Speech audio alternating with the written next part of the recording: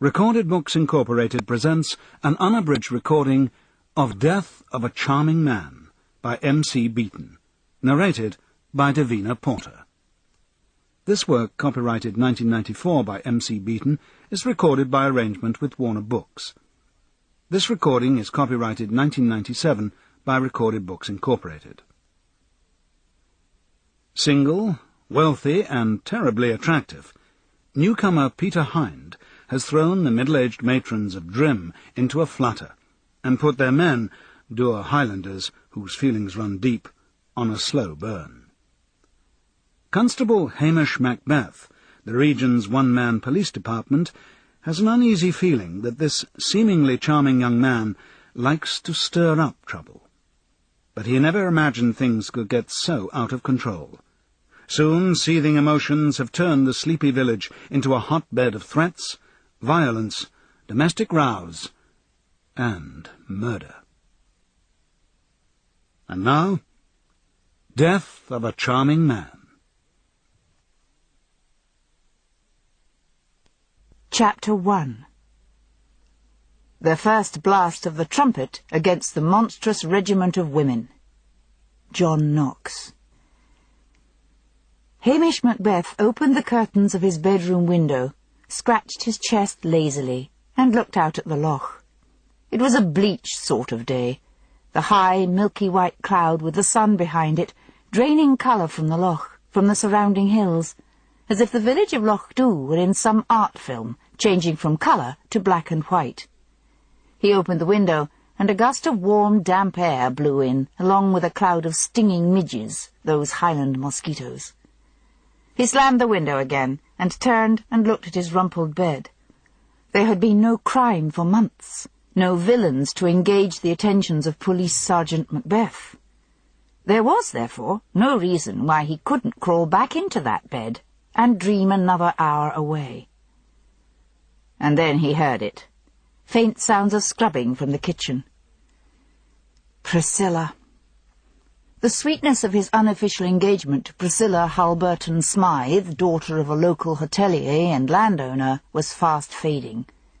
Cool Priscilla would never deliver herself of such a trite saying as, "I'm making a man of you, Hamish Macbeth."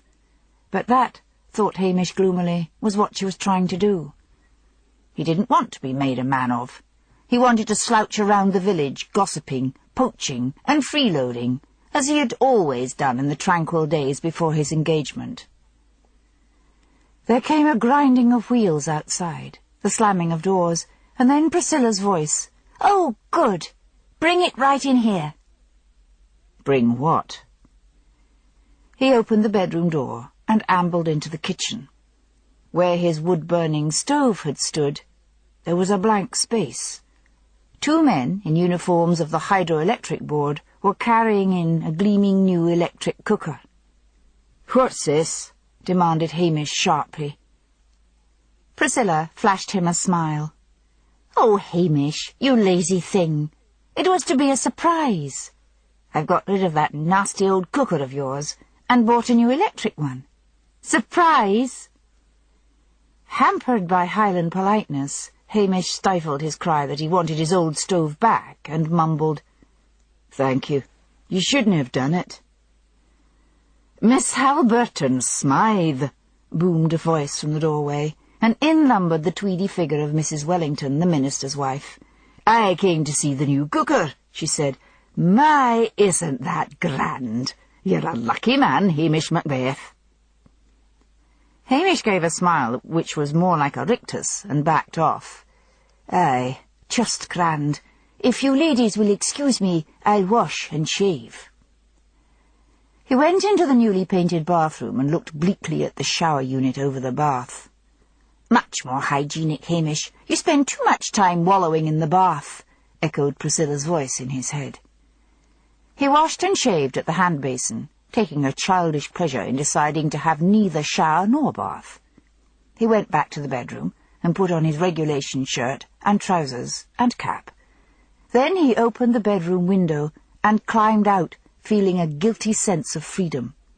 Towser, his mongrel dog, came bounding around the side of the house to join him. He set off along the waterfront with the dog at his heels.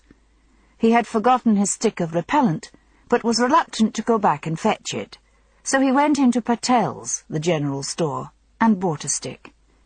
Jessie and Nessie Curry, the spinster sisters, were buying groceries. "I heard you had the new cooker," said Jessie. "The new cooker."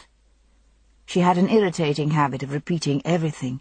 "You're the lucky man," said Nessie. "We was just saying the other day, a fine young woman like Miss Halberton Smythe is mair than you deserve." "Be the making of you, said Jessie. Hamish smiled weakly and retreated. He went along and sat on the harbour wall and watched the fishing boats bobbing at anchor.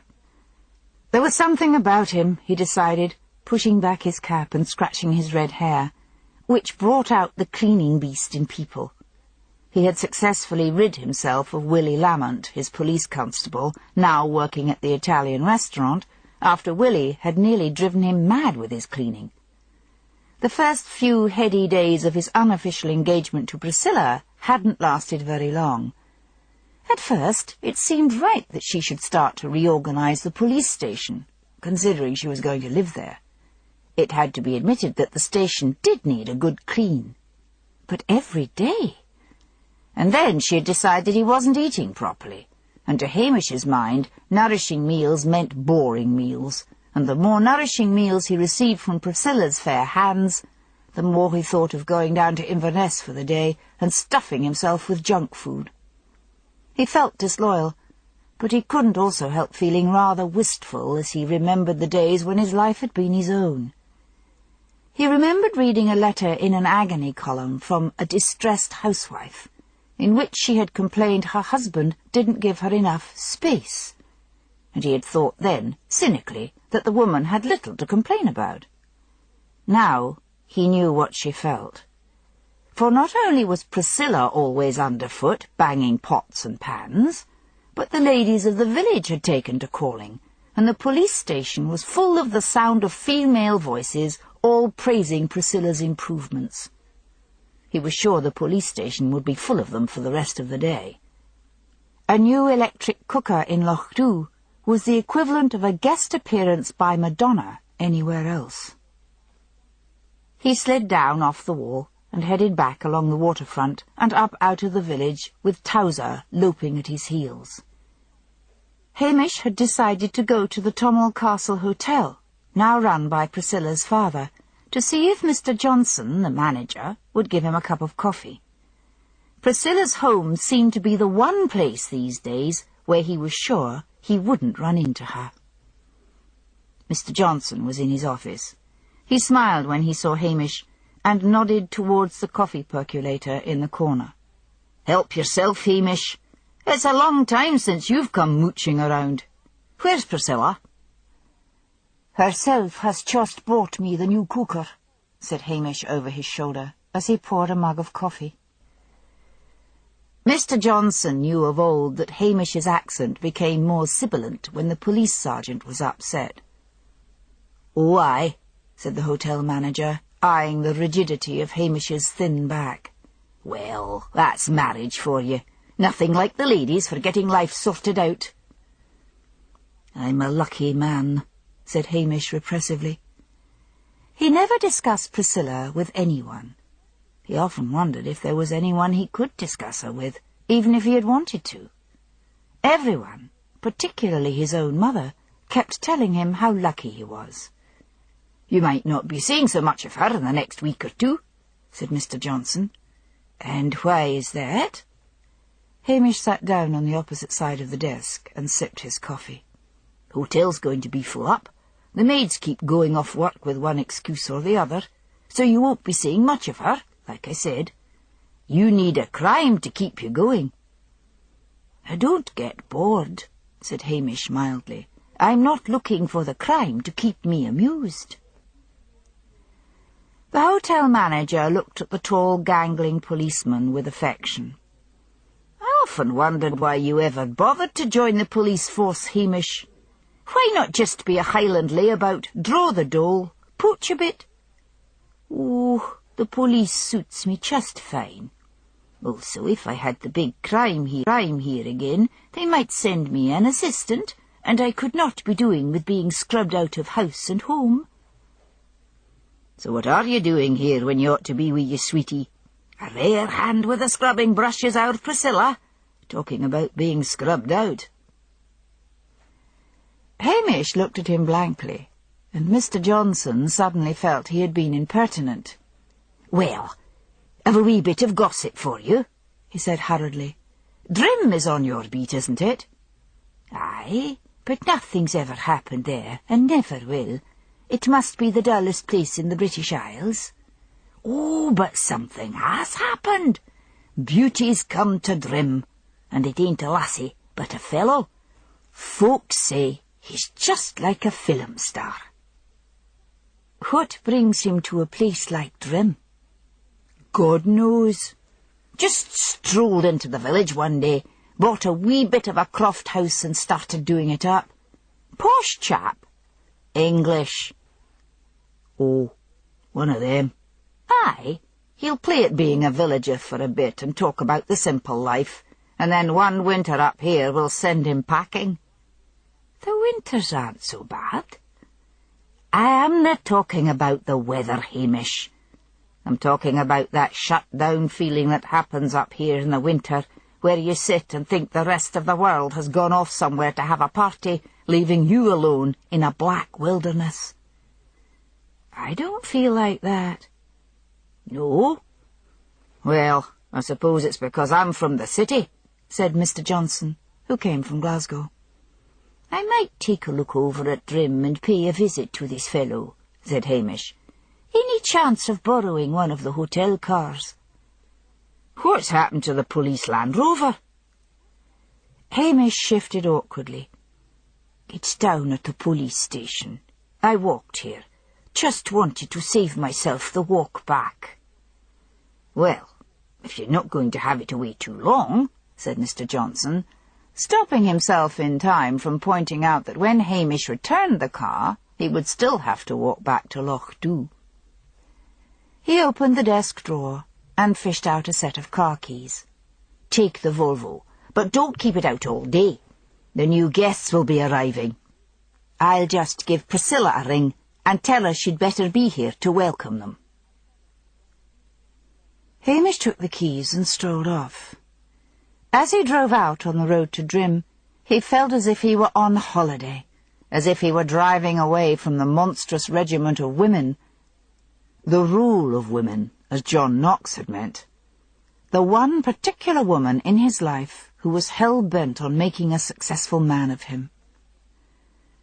Priscilla had determinedly set out to make friends with the wife of Chief Superintendent Peter Davitt. Hamish knew Priscilla wanted him to be promoted higher, but promotion meant living in Strathbane. Promotion meant exams. Promotion meant becoming a detective and never being allowed back to Loch Dhu again.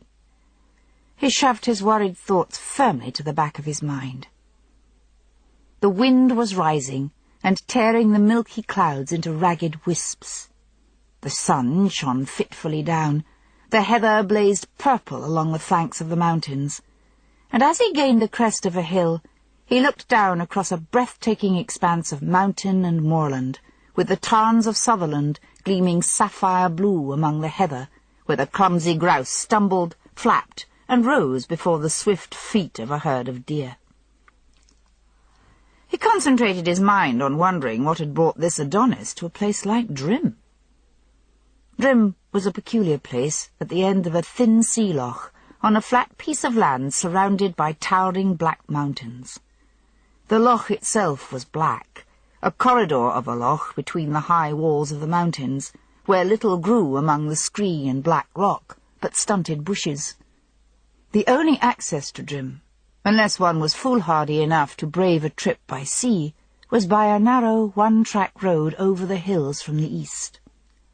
The village was a huddle of houses with a church, a community hall, a general store, but no police station.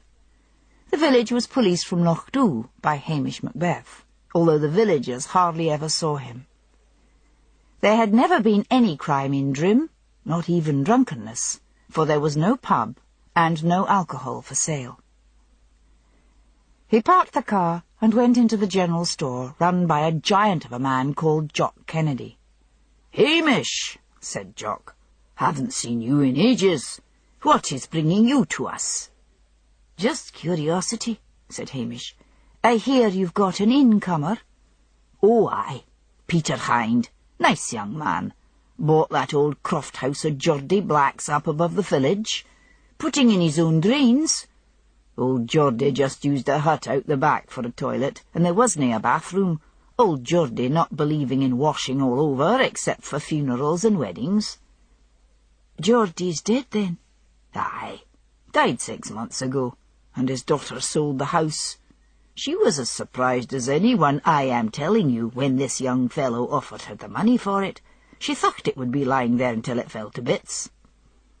"I might just go and hear a wee word with him," said Hamish. He bought a bottle of fizzy lemonade and 2 sausage rolls, and ate and drank, sitting outside on a bench in front of the shop. Priscilla, he thought, with a stab of guilt, would no doubt have prepared a nourishing lunch for him, brown rice and something or other. He should have phoned her. The loch was only a few yards away, its black waters sucking at the oily stones on the beach. Everything was very quiet and still. The mountains shut out the wind, and shut out most of the light.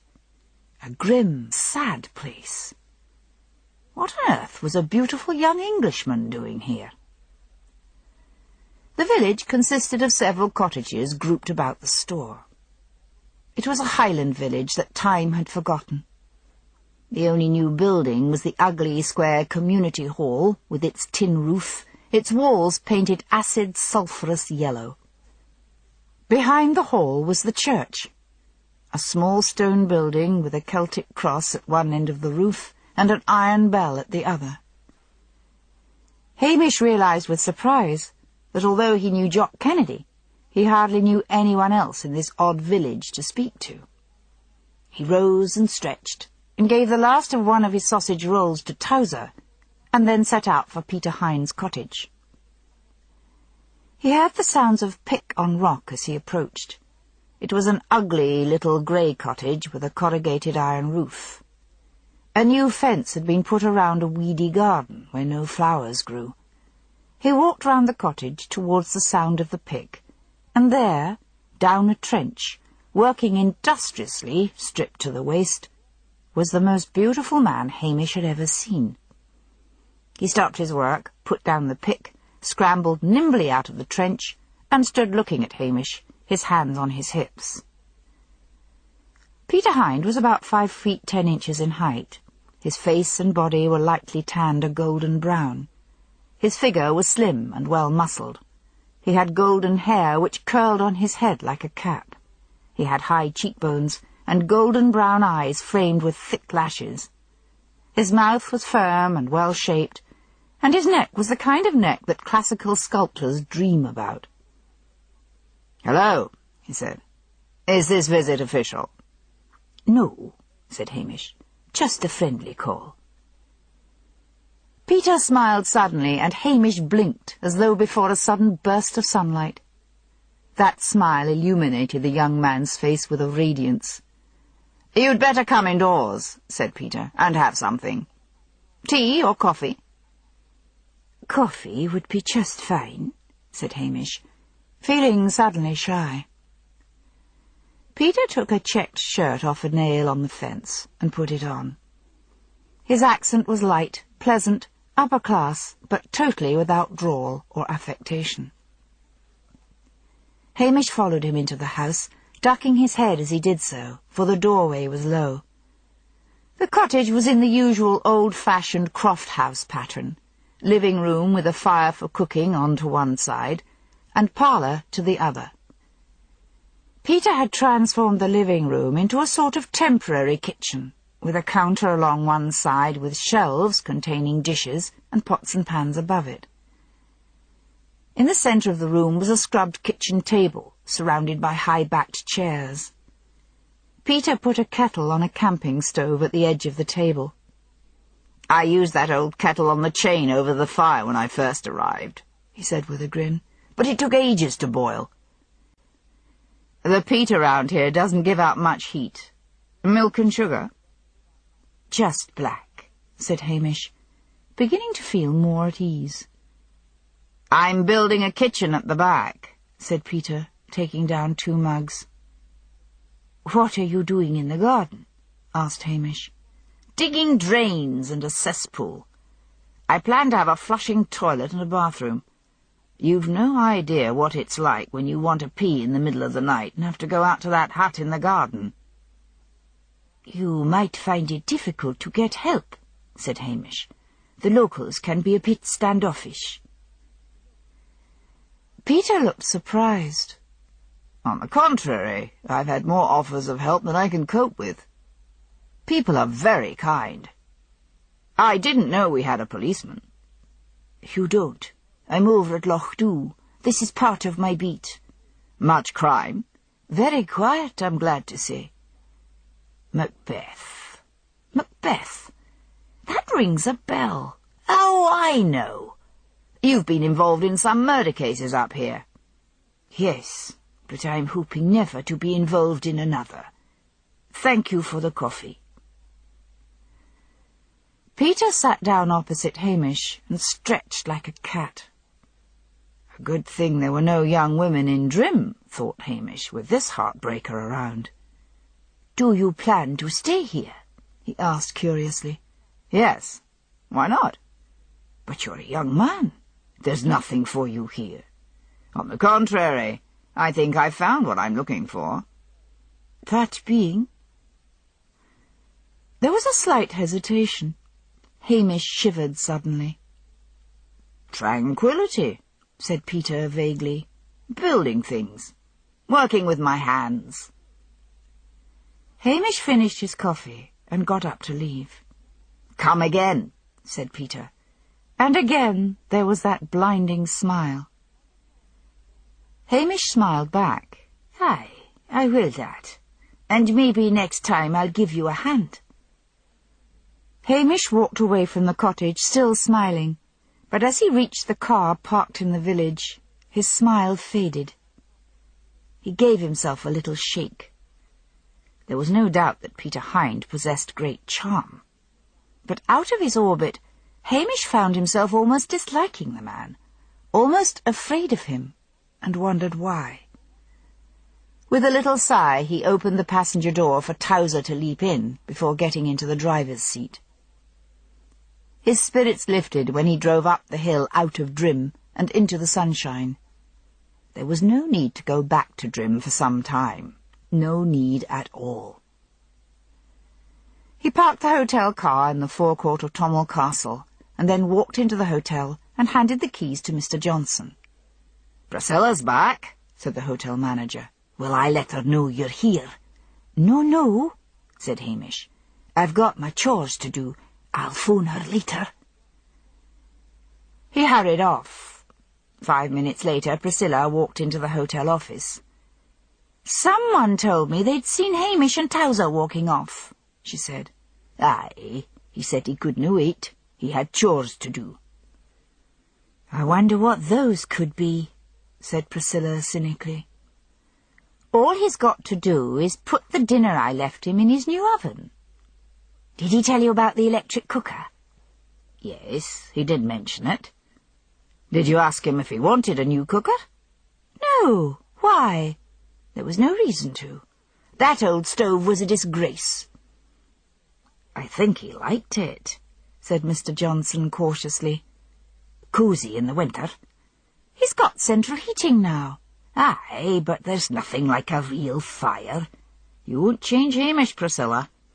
"I'm not trying to change him," snapped Priscilla. "You forget. I'm going to have to live in that police station myself." "Oh, well, suit yourself." "In fact, I might just run down there. I left the instruction booklet for the new cooker on the table, but you know Hamish." "Aye, he's a grown man and not a bairn." Priscilla fidgeted nervously with a pencil on the desk. "Nonetheless, I'll just go and see how he's doing."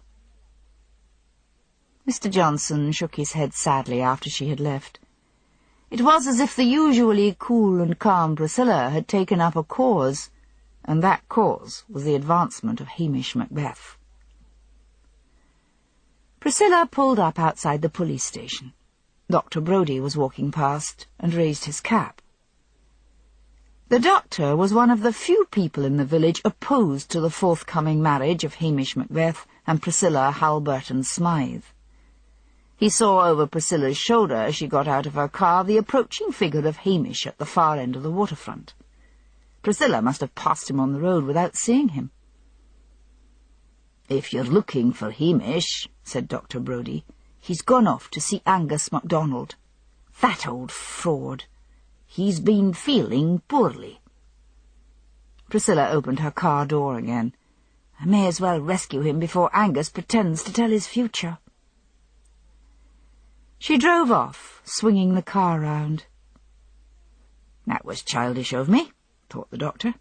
"I was only trying to give Hamish a break, but she's bound to see him." But as he looked along the waterfront, there was no sign of Hamish. Priscilla's car sped out of view. Then Hamish reappeared. Dr. Brodie grinned. Hamish must have dived for cover. Priscilla should be marrying one of her own kind, he thought. Old-fashioned snobbery mixing with common sense. Angus MacDonald had gained a certain fame as a seer. Priscilla thought he was a shrewd old man who listened to all the village gossip and made his predictions accordingly. When she drove up, it was to see the old man working in his garden. He waved to her and beckoned. She went forward reluctantly. The Land Rover had been outside the police station. Hamish surely wouldn't have bothered walking. "Dr. Brodie said you weren't feeling well," said Priscilla. "Where's Hamish?" "Why should he say that? I haven't seen Hamish." "I'd better be getting back." "Oh, stay a minute and give an old man the pleasure of your company." Priscilla followed the seer into his cottage, noticing with irritation that he was putting the kettle on the peat fire to boil. With the money he conned out of people, she thought, he could well afford to buy something modern. But she politely asked after his health, and learned to her increasing irritation that it was never better. Angus settled down finally over the teapot, and asked her a lot of searching questions about people in the village. "I thought you were a seer," said Priscilla finally and impatiently. "You are supposed to know all this just by sitting on your backside and dreaming." "I see things all right." Angus MacDonald was a tall, thin man in his 60s. He had a thick head of white hair and a craggy face with an enormous beak of a nose. He smiled at Priscilla and said, "I see your future." His voice had taken on an odd crooning note. Priscilla, despite herself, felt hypnotized. "You will not marry Macbeth. A beautiful man will come between you." Priscilla burst out laughing. "Oh, Angus, honestly, there's nothing homosexual about Hamish." "I wasn't saying that. I see a beautiful young man, and he's going to come between you two." Priscilla picked up her handbag. "I've no intention of being unfaithful to Hamish either. Beautiful young man indeed." She drove down to the police station, but as she was raising her hand to knock at the kitchen door, she heard the sound of masculine laughter coming from inside. She walked around the back of the house and glanced in the kitchen window. Hamish and Dr. Brodie were sitting at the kitchen table, an open whisky bottle in front of them. Hamish appeared more relaxed and amused than Priscilla had seen him look for some time. She walked away and got back in the car. Surely Dr. Brodie couldn't have been deliberately lying to her about Angus. But she felt reluctant to go in there and face him with it. Besides, the new guests would be arriving about now at the hotel. She would feel more like her old self when she got down to work. She always felt better these days when she was working. When she arrived at the hotel, Mr. Johnson popped his head outside the office door and said, "Then Mrs. Davitt's on the line for you." Priscilla brightened. The chief superintendent's wife. "Hello, Mrs. Davitt," she said. "No, didn't I tell you to call me Susan?" said Mrs. Davitt coyly. "I've been thinking, Priscilla dear, that there are some very nice houses around Strathbane. If Hamish got a promotion, you'd need to live here. It wouldn't do any harm to look at just a few of them." "I suppose not," said Priscilla cautiously. "But Hamish might not like it. He's set on staying in Loch-Dhu." "All that young man needs is a push," said Mrs. Davitt. "Once you get him out of Loch-Dhu, he'll forget the place existed." Chapter 2. What ills from beauty spring. Samuel Johnson. Hamish was surprised to find the next day passed without his seeing Priscilla. The short absence rapidly made the heart grow fonder, and he forgot her cleaning and remembered her kisses. The cooker gleamed in the corner of his dark kitchen in all its pristine glory, and he felt he had been sparing in his thanks, to say the least. By late evening, he was just making up his mind to phone her when Priscilla herself arrived in a cloud of French perfume. "My, you look grand," said Hamish, standing back to admire a short black silk skirt, black stockings, and a glittering evening top. "We had a reception for the guests, a computer company with money to burn, nothing but the best. Gosh, I am tired." He noticed for the first time how thin she had become, and the shadows under her eyes. "You'll need to learn to relax," he said. Priscilla sighed. "I don't think I know how to." "I'll show you," he said huskily. He wrapped his long arms about her and held her close, and then he kissed her with all his heart and soul. For one dizzying moment she responded, and then he felt her go rigid in his arms. He drew back a little and looked down at her. She was staring over his shoulder at a corner of the kitchen ceiling. "What's the matter?" asked Hamish, twisting his head to follow her gaze. "There's a great big cobweb up there. How could I have missed it?" "Priscilla, forget that bloody cobweb. Forget the cleaning. Come to bed." His fingers began to unbutton the back of her top. She twisted away from him. "Not now, Hamish. There'll be time enough for that when we are married." Priscilla blushed the minute the awful words were out of her mouth. Those trite words. The cry of the suburban prude. "See you tomorrow, Hamish." She gave him a quick peck on the cheek and almost ran out of the door. As she drove back to Tomwell Castle, the seer's words rang in her head. But if she gave in to Hamish now, she would never have the strength to realize her ambitions for him, and all Hamish Macbeth needed was a push. When she reached the hotel, she was met in the reception by Mr. Johnson. "You'll need to take over the bar, Priscilla, for the last hour. Roger's fallen down." Roger was the barman. "Drunk?" asked Priscilla. "Again." "Been pinching the drinks?" "No," said Mr. Johnson. "I'll say that much for him. But the customers will say, 'Have one yourself, Roger,' and he does. And the maids can't mix the fancy drinks." "Where's my father?" "Gone to his bed." "I'll do it." "You'd better button up the back of that blouse," remarked Mr. Johnson. "It's nearly falling off you." Priscilla blushed again. "Here, I'll do it." The manager buttoned her up, smiling his approval of what he took to be a hopeful sign that Hamish was getting down to business at last. The bar, to Priscilla's relief, wasn't very full. She relieved the maid, Jessie, who was plaintively asking a customer how to make a Manhattan. The bar closed at 11. Priscilla glanced at the clock. Not too long to go. Then, as one by one the guests left to go to their rooms or through to watch television, she noticed one of the most beautiful young men she had ever seen sitting at a table in the corner. He was reading a magazine and had a half-finished pint of beer in front of him. His golden hair gleamed softly in the overhead lights, and his long eyelashes cast shadows on his tanned cheeks. He looked up and saw her watching him, and gave her a slow, intimate smile, and Priscilla found herself smiling back.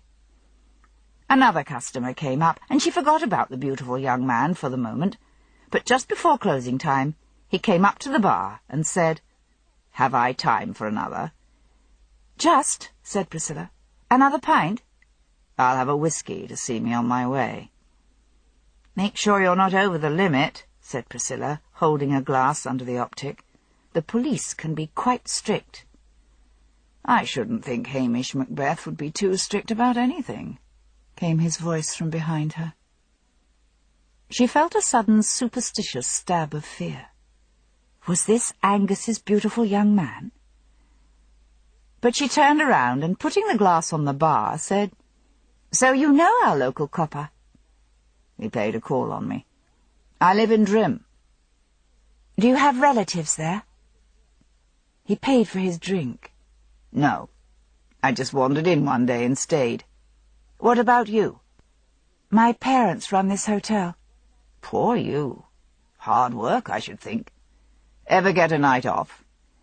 "From time to time, when we're not too busy." "You must come over to Drim and see my place," he said, leaning easily on the bar. He held out his hand. "Peter Hind." "Priscilla Halberton Smythe." Priscilla took his hand and then gave him a startled look, as though something like an electric charge went from his hand up her arm. "I'm not free even on my nights off," she said.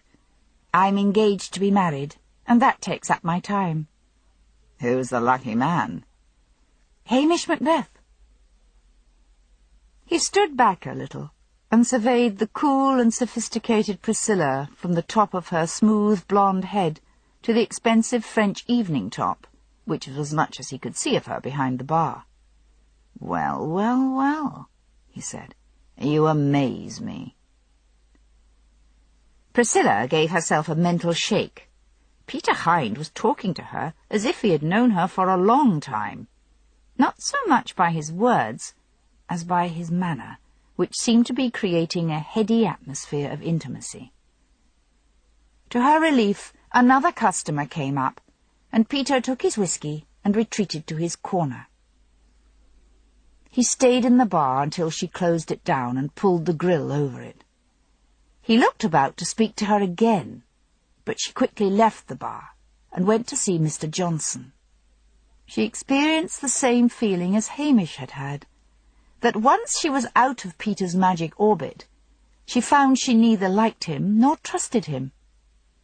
"I must tell Hamish," she thought, but then forgot all about the meeting until some time later. Over in Drim, the next day, Miss Alice McQueen was up early to prepare for business, and business had never been so good. She was the village hairdresser, and worked from the front parlour of her cottage. Before the arrival of Peter Hind, she hadn't been very busy, the women of Drim getting their hair permed about once a year, usually before Christmas. But now her services were in demand, and the number of greyheads who wanted to be dyed blonde or black was mounting. Mrs. Edie Aubrey was also preparing for a busy day. For the past 6 months, she had been trying to run an exercise class in the community hall, but without much success. Now her classes were suddenly full of sweating village women determined to reduce their massive bums and bosoms. In the general store, Jock Kennedy unpacked a new consignment of cosmetics and put them on display. He had found the women were travelling to Strathbane to pay a fortune for the latest in anti-wrinkle creams, and decided it was time he made some money out of the craze for youth that the incomer had roused in so many middle-aged bosoms. As his own wife seemed unaffected, he was one of the few in the village who wasn't troubled by Peter Hind. Drim didn't have any young women, apart from teenagers at school. The school-leaving daughters took off for the cities to find work. Jimmy MacLeod, a crofter, came in from the fields for his dinner, which, as in most of the homes in Drim, was still served in the middle of the day. His meal consisted of soup, mince and potatoes, and strong tea. He ate while reading a newspaper folded open at the sports section and propped against the milk jug. He had just finished reading when he realized that something was different. In the first place, his wife should have been sitting opposite him, instead of fiddling over at the kitchen sink. "Aren't you eating?" He looked up and his mouth fell open. "What have you been doing to your hair?" For his wife Nancy's normally grey locks were now jet black, and cut in that old-fashioned chrysanthemum style of the 50s, which was the best that Alice McQueen could achieve.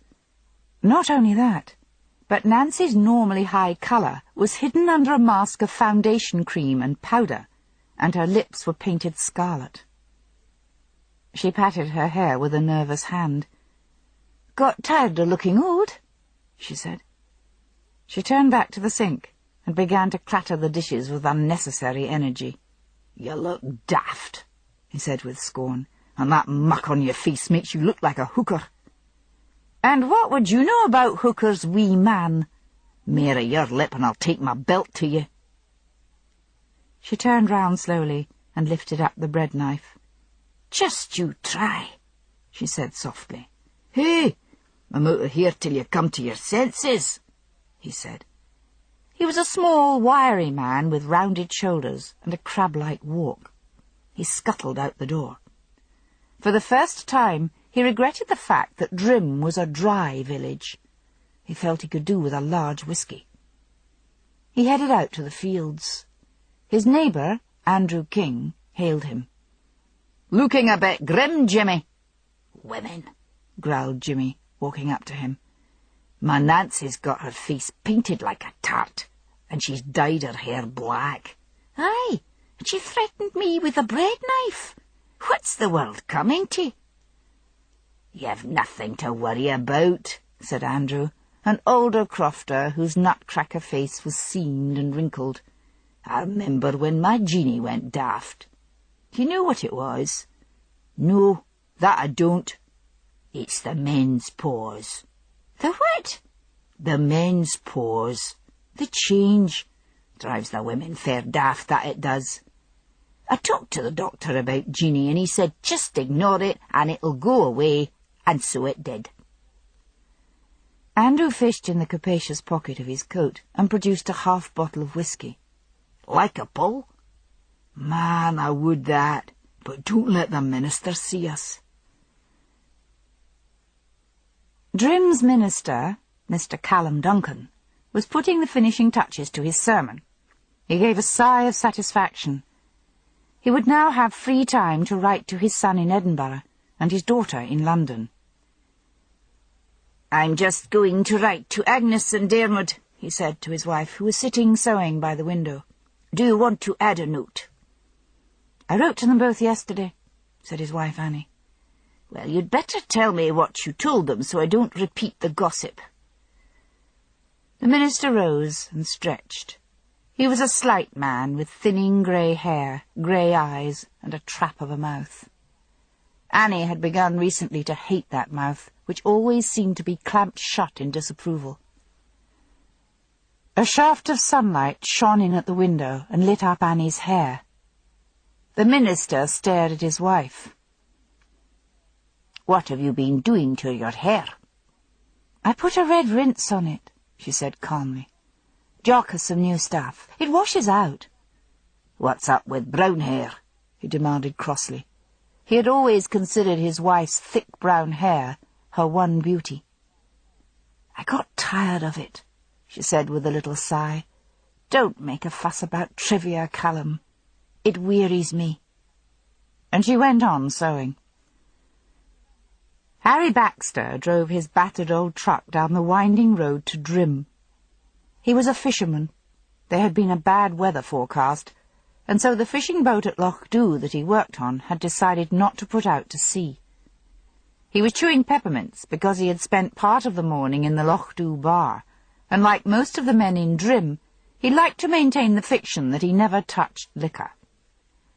Just outside the village, he saw a shapely woman with bright blonde hair piled up on her head, tottering along on very high heels. Her ample hips swayed as she walked. He grinned and rolled down the window and pursed up his lips to give a wolf whistle. Then he realized there was an awful familiarity about that figure and drew his truck alongside. "Hello, Harry," said his wife, Betty. "Oh, my God," he said slowly in horror. "You look a right mess." "It was time I did something to myself," she said, heaving her plump shoulders in a shrug. She was carrying a pink hold-all. "We'd better go home and talk about this," he said. "Hop in." "Can't," she said laconically. "I'm off to Edie's exercise class." And she turned on those ridiculous heels and swayed off. There was a fine drizzle falling by early evening. Stripped to the waist, and with raindrops running down his golden chest, Peter Hind worked diligently, as if oblivious to the row of village women standing silently watching him. Rain dripped down on bodies sore from unaccustomed exercise, and on newly dyed hair. Feet ached in thin, high-heeled shoes. And beyond the women, the men of the village gathered, small, sour men, wrinkled, crab-like men, men who watched and suddenly knew the reason for all the beautifying. "Men's paws," sneered Jimmy MacLeod, spitting on the ground. Several days later, Hamish was strolling along the waterfront with his dog at his heels and his cap pushed on the back of his head. A gusty, warm wind was blowing in from the Gulf Stream and banishing the midges for one day at least. Everything danced in the wind, the fishing boats at anchor, the roses and sweet peas in the gardens, and the washing on the lines. Busy little waves slapped at the shore as if applauding one indolent policeman's progress. And then a car drew up beside him.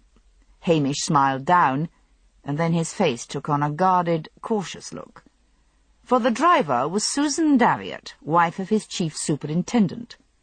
She was a sturdy woman, who always looked as if she were on her way to a garden party or a wedding, for she always wore a hat, one of those hats that had gone out of fashion at the end of the 50s, but was still sold in some Scottish backwaters. This day's number was of maroon felt, with a feather stuck through the front of it. She had a high colour, which showed under the flowery white powder with which she dusted her face. Her mouth was small and pursed. "I'll be coming back with Priscilla to pick you up," said Mrs. Daviot. "I'm on duty," said Hamish stiffly. "Don't be silly. I told Peter I was taking you off for the day. There is this darling house just outside Strathbane I want you and Priscilla to see." Hamish opened his mouth to protest that he had no intention of moving to Strathbane or anywhere near it, but realized that would bring a lecture about his lack of ambition down on his head, so he said, "But didn't you hear? Trouble over at Drim." "What sort of trouble?" Hamish looked suitably mysterious. "I would rather not be saying at the moment." Mrs. Daviot grunted and drove off. Not for the first time did she think that Priscilla was not making a most suitable marriage, but on the other hand, had her husband not been Hamish Macbeth's boss, then she would never had the opportunity to go house-hunting with such an exalted personage as Priscilla. "Now look what I've done," said Hamish to Towser. "Why didn't I stand up for myself? Oh, well, we'll just run over to Drim.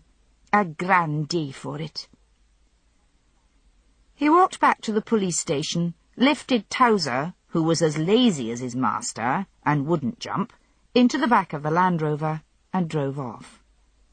As he plunged down the heathery track which led into Drim, he felt he was leaving all air and sunlight behind. The village lay dark and silent, staring at its reflection in the loch. He parked outside Jock Kennedy's store. It was the school holidays, yet no children played, although in these modern times that wasn't so unusual. Probably they were all indoors playing video games. The shop had a closed sign hanging on the door. Half day.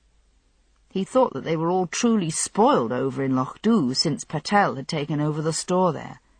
Patel was open from 8 in the morning until 10 at night, 7 days a week. With Towser loping behind him, he made his way up to the manse.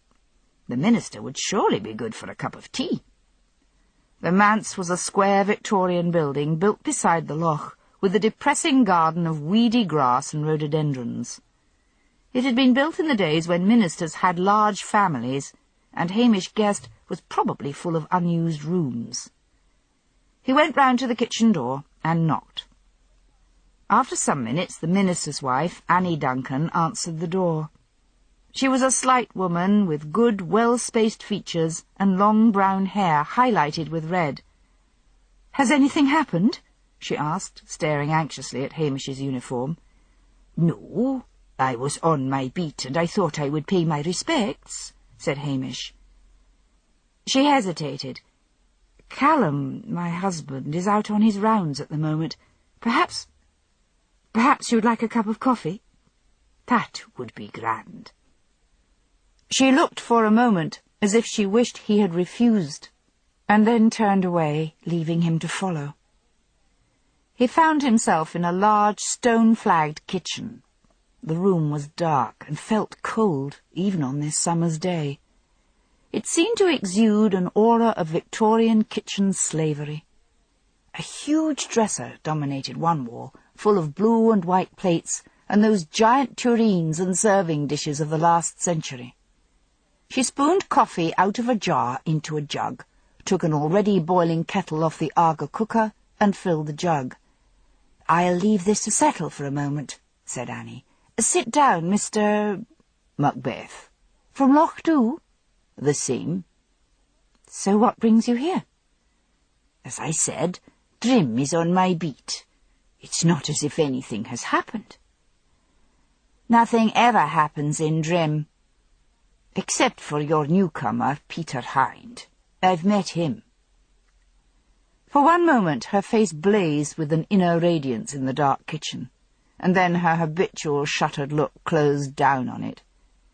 "Yes, he is a charming boy," she said in a neutral voice. She poured a mug of coffee and handed it to him. "An odd sort of place for a man like that to settle," remarked Hamish. "I mean, what is there for him here?" "What is there for any of us?"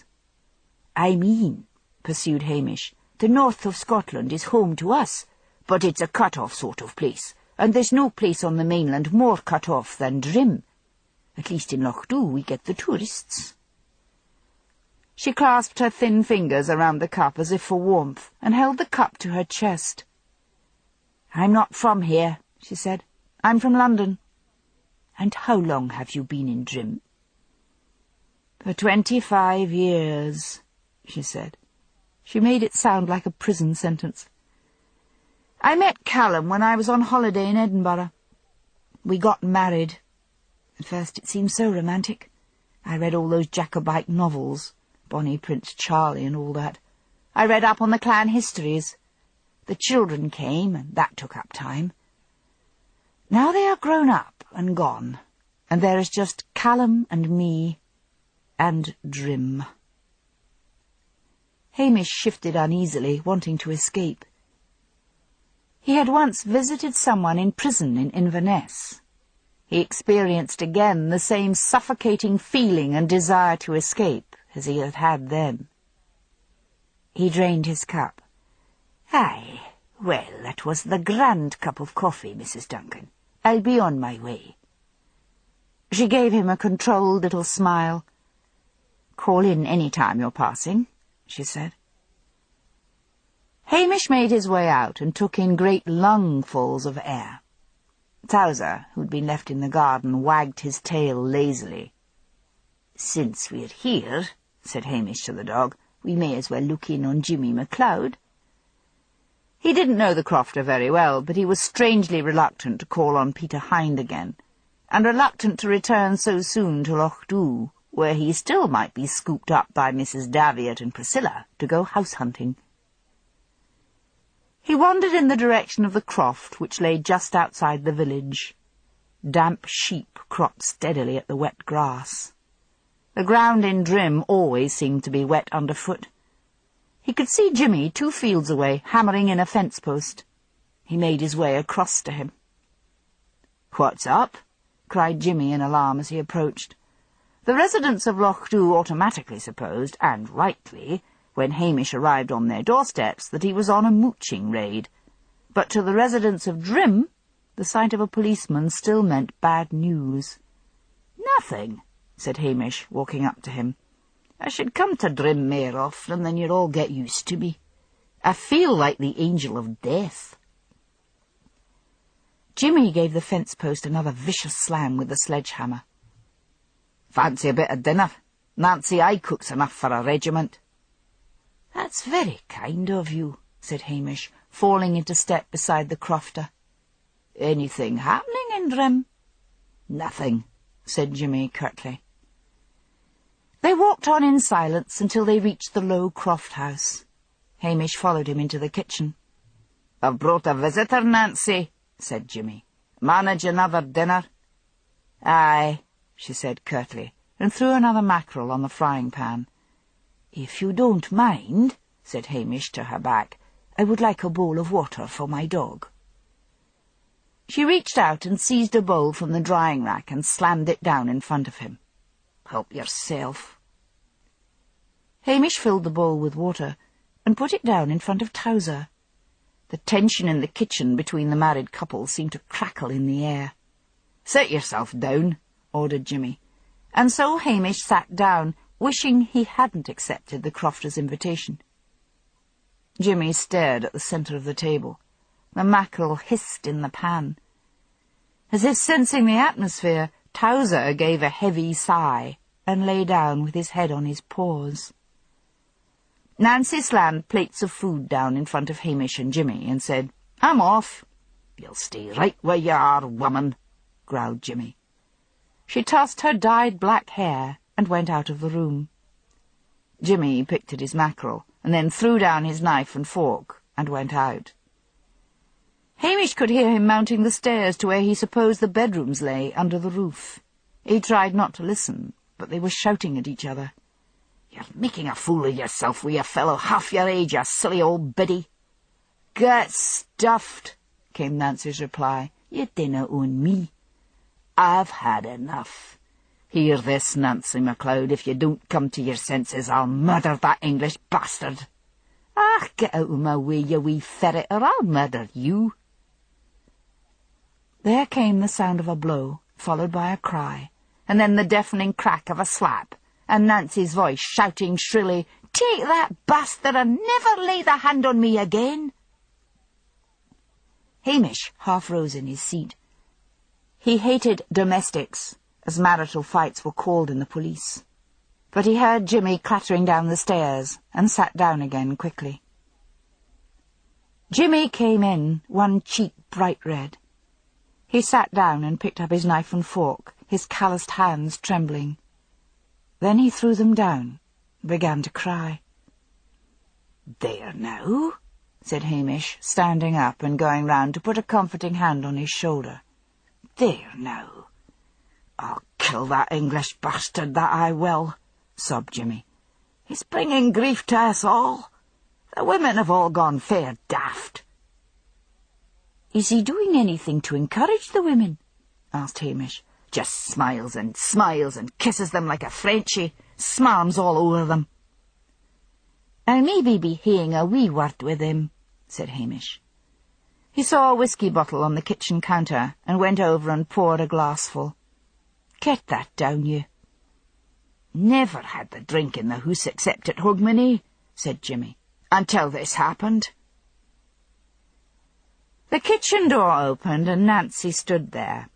Her figure had changed dramatically, due, thought Hamish, to some sort of rigid corseting.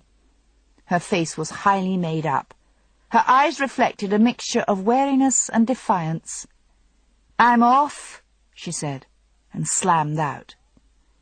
Jimmy drank whiskey and ate steadily. Finally he pushed his plate away and rolled and lit a cigarette. Hamish sniffed the air. It was some time since he himself had had a cigarette, but he suddenly had a craving for one. "Where's she gone?" he asked. "One of 3 places. She goes to Alice McQueen's to get her hair done, or she goes to that silly biddy Edie Aubrey's exercise class, or she goes with the others to lean over the fence at Hines and gawp at him like a lot of coos." "I think I'll just go over to Peter Hines and talk to him," said Hamish. "Never mind, Jimmy. You know these incomers. They never stay long." Jimmy said nothing. Hamish roused the now sleeping Towser and went off. He was beginning to feel very uneasy. As he approached the community hall, he could hear the sound of music. He stood on tiptoe and looked in one of the windows. To the sound of music from Saturday Night Fever, the women of Drim gyrated and sweated.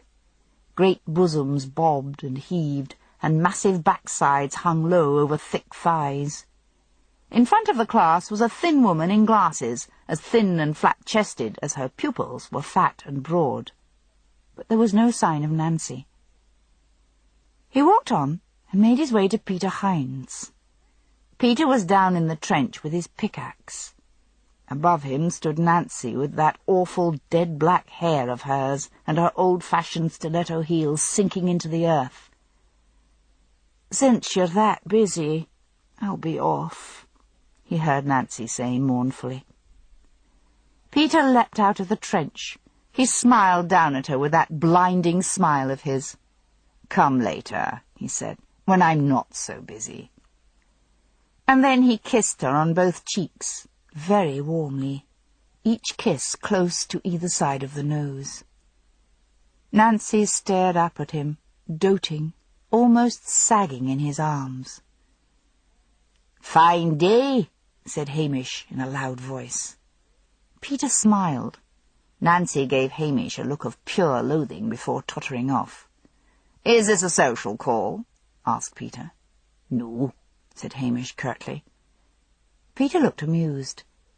"We'd best go inside, but don't take too long. I've an awful lot to do." They went into the kitchen. "Coffee?" asked Peter, holding up a thermos flask. "No," said Hamish, with the Highlander's innate dislike of taking any hospitality from someone he disliked, or, in the case of Peter, had come to dislike. "So, what brings you?" asked Peter, pouring himself a cup. "I have come to ask you to leave the women of Drim alone." Peter looked at Hamish in amazement and then began to laugh. "It is not the laughing matter," said Hamish. "I like a quiet life, and I do not want any trouble on my beat." "This is marvellous," crowed Peter. "Are you expecting a crime of passion?" "Aye, maybe. This is not the south of England. People here know very well how to hate, and hate deeply." For one moment Peter seemed to lose years, and looked almost like a sulky schoolboy being reprimanded by a teacher. But he turned the full force of his charm on Hamish. "Look, I admit my presence here has gone a bit to the heads of the ladies. But have you seen their men?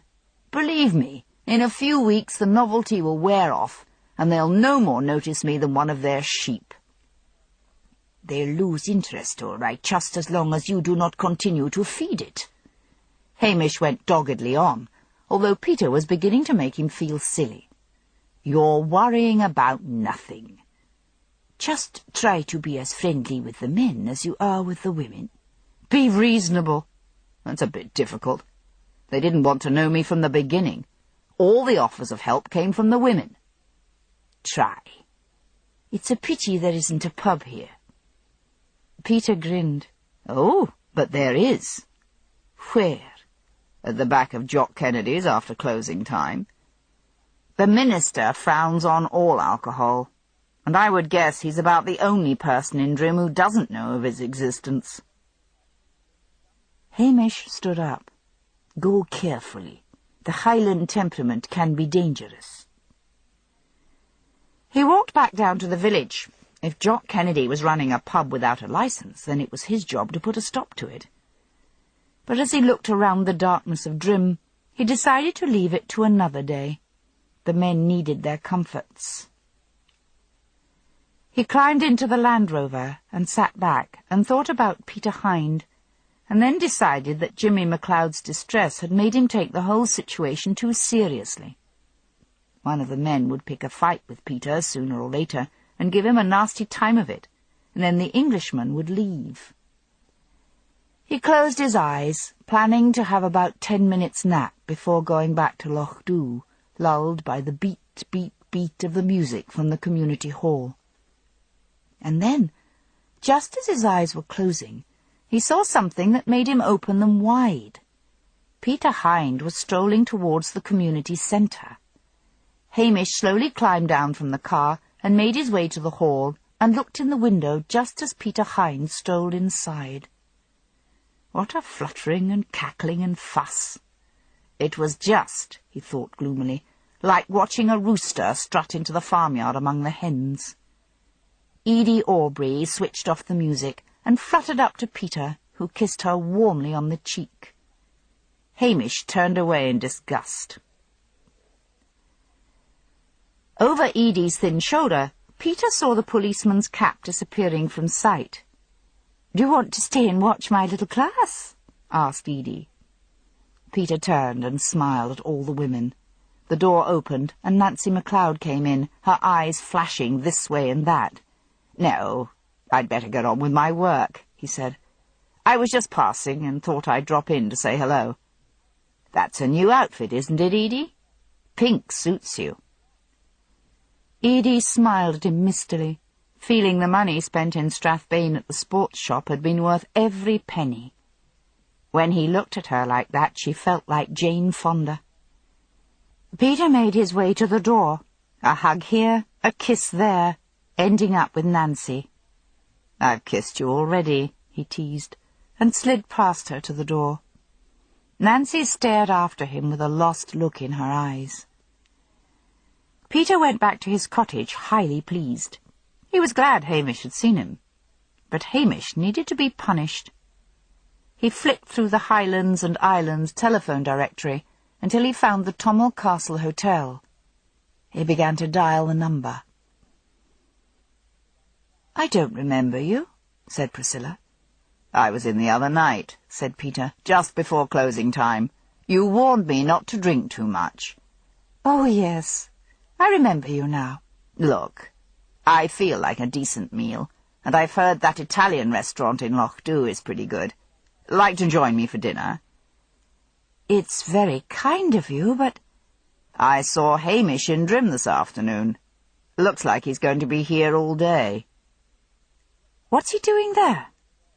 Priscilla's voice was sharp. "Just sloping about, talking to the locals. I want a bit of company at dinner, Priscilla. It's not like a date. I know you're engaged to Hamish." "Oh, very well. What time?" 8 suit you?" "Fine." "See you then. Bye." Priscilla replaced the receiver. Why had she done that? Well, to be honest, she was furious with Hamish. It was quite clear to her that he had gone to Drim simply to get out of house hunting. And the house outside Strathbane had been perfect, situated on a rise, good garden, airy rooms, nothing like that poky police station. She experienced a stab of conscience, which was telling her that she should leave Hamish Macbeth's character alone and not try to change him. But her father had raged about the proposed marriage and had told Priscilla that Hamish Macbeth was a layabout who would never come to anything, and Priscilla was hell-bent on proving her father wrong. Hamish felt in a mellow mood when he returned to Loch Dhu. He couldn't help contrasting his own village favourably with Drim. The little white houses faced the loch. There was an openness and friendliness about the place. The air was clear and light, with that pearly light of northern Scotland, where the nights are hardly ever dark in the summer. A seagull skimmed the loch, its head turning this way and that, looking for fish. A seal rolled and turned as lazily as any Mediterranean bather. People stood at their garden gates talking in soft Highland voices, and the hum and chatter of the diners in the Italian restaurant came to Hamish's ears, reminding him that he was hungry. To make amends to Priscilla, he went into the police station and phoned her. He was told she was out, and settled back to wait. If Priscilla was out, it meant she was headed in his direction. But as the hands of the clock crept around and his stomach rumbled, he realized that Priscilla must have gone somewhere else. He decided to treat himself to a meal at the Italian restaurant. He ambled along. As he drew nearer, he saw a couple sitting at the front window of the restaurant, noticed the gleam of candlelight on blonde hair, and saw with a stab of shock that Priscilla was having dinner with Peter Hind. Hamish stood like a heron in a pool, 1 foot raised, arrested in mid-air. Then he slowly turned and began to walk back the way he had come. Chapter 3. A man that studieth revenge keeps his own wounds green. Francis Bacon. Had Hamish been a lowland Scot, he would have confronted Priscilla and Peter, or at least have phoned her later to tell her what he thought of her. But he was Highland, and his vanity was deeply wounded. So, maliciously hell-bent on mischief, he drove up to the Tommel Castle Hotel. The first welcome sight that met his eyes was a new receptionist, a small, pretty girl with a cheeky face and a mop of auburn curls. He had seen her before. She had, he judged, started work at the hotel about a fortnight ago. He smiled at her and said, "Where's Priscilla?" "She's gone out," said the receptionist. "Can I help?" "Oh, I'm being silly. You're Hamish." "You're Scottish," exclaimed Hamish. "I thought only the English took jobs as receptionists in Highland hotels. Are you from these parts?" "No, from Perth." She held out a small hand. "Sophie Bissett." "Well, Sophie Bissett, are you on duty for long tonight?" She glanced at the clock. "Harry the night porter should be here any moment to relieve me. Fancy a bite of dinner?" Her bright grey eyes twinkled at him. "I thought you lot had your dinner in the middle of the day and your tea by 5. "I've been working hard. As a matter of fact, I've only had a sandwich since lunchtime. Oh, here's Harry. Come along and I'll stand ye dinner of that Italian place." She looked amused, as if at some private joke, but she picked up her handbag and said cheerfully, "All right, let's go." Seated in the Land Rover, she said, "This is very kind of you, Hamish. Safe in the arms of the law." "Just so," said Hamish, throwing her a slanting look. Had there been a mocking edge to her voice? Wishing he weren't wearing his uniform, Hamish ushered her into the restaurant. "Oh, there's Priscilla. Surprise, surprise," said Sophie. And Hamish at once knew that Sophie had been perfectly aware that they would meet Priscilla and her date. Willie Lamont, Hamish's ex-policeman, came bustling up in his waiter's uniform of striped sweater and indecently tight trousers. "Willie," admonished Hamish, "if you go around in breeks like that, someone will be pinching your bum." "Lucia made me wear them," said Willie sulkily. Lucia was his Italian wife. "Are you going to join Priscilla?" "We'll just sit at this wee table in the corner." Willie handed them menus and sailed off. Hamish looked at Sophie over the top of his menu. "You knew that Priscilla was here," he accused. Sophie nodded, her eyes dancing. The only reason a man like you would ask me out, Hamish Macbeth, would be to get revenge on Priscilla. I mean, just look at her. She could have stepped out of the pages of Vogue." There was simple admiration in her voice. Hamish reluctantly lowered the menu and looked at his beloved. She was wearing a white frilly blouse with a plunging neckline and a short, tight black skirt. The bell of her golden hair shone in the candlelight. She threw back her head and laughed at something Peter was saying. "Look at me instead," ordered Sophie. "She's not enjoying herself one bit." "Could have fooled me," grumbled Hamish. Willie came back and took their orders. Priscilla wasn't enjoying herself. Before Hamish had come in, she'd been about to leave. At first, it had been nice to be out with such an attractive and charming man, but Priscilla was conscious of Willie the waiter's disapproving stares, and of the cold look she was getting from several of the villagers at the other tables, who obviously felt that she shouldn't be out with another man. Then there was something about Peter that repelled her. She sensed in him a calculating hardness, and when he talked about meeting Hamish that afternoon, Priscilla became perfectly sure Peter had asked her out just to spite Hamish, although Peter didn't tell her what Hamish had said. At last she gathered up her handbag and said, "Thank you for a lovely evening. I'll have a word with Hamish before I go." Before Peter could say anything, she sailed over to Hamish's table. "Good evening," said Priscilla sweetly. "Finished your work, Sophie?" "Yes, Harry's on duty."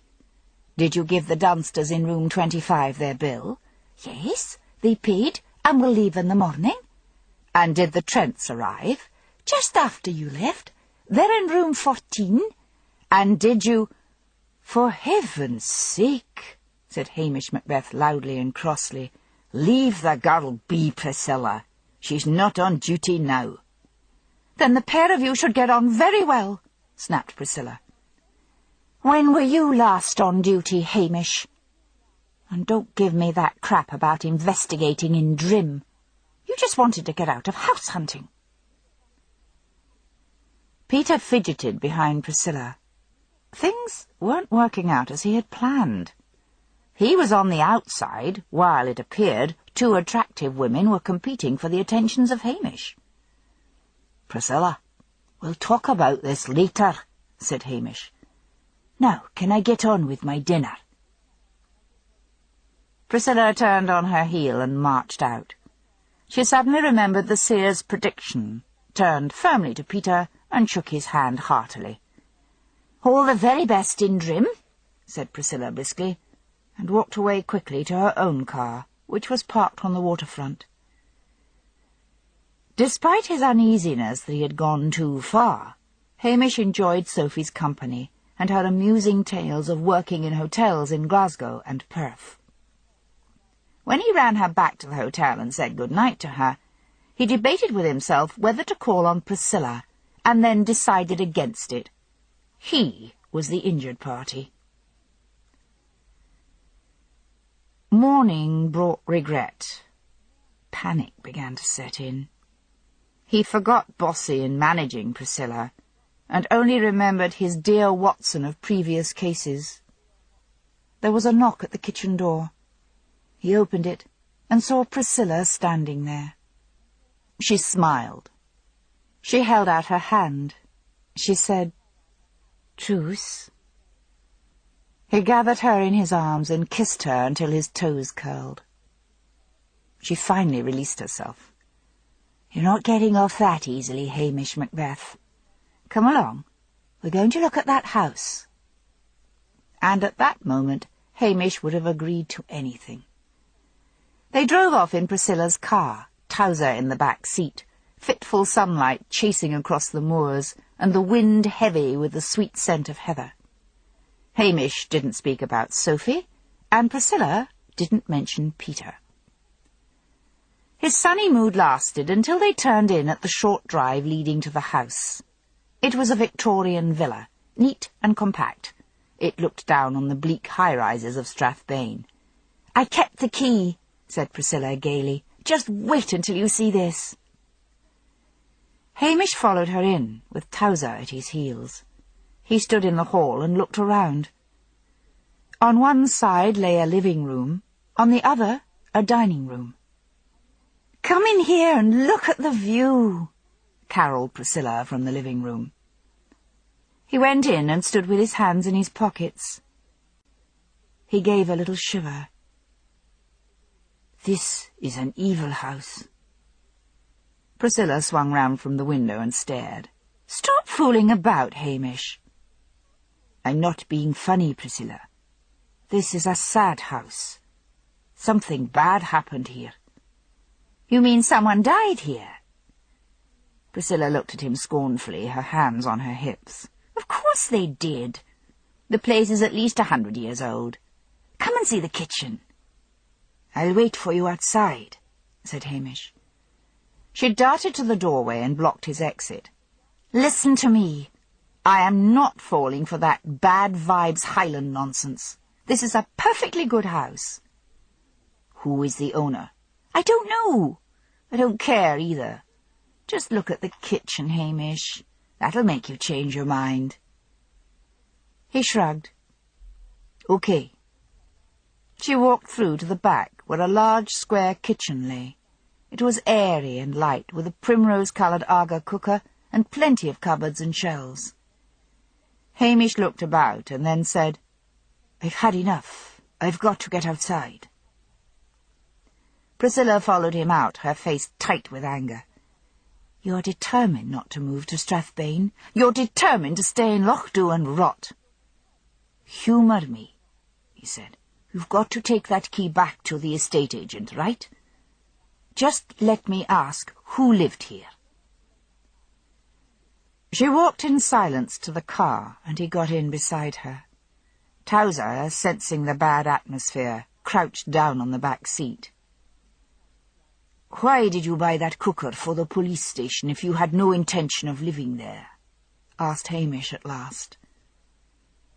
The correct answer to that was that somewhere deep inside Priscilla was perfectly sure she would never budge Hamish Macbeth, but she wouldn't admit that, even to herself.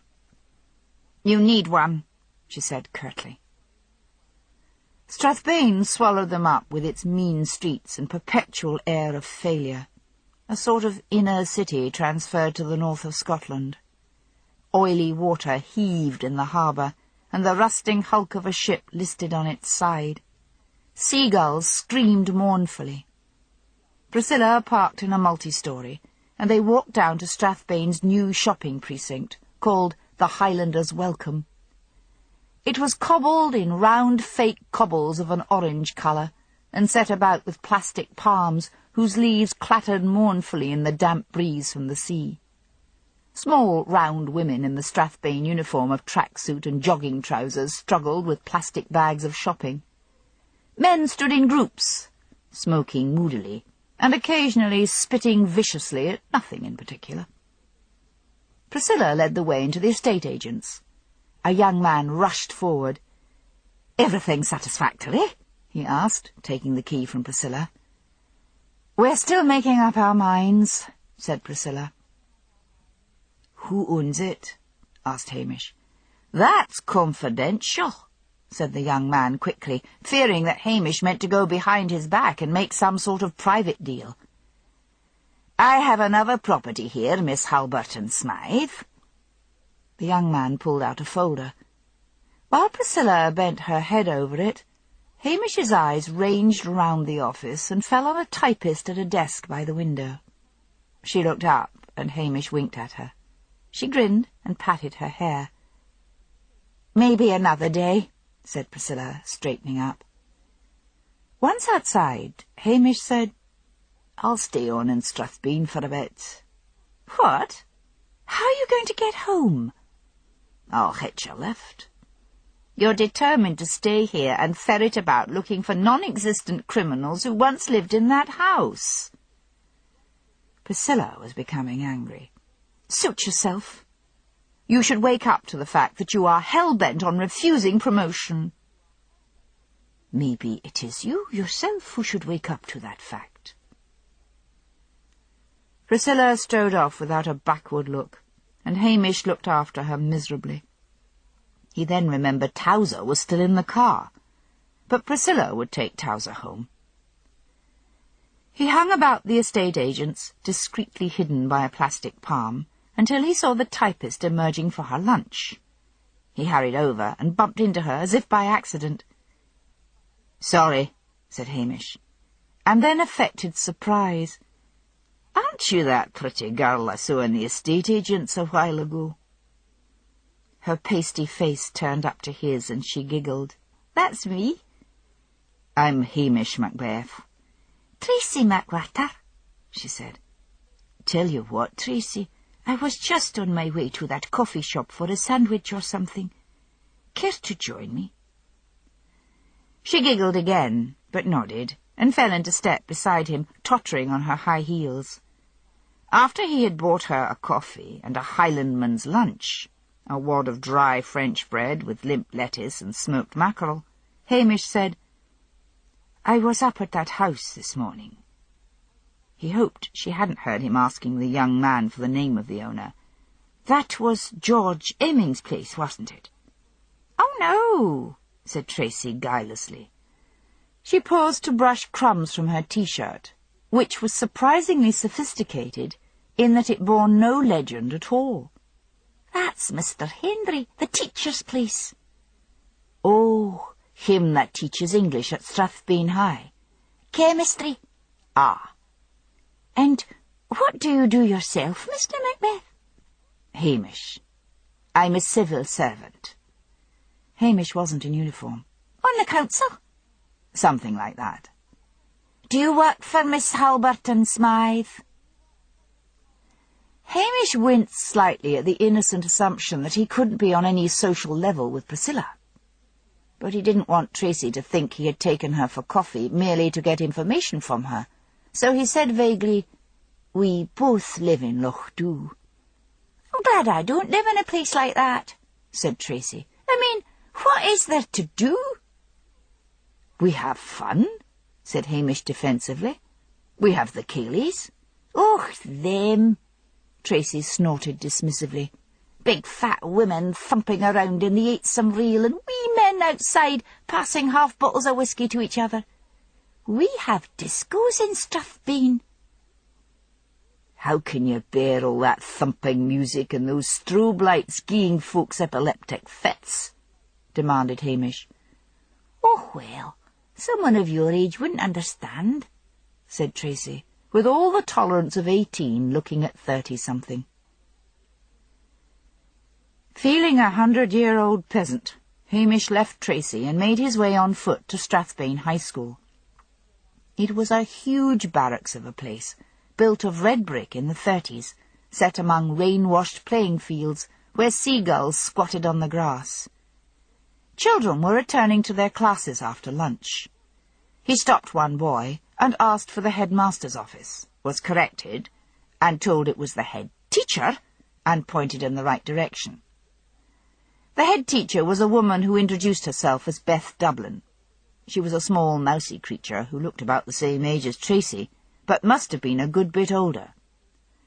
To Hamish's request to see the chemistry teacher, Mr. Henry, she said that he had a free period and could be found in the staff common room, and she would take him there.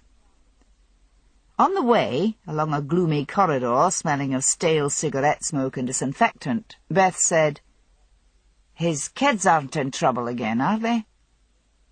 Startled, Hamish wondered at first if she had guessed he was a policeman, and then decided she probably thought he might be an irate parent. "Not that I know of," he said cautiously. "Are they often in trouble?" She primmed her lips and then said, "That's not for me to say." She opened the door of the staff common room, and a fog of cigarette smoke rolled out. They may dash the weed from your lips in New York and frown on you in London, but the north of Scotland is the last hope of the tobacco companies outside the Third World. "Mr. Henry!" called Beth. A small man with a large head and a scrubbing brush hairstyle appeared in the gloom. "Visitor," said Beth, and left Hamish to it. "I'm Hamish Macbeth, Mr. Henry," said Hamish. "My fiancée and I have just been to see your house, the one for sale." "Come over to the window where we can talk," said Mr. Henry eagerly. "It's a grand house, and you're getting a good offer. It would have been snapped up long ago if it weren't for this damn recession." They sat down in chairs by the window. The other teachers were leaving for their classes, and soon Mr. Henry and Hamish were alone. "My fiancée," lied Hamish, "is a very superstitious lady, and she would not like to be staying anywhere there's been a violent death or murder." "Nothing like that," he said quickly. "We bought it 15 years ago from a couple who emigrated to Australia, and what happened to the people before that I don't know. But if there had been a murder or anything like that, I would have heard of it." "My fiancée said she felt bad vibes in the house." "Oh, you Highlanders," said Mr. Henry, who was a lowland Scot. "You're always thinking you've got the second sight and you're psychic. All heavers." "I wouldn't say it's all heavers," said Hamish crossly. "We haven't made up our minds." "If you want my wife to take you around and show your lady where everything is in the kitchen," he said, "she'd be glad to do it." "Well, my fiancée's gone back home, but if Mrs. Henry could spare the time—" "Wait there. Got your car with you?" "No, I'm on foot." "I'll get her to pick you up." Mrs. Henry turned out to be a sedate middle-aged woman with pepper and salt hair, a tweed suit, a thick, energetic body, and tiny, plump feet encased in brogues. Hamish was beginning to feel very silly indeed as she drove him competently back out to the house. He noticed this time that it was called Craigallen. He listened patiently as she opened cupboards and pointed to electric points. She then took him round the garden. "It was a happy house for us," she said, "and I hope you'll be happy as well. Oh, would you look at those weeds?" She crouched down over a flower bed and stretched out a plump, beringed hand to pluck a weed. As she did so, her sleeve fell back. Hamish stared down at a vicious purple bruise on her wrist. As if aware of his gaze, she tugged down her sleeve. He promised to return and asked her to drop him in the centre of Strathbane. He ambled into the police headquarters and made his way to the records room, where he asked if the police had ever been called out to a house called Craigallen on the Loch Dhu Road. After the dragon in charge had made him sign multiple bureaucratic forms, she produced a slim file. The police had been called out 2 years ago. Craigallen was pretty isolated, but a man, walking his dog, had reported screams and shouts. The police had called, but the Henrys said they'd been watching a noisy video. Hamish scowled down at it. What if Henry was a wife-beater? And why had the head teacher assumed that something had been wrong with his children? He gave a little sigh. It was really none of his business. Probably Priscilla was right, and he had only done it to get out of moving to Strathbane. And it was a long road home without transport, and he had missed the one daily bus to Loch Dhu. He left the police headquarters and saw a familiar figure across the road. Edie Aubrey. He walked over to her and introduced himself. "I was hoping to get a lift back, or part of the way," said Hamish. "I can take you as far as Drim," said Edie, blinking up at him through her thick spectacles. "Maybe one of the locals will be going to Loch Dhu. Harry Baxter should be setting out for the night's fishing." "Grand," said Hamish. "Finished your messages?" She nodded. She was carrying a plastic shopping bag labelled Naughties, which Hamish knew was Strathbane's newest lingerie shop, having previously studied the delicate items in the window, and wondered who bought them, as the washing lines from Strathbane to Loch Dhu were hung with sturdier and more serviceable items. When they were driving out of Strathbane, Hamish said, "Peter Hine seems to have caused quite a flutter. Such a charming boy, enthused Edie. Before he came, I kept telling them they ought to exercise, but nothing would get them started. Now they're all at my classes every day. Good for you, said Hamish. He added maliciously, It's a pity there are no young lasses in Drim for him to marry. There was a startled silence, and then Edie said, Oh, well, he says to me the other day, he says, I can't be doing with these young women, Edie, he says. Give me a mature woman every time. And has he any particular mature woman in mind? Edie giggled and batted her sparse eyelashes. That would be telling. Hamish guessed that the perfidious Peter had somehow led every woman in Drim to think she was the favoured one. He shivered. It was all an amusing game to Peter, but a dangerous one to play in a shut-off village in the Highlands of Scotland. Edie chattered on about the improvements that Peter was making to the Croft House all the long road to Drim, until Hamish was glad to be dropped outside Harry Baxter's cottage and escape from her. A waif-like child was sitting outside, staring at nothing with those light-grey Highland eyes. Hamish held out his hand and introduced himself. She gave it a shake. I'm Heather, she said solemnly. Hamish judged her to be about 12 years old. Are your ma and da at home? asked Hamish. Ma's at home. Da's sleeping. I'll just see your ma. Hamish edged past the little girl, whose steady stare unnerved him. Betty Baxter was in the kitchen, her coarse, dyed blonde hair piled up on her head, her normally swarthy gypsy features covered in thick white foundation cream. I came to see if your man could give me a lift to Loch Dhu when he's going to the fishing, said Hamish. Aye, I'm sure he could, said Betty. Like some tea? I'm about to get Harry up for his. That's very kind of you. Set yourself down. She crossed to the doorway and shouted up the stairs. Harry! Tea! After a few moments, Harry shuffled in, unwashed, unshaved, and with his braces hanging down over his baggy trousers. Hamish felt a stab of irritation. What did the men of Drim expect if they went around looking like this? Tea was high tea, consisting of fish and chips, strong tea, and a pile of bread and butter. After Hamish had repeated his request for a lift, and had been told he could get one, the three ate in silence. "Doesn't your daughter eat with you?" asked Hamish. "Oh, said Betty with a massive shrug. "She'll come in when she's hungry."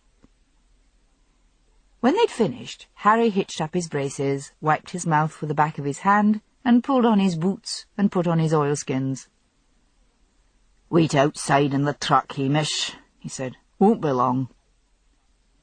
Hamish went out and sat in the passenger seat and rolled down the window. The voices came clearly from the house. "You're not to go down to the Keeley tonight," came Harry's voice. "I'll go anywhere I like." Betty's, shrill and contemptuous.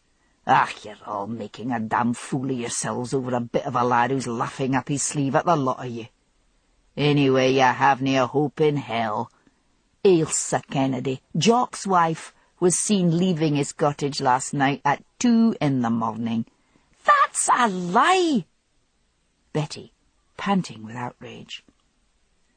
Hamish turned his head slightly and saw young Heather. She was sitting on the grass, with her slight figure pressed against the walls of the cottage. Hamish climbed down from the truck. "Are you coming, Harry?" he shouted loudly and angrily. "And we Heathers out here and could do with a bite to eat?" There was a sudden silence, and then Harry came out at a rush, his face red. He climbed in the truck, and Hamish hurriedly jumped into the passenger seat. It was a silent journey to Loch Dhu, Harry hurtling round the bends at ferocious speeds, as if trying to put as much distance between himself and his wife as quickly as possible. Hamish thought gloomily that for his own peace of mind he should leave the village of Drim alone. But there was the question of the illegal pub that Jock Kennedy was running. Conscience and duty told him he would have to do something about it, but not now. After Harry dropped him off, he took his own transport and went to the Tommel Castle Hotel. Towser was there in Sophie's care because, he learned, Priscilla had driven down to Inverness to visit friends. What friends? He wondered, feeling depressed. He imagined a large house outside Inverness containing some wealthy and eligible son. Some successful, eligible son. Sophie regarded his downcast face with bright amusement. "Do you know," she said, "I think this might be a good evening to take you for dinner. What about that Italian restaurant again?" "Why not?" said Hamish ungraciously. "See you there at 8. I've got things to do." He returned to the police station and fed a delighted Towser, who was a greedy dog and had already been generously fed by Priscilla before she left for Inverness. With reluctance, he washed and changed and set out for the Italian restaurant. "Getting to be a regular," commented Willie Lamont. "Miss Halberton Smythe likes the window table." "I am not dining with Priscilla." "Then sit anywhere," said Willie sourly. Hamish sighed. No one in Lochdu was going to like his having dinner with Sophie twice, and by tomorrow the whole of Lochdu would know about it, and that included Priscilla. Sophie came in. She was wearing a pink sweater and a tweed skirt. She looked fresh and wholesome and uncomplicated. Hamish was glad she hadn't dressed up. Priscilla, he thought disloyally, always dressed up when she was out for dinner, even at this local restaurant. But his real reason for being glad was a cowardly one. A dressed-up Sophie would have made it look more like a date. "How was the house?" asked Sophie, after they had placed their orders. Hamish didn't even bother to ask how she knew he had been house-hunting. Living in the Highlands meant getting used to everyone knowing what one did and where one went. "I didn't like it," he said. "No, Willie, I don't need to taste the wine. It'll be the same as last night." "Not much of a wine connoisseur, are you?" said Willie. "Wine varies from bottle to bottle." "But not in giant flagons of Bulgarian red, which is what you fill these decanters from. I've seen the kitchens." "Ugh, you're a right downer," said Willie unrepentantly. "Why didn't you like the house?" asked Sophie. "You'll think this silly. Bad vibes." "No, I don't think it's silly at all, Hamish. Some houses have a bad atmosphere." "Aye, but I carried things a wee bit too far. I left Priscilla and went off to find the owners. It appears to me that the husband's a bit of a wife-beater. Not very dramatic." "Oh, but something should be done about it. Think of the children." "But I cannot do anything about it. Nothing can be done about it unless the wife puts in a complaint." "Then you should encourage her to make one." "I'll see. But it's difficult. Strathbane and what happens there is really nothing to do with me." "I suppose not," said Sophie. "Oh, I gather that beautiful young man who was here last night with Priscilla is living over at Drim, of all places." "Yes," said Hamish sourly, "and I wish to God he weren't." "Jealous, Hamish?" "Of him and Priscilla? No, Priscilla's not daft. The situation is this. He's been making passes at the middle-aged women of Drim, and it's fair turned their heads. They're all titivating themselves, hair dye, exercise classes, fancy underwear." "How do you know about the underwear?" teased Sophie. "I found one of them with a shopping bag from Naughty's, that new lingerie shop. Surely it's all harmless. If he flirts with all of them, then no single one of them need feel dangerously jealous." "This is not Perth," said Hamish haughtily. as if Perth lay in the south of England instead of just outside the Highland line in central Scotland. "The men are brooding and they'll become violent." "Well, so one of them will give him a sock on the nose and he'll take himself off." Hamish shook his head. "I smell trouble." "By the pricking of my thumbs, something wicked this way comes." "Something like that." The ceilidh in the community hall was in full swing. Ailsa Kennedy was dancing the dashing white sergeant with Peter Hind. She had fiery red hair, undyed, and an aggressive bosom, thrusting breasts which seemed to point accusingly. Her waist was slim, and her hips, under her swinging skirts, broad. She had very piercing, bright blue eyes, which this evening were filled with laughter as Peter twirled her about. Jock Kennedy leaned against a pillar and watched moodily, his great arms crossed across his barrel of a chest. Then he suddenly detached himself from the pillar and went outside into the pearly white light of the northern Scottish evening, and joined a group of men who were passing around a bottle of whisky. "We was just deciding what to do about him in there," said the crofter, Jimmy MacLeod, with a jerk of his head. "The Sassenach," said Jock. "I feel like bashing his head in." The men gathered around him, small men, angry men, crabbed and bitter men. "Aye, do it, Jock," they said. And one voice, louder than the others, said, "I'll call him out here for a dram and you let him have it." Jock began to smile. "Aye, get him out here. It's time that yin had a taste of Highland hospitality." The women saw Peter being approached, saw him led to the door. "I'm going too," said Betty Baxter to Ailsa Kennedy. "They're up to something out there." The two women went outside, and then Betty began to scream, for Jock Kennedy was rolling up his sleeves and saying, "It's time you had a thrashing." The dancers began to crowd out, and soon a circle was formed around the two men, the women crying and screaming that Peter would be killed.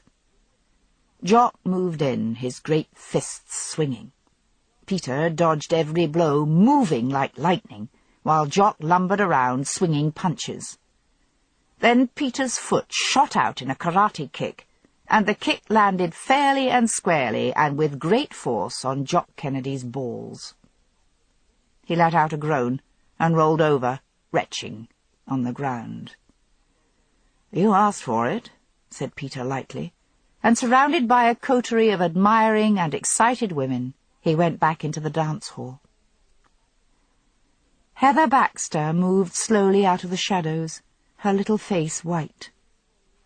Her best party dress fluttering in the pale light, she moved away from the community hall in the direction of home, as light and silent as a moth, her feet making no sound on the grass.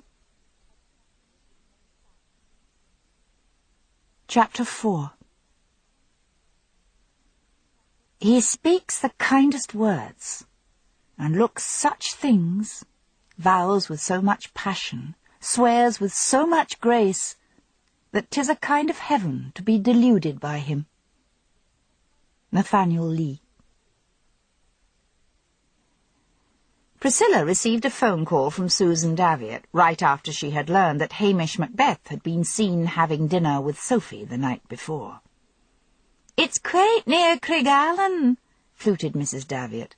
"Ever so nice, and a real snip, Priscilla. I have the aid conference today at the town hall, but if you and Hamish would like to see it, I'll give you the instructions." Priscilla took them down. She had no intention of doing anything about seeing another house. Why irritate Hamish further? But when she replaced the receiver, her father came into the office and stood watching her, rocking a little on his heels. "How did you get on at the Frasers last night?" he asked. "Fine," said Priscilla. "Pleasant evening." "Was John Fraser there?" "Yes. He was home for a few days." "Now that's a fellow you should be thinking about. Successful stockbroker. When I think that my only daughter should be even contemplating throwing herself away on a layabout of a Highlander." "That's enough," said Priscilla sharply. "Who solved all those cases which baffled Strathbane? Who? And who is such a lazy poacher that he refuses promotion?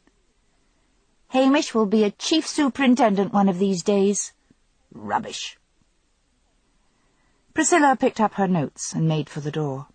"Stop criticising Hamish, Pa. It doesn't have the slightest effect on me." But it did.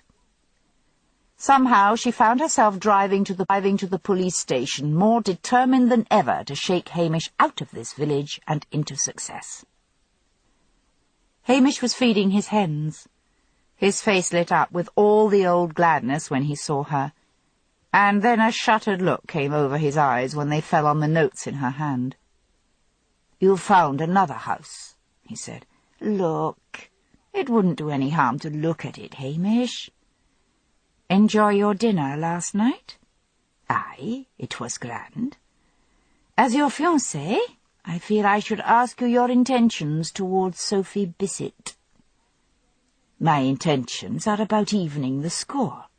She asked me out, not the other way round. And since you had gone off to Inverness without even phoning—" "I did phone, but you weren't back. What did you find out?" "It seems the owner of Craigallon is a wife-beater." "And you know that for a fact?" "Not exactly." Priscilla sighed. "Let's just look at this house, Hamish. We want somewhere decent to bring up our children." His eyes gleamed with malice. "Aye, children would be fine.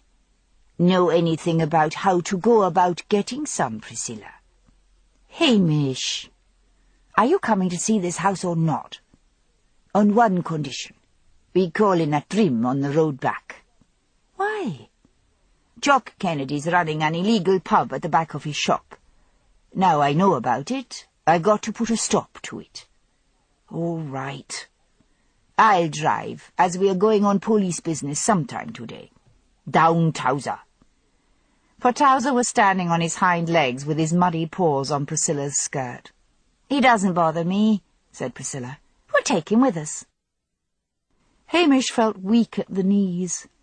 It was the occasional contrast between Priscilla's cool beauty and her lack of concern at being pawed by the smelly and doting Towser that made him fall in love with her all over again. He pushed Towser aside and pulled her into his arms, but she said, "Your neighbour's watching us." He felt his spirits plunge again. He couldn't have given a damn at that moment who was watching them. He wished with all his heart that Priscilla would lose her reserve. He had a sudden vivid memory of Willie Lamont when he was engaged to Lucia, hugging and kissing her, and then noticing a group of grinning villagers. He had said something to the beautiful Lucia, and she had laughed, and put an arm about his waist, and with her head on his shoulder they had gone into the restaurant. He began to become very angry indeed with Priscilla. He deserved someone a bit warmer and less managing. Priscilla sensed his change of mood as she climbed into the Land Rover. She had an impulse to put her hand on his arm, to say, "Let's forget it." But she remembered her father's angry and contemptuous face, and remained silent. As they were approaching Craigallon, Priscilla said, "Care for another look, Hamish?" He shook his head, but as they were driving slowly past, he saw Mrs. Hendry in the garden, and slowed to a stop. "Well, maybe just a quick look around the outside." As soon as Priscilla saw Mrs. Hendry, she realized the reason for Hamish's odd enthusiasm to see a house he loathed. She wanted to tell him to forget it, but Mrs. Hendry was already rising to her feet from weeding a flower bed. "How nice to see you again," she said to Hamish. "Come into the house. I was just about to make a cup of tea." Priscilla opened her mouth to protest, but Hamish had leapt forward. "I would just love the cup of tea," he chattered, following Mrs. Hendry into the house, and not even looking round to see if Priscilla was following them. "I was upset at the state of the garden," said Mrs. Hendry. "You can't get good workers these days." Is there any hope you will buy the house?" She gave an awkward little laugh. "My husband thinks it's all my fault that we can't sell the place. But there you are. That's men for you. Always need someone to blame." "Isn't that the case?" agreed Hamish, avoiding Priscilla's eye. "Why, the number of cases of wife beating I've seen, because the man has to take any bad luck out on the woman." "Really, Mr. Macbeth," said Mrs. Henry, "I hope you're not suggesting my husband beats me." Hamish raised his hands in horror. "Did I say such a thing? Oh, no. It's just that I am a policeman, Mrs. Henry." "Really?" She fiddled noisily with the cups. "And the hell some women put up with you just wouldn't believe.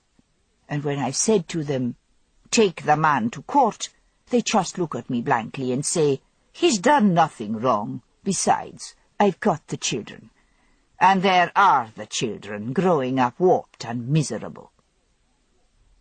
Mrs. Henry dropped the kettle. Boiling water spilled all over the kitchen floor. Priscilla took a cloth from the draining board. "No! Leave it!" said Mrs. Henry shrilly. "Leave it! I've not been sleeping well lately and my nerves are bad. I'm sorry, but you'd better go." "Come along, Hamish," said Priscilla. "Are you sure you don't want me to help you clear up this mess, Mrs. Henry?" She shook her head. Hamish and Priscilla went silently outside. As they drove off, Hamish cleared his throat and said, "Nothing can be done unless he wishes it done." "Exactly," agreed Priscilla. "Turn off here to the left, Hamish. The house we want to see is called Haven. A few 100 yards along on the right. The owners are Mr. and Mrs. Peterman." Hamish parked outside. The house was low and square, built, he guessed, sometime in the 30s. The garden was neat with regimented flowers and plants, evenly spaced, as if the distances between them had been measured by a ruler. It was a one-story house, the roof slate, the walls pebble-dashed, and the door had a top pane of stained glass. Priscilla rang the imitation ship's bell outside the door. A thin, nervous woman answered it. Her shoulders were hunched, and her arms were hanging straight down, and her head was jutting forward, as if someone had thrust a coat-hanger into her sweater. She had a long fringe down to her eyebrows, and slate-coloured eyes stared out from under it. She was wearing skin-tight jeans and baseball boots. "Good morning," said Priscilla. "We've come to see the house. Mrs. Peterman?" "Yes." The woman held out a hand in welcome. The skin was red and glazed, and the knuckles swollen. "I'm Priscilla Halberton-Smythe, and this is Hamish Macbeth, my fiancé." "Pleased to meet you." She had a slight Yorkshire accent. "I'll take you around," she said. "There's one thing I will say, this house is always clean. You could eat off the floor. We'll start with the lounge." The lounge, of which she was obviously very proud, contained a mushroom-coloured three-piece suite, which looked as if it had never been sat on. Despite the days of hair oil being long gone, both chairs and sofa were decorated with antimacassars. An electric fire of fake logs decorated the hearth in front of a pink-tiled fireplace. There was a low coffee table in front of the sofa, set about with coasters decorated with flamenco dancers. Against one wall was a hi-fi unit, and over the fireplace a picture of a mountain scene painted by an amateur, all eye-hurting colours and peculiar perspective. The air was cold and stale. "And now the dining room," said Mrs. Peterman, charging out, her shoulders hunched, and her arms straight out like a character in a cheap cartoon, where the animator had been trying to save on animation. Priscilla and Hamish stood together, looking at a long dining table surrounded by ladder-backed chairs with petit point cushions in such vile colours that Hamish suspected Mrs. Peterman had been responsible for them. There was a sideboard of the kind called Swedish, a depressingly geometric thing. Outside, the wind of Sutherland rose in its usual violent, unheralded way, making this box of a place appear to Hamish a temporary excrescence on the highland landscape of moorland and mountain which lay beyond the picture windows. "Don't you have the central heating?" he said, looking around. "We have electric storage heaters," said Mrs. Peterman, "but we only use the heaters in winter. Too much heat makes you soft. The kitchen's through here, behind the dining room." The kitchen was full of those gleaming white units bought from a do-it-yourself shop. The floor of black and white linoleum tiles shone brightly enough to hurt the eyes. A square, plastic-topped table and 4 metal kitchen chairs with plastic seats dominated the centre. "We'll be taking the fridge and the cooker," said Mrs. Peterman. Priscilla was, for once, at a loss for anything to say. She wanted to escape. But there were still the bedrooms to see, 2 of them, 1 single and 1 double. The double bedroom had twin beds, narrow and rigid, separated by a bedside table which held a large Bible. On the wall above the beds was a text, "Thou, God, seest me." "The guest bedroom," said Mrs. Peterman, throwing open another door. They both looked bleakly at a cell of a room. "Well, that's all very nice," said Priscilla brightly. "We'll let you know. We have several other places to see." "You'll not see one better than this," she said. "We've just put it on the market. Not like them at Craigallen. They've had that place up for sale for a year." Hamish hesitated on the doorstep. "Charming woman, Mrs. Henry." "Oh, her? "The things that woman puts up with." What things?" Her mouth closed like a trap. "I don't discuss my neighbours." "Well, that's that," said Hamish, with a sigh of relief as he drove off.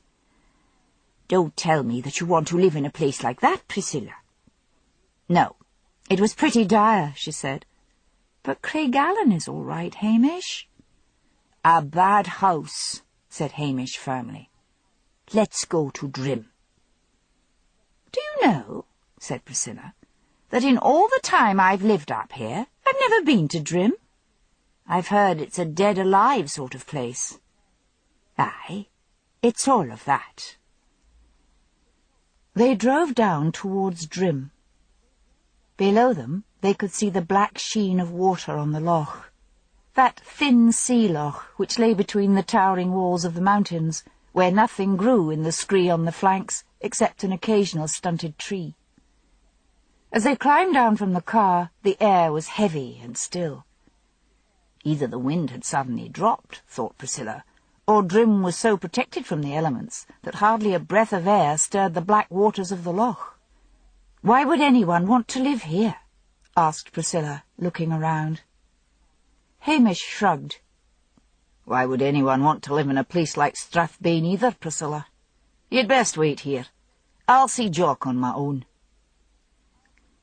After Hamish had disappeared into the shop, the women began to emerge from the community hall after their exercise class. They stopped short at the sight of Priscilla standing beside the police Land Rover. She was wearing a short blue skirt of soft wool and a short-sleeved wool sweater. A white cashmere cardigan was draped about her shoulders. Her long legs, in sheer stockings, ended in low-heeled tan-leather court shoes. The women huddled together and stared at her from the top of her smooth blonde head to the tips of her shoes. "What's someone like that doing here?" asked Betty Baxter harshly. "Maybe she's come to see Peter," said Nancy MacLeod, voicing all their worries. "In a police car?" demanded the hairdresser, Alice McQueen. Priscilla saw them watching her, and smiled tentatively. There were no answering smiles, only eyes as hard as Scottish pebbles. Inside the shop, Hamish was confronting Jock Kennedy, who had been summoned from the back premises by his wife, Ailsa. "Look, Jock," said Hamish, "I know you are running a sort of pub in the back there after hours, and it will just not do." Jock scowled ferociously. "Who tell you?" "It doesn't matter. You've got to stop it." "You canna stop me from having a few friends around." "No, and I suggest you make it that. If Strathbane heard about it and crashed in here one night, how would things look for me? I am not booking you, Jock, nor am I asking to have a look-see. Just make sure you're doing nothing illegal in future." "You shouldn't be bothering an honest man like me," said Jock. "It's that Sassenach you should be after." "What's he done?" "He's a dirty fighter. He kicked me in the balls." Ailsa gave a shrill laugh. "It was self-defence. Hear this, Macbeth. It was at the Cayley. Himself here gets them to call Peter out for a dram, and as soon as Peter appears, Jock challenges him to a fight. Going to beat him to a pulp he was." Ailsa laughed again. "Well, you got your comeuppance, so leave Peter Hind alone." "His days here are numbered, woman." "I'll leave you both," said Hamish hurriedly. "Don't forget what I said, Jock." He went outside. He paused for a moment, studying the scene in front of him.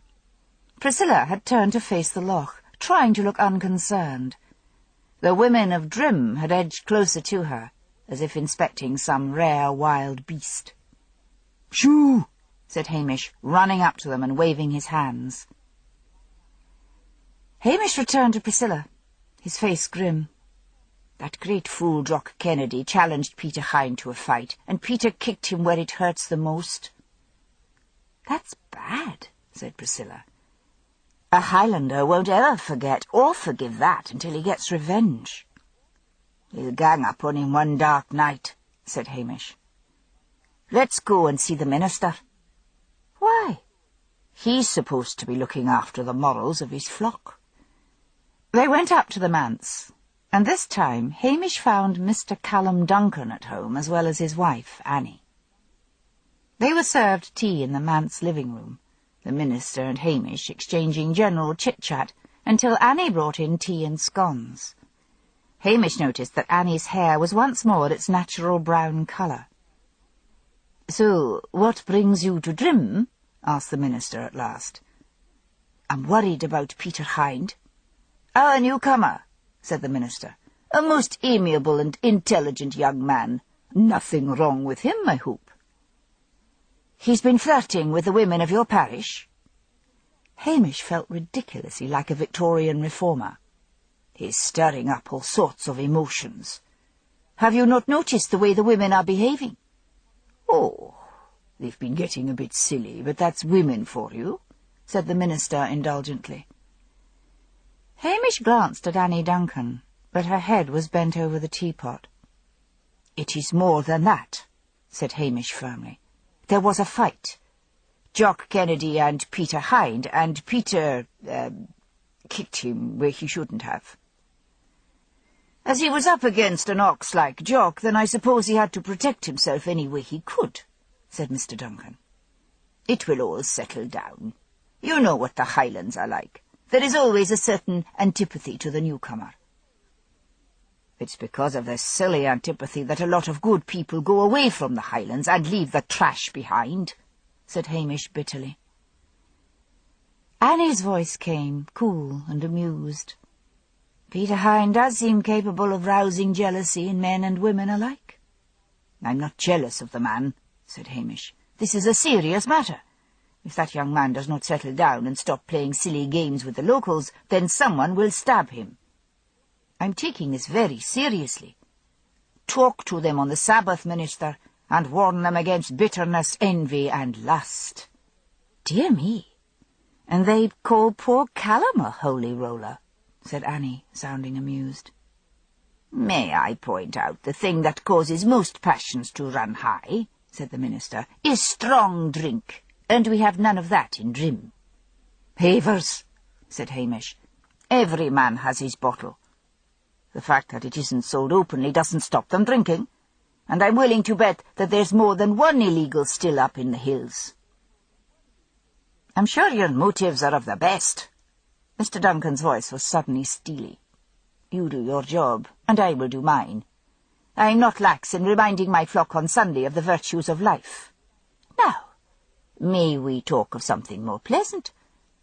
Miss Halberton Smythe, I believe your family home is now a hotel. Does that disturb you, or have you come to accept it? Priscilla talked easily of the difficulties of settling into a hotel life, while Hamish sat and brooded.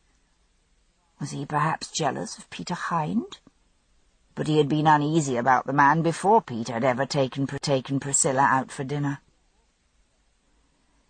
When they emerged from the manse, wreaths of mist were stealing down the sides of the mountains like long, searching fingers. At the Land Rover, Priscilla hesitated beside it. "Hamish," she said, "when I went to the seer looking for you, he said an odd thing." "Aye? What was that?" "He said a beautiful young man would come between us." Hamish looked bleakly at the descending mist. "You never believed a word that man said before." "And why should I now?" rejoined Priscilla lightly. "You're quite right, Hamish. This place is enough to give anyone the creeps." They climbed into the Rover. Hamish released the handbrake. He saw a little figure moving towards them up the road through the mist. Heather Baxter. Her eyes were blank, but tears were streaming down her cheeks. He swore under his breath and jerked the brake on again and climbed down. The girl saw him coming and swerved away off the road and began to run across the peat bog beside the loch, off into the mist. "Heather!" called Hamish sharply. "Heather!" But only silence came back to him. "Something must be wrong with the Baxters," he said, when he rejoined Priscilla. "I'm going over there." But when they got to the Baxters' cottage, it was closed and silent. No smoke rose from the chimney. Hamish wondered whether to go back into the village and look for Betty Baxter. As he was standing there, irresolute, Heather Baxter came round the side of the cottage. She looked calm and composed. "Oh, Mr. Macbeth," she said. "Can I help you?" "I saw you crying," said Hamish. "Me? Oh, no. It must have been a trick of the mist." "Where's your ma?" "Edie Aubrey's running the bingo. She's there." "Not the exercise class." "After it. She sometimes has the bingo." "And your father?" "Up in bed." "Look, Heather, if there is anything you ever want to talk to me about, phone me up." Hamish scribbled the Lochdu police station telephone number on a piece of paper and handed it over. "Thank you," said Heather, taking the paper. But Hamish noticed she crumpled it up in her hand. He returned to Priscilla and drove off. Up the twisting road they went, crawling through the now thick mist, until at the top they moved out into brilliant sunshine and blue sky. Hamish stopped and looked back. Below them, shrouded somewhere in the mist, and at the foot of those black mountains, lay Drim. He shivered. "I've done my best," he said to Priscilla. "That place gives me weird fancies. Best leave it alone." And indeed, among the bright heather, and with the warmth of the sun striking through the glass, he could feel all his fears melting away.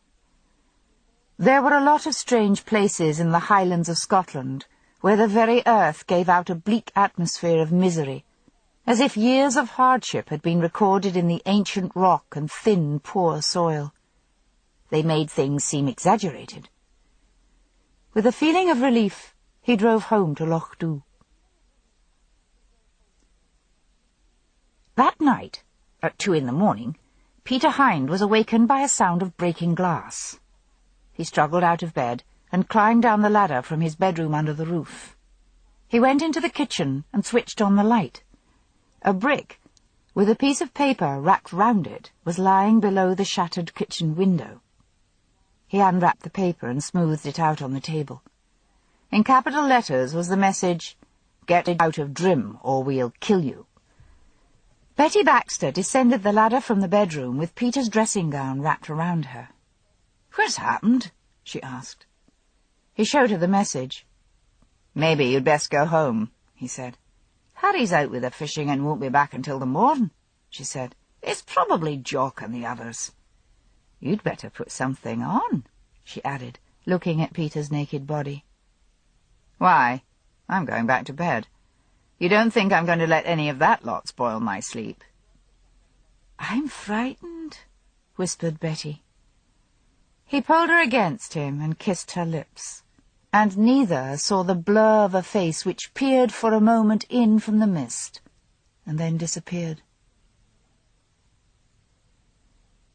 Life picked up for Hamish Macbeth in the following weeks, so that he almost forgot about Drim.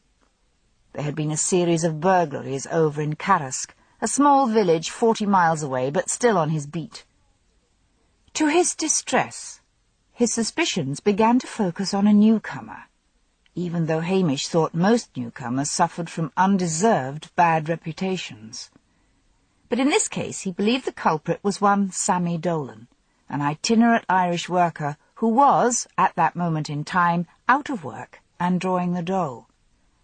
He was beginning to despair of getting any hard proof when one of the locals told him that Dolan had been seen earlier in the day prowling around Miss Tabbott's. Miss Tabbott was the local schoolteacher who lived in a neat bungalow outside the village and whose home had so far appeared burglar-proof. Hamish visited her and suggested he spend the night in her front room. Miss Tabbott was one of those no-nonsense brisk women who, despite excellent academic qualifications, was quite stupid. "Nonsense, Mr. Macbeth," she said. "Any burglar would have more sense than to come here." Hamish stifled a sigh. Why did he always have to be patient and restrained? He felt like taking hold of her by her scrawny neck and shaking her. He said aloud, "Well, I'll type out a letter which says I was sure Dolan would break into your premises this night, and you refused our help. I'll do 2 copies, one for headquarters at Strathbane, and one for your insurance company." "No need for that," she said, looking alarmed. "I'm sure I've done all I could to help the police when the occasion arose." "This is the occasion." "Oh, well," she said ungraciously, "you can wait in the living room, but make sure you wipe your feet. I've just shampooed that carpet. But don't expect me to make cups of tea for you. I pay my taxes, and that should be enough. You're wasting your time. This house is burglar-proof." "How?" "Come here," she said. And Hamish thought for a moment that she was going to take hold of him by the ear and lead him by it like a bad child. She led the way to the front door and pointed triumphantly to an array of bolts, chains, and safety locks. "What about the back door?" asked Hamish. She snorted and led the way through to the kitchen. The back door was similarly armed. Hamish stood back and looked at the kitchen window, and a smile crossed his face. "All the man need do is to smash a pane in your kitchen window, put an arm in and open the catch." "But I'd hear the breaking glass," she said triumphantly. "I'm a very light sleeper." "I could break thon glass without you hearing a thing," said Hamish. "Just bear with me. I'll be here at 6 o'clock. "Why so early?" she jeered. She was a very jeering sort of woman, made so by years of controlling pupils by sarcasm. "Is he coming for his tea?" "I want to get here early before he starts watching the house," said Hamish. He smiled down warmly into her eyes, and despite herself she smiled back and looked up at him in a dazed way. "You silly man," Hamish chided himself as he walked back down through the village. "You're getting as bad as Peter Hind." And with that thought he once more had a mental picture of the dark village of Drim, with all those passions seething and bubbling at the end of the loch. He was so preoccupied with his thoughts that he almost walked past Sophie Bissett, who hailed him enthusiastically. "What are you doing here?" asked Hamish in surprise. "It's my day off, and I'm playing tourist," said Sophie. "What are you doing here?" she asked, just as if she had never overheard Priscilla telling Mr. Johnson that Hamish was investigating crime in Carrasque. "On duty," said Hamish. "Time for a cup of tea? There's a place in the back of the craft shop at the end of the village." "Aye, that'll be grand," said Hamish. He felt a warm glow. He didn't for a moment believe that Sophie hadn't known he was to be found in Carrasque, and that meant she had come in search of him, whereas Priscilla had not. Priscilla, who before their engagement would have dropped over to see him. That Priscilla was badly frightened by any intimacy was becoming clearer and clearer, and Hamish was beginning to think that his hopes that it would be all right on the night, namely on their honeymoon, were beginning to look naive in the extreme. Meanwhile, here was pretty Sophie with her sparkling eyes appearing delighted with his company, and a friendly bird in Carrasque was worth 2 chilly ones in Loch Dhu any day. He was hurt and angry with Priscilla, and it was with a feeling of revenge that he set out to be especially charming to Sophie in the pepper-scented back room of the craft shop. At last he looked at his watch. "I must be on my way," he said, with genuine regret. They walked out together. "See you back in Loch Dhu, then," said Sophie. She stood on tiptoe and kissed him on the cheek. Across the street, Mrs. Fair, who owned the small hotel called the Carrasque Arms, watched curiously, and then she picked up the phone. "Is that the Tormel Castle Hotel?" she asked. "Good. May I speak to Miss Halberton Smythe?"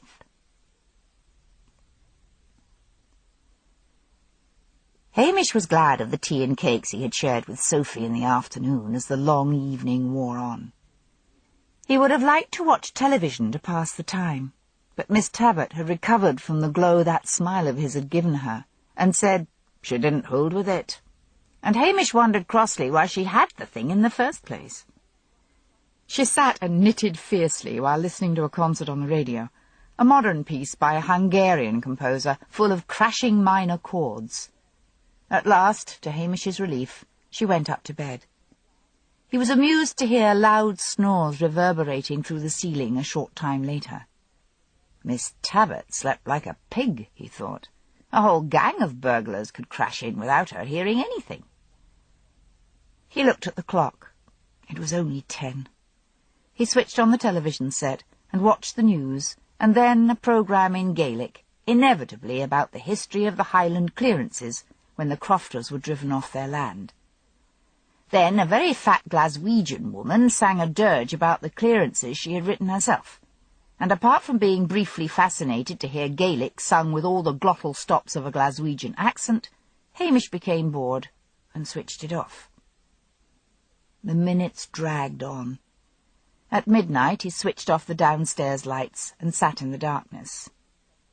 The nights were getting darker, and he knew that by 2 o'clock there would be about 1 hour of guaranteed darkness, and that, he guessed, would be when Dolan struck, if it was Dolan who had been guilty of the other break-ins.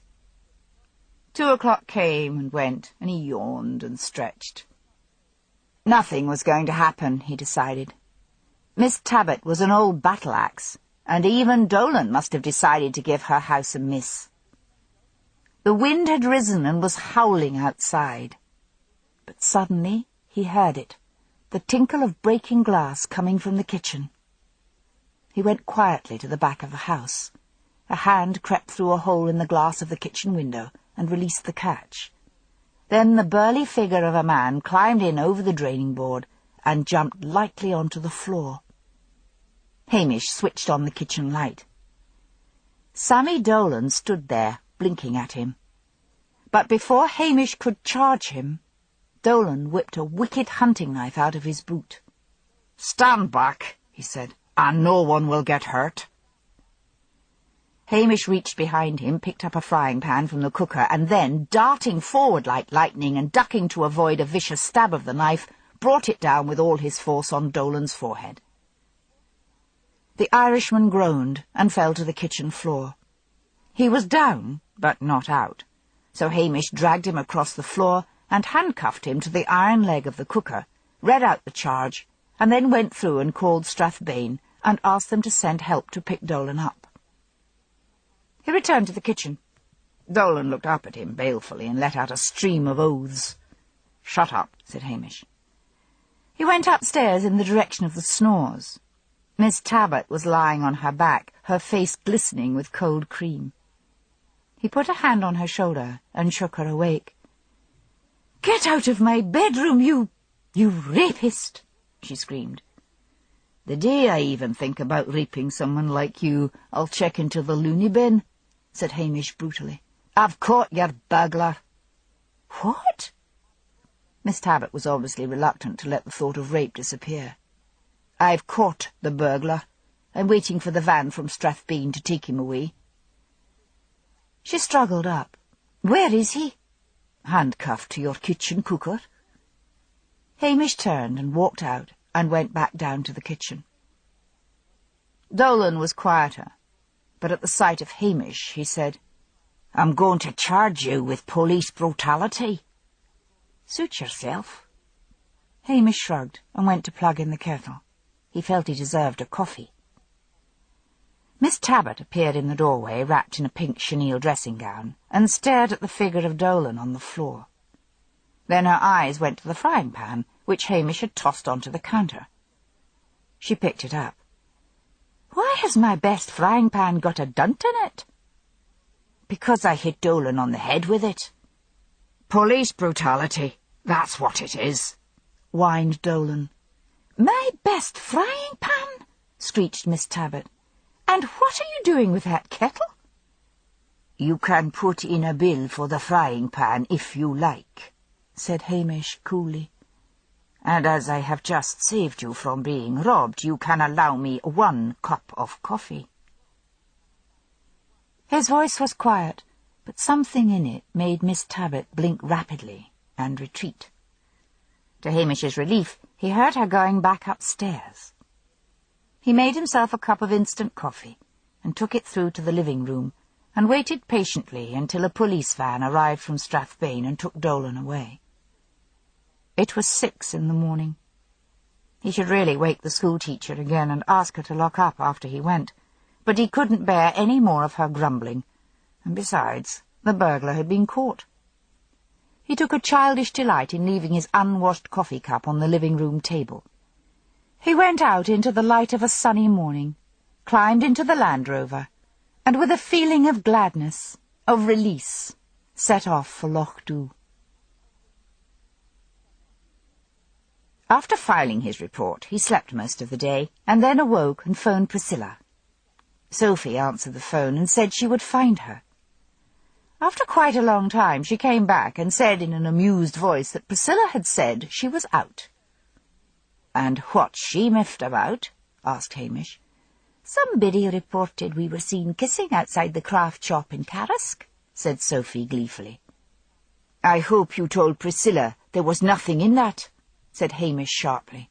"Oh, sure, but she wasn't inclined to listen to me." "I'll be right up." Hamish slammed down the phone, cursing Sophie under his breath. He could feel his engagement, unofficial though it still was, falling apart. He no longer knew what he wanted. Why had Priscilla turned into such a managing female? Why couldn't she have left him alone? He suddenly wondered if she would ever change. Would she clatter around the police station in Loch Dhu, eternally unforgiving when she finally realized he had no intention of leaving the village? Why couldn't people realize it was a rare gift to be happy with one's lot? Although this particular policeman's lot at the present moment, and thanks to Priscilla and Sophie, wasn't a happy one. When he got to the hotel, Sophie said happily she would fetch Priscilla, while Hamish paced up and down the reception. When Priscilla and Sophie walked in, Sophie went back behind the reception desk and leaned on it. "Yes, Hamish?" asked Priscilla frostily. He gathered her in his arms, and she suddenly gave a little sigh and leaned against him. Sophie watched wide-eyed as Hamish, with his arm about Priscilla's shoulders, led her outside. "Now, what's all this?" asked Hamish gently. "I couldn't help remembering your reputation as a philanderer," said Priscilla in a low voice. "Look, you must know that Sophie found out that I was at Karask and followed me over. We went for tea, and then she kissed my cheek on leaving. That was all. But I couldn't help remembering the days when you yourself would have come over to see me." "I've been pretty bad, haven't I, Hamish? Forget about promotion and houses in Strathbane. I'm sure we'll be happy enough in the Lochdu police station." "Come back with me now," urged Hamish. "We never have any proper time together." For one awful moment she hesitated, and then she nodded her fair head. Hamish's excitement rose as he approached the police station with Priscilla following in her own car. This was it, at last. Were there clean sheets on the bed? Damn, he needed a bath. He hadn't had any supper, and his stomach grumbled and rumbled, but food could wait. Once inside the police station, he brushed aside Priscilla's suggestion that they should have a cup of coffee and gathered her firmly in his arms. The time had come for action. He swept her up to carry her to the bedroom, but she was a tall girl, and her feet got jammed in the kitchen door.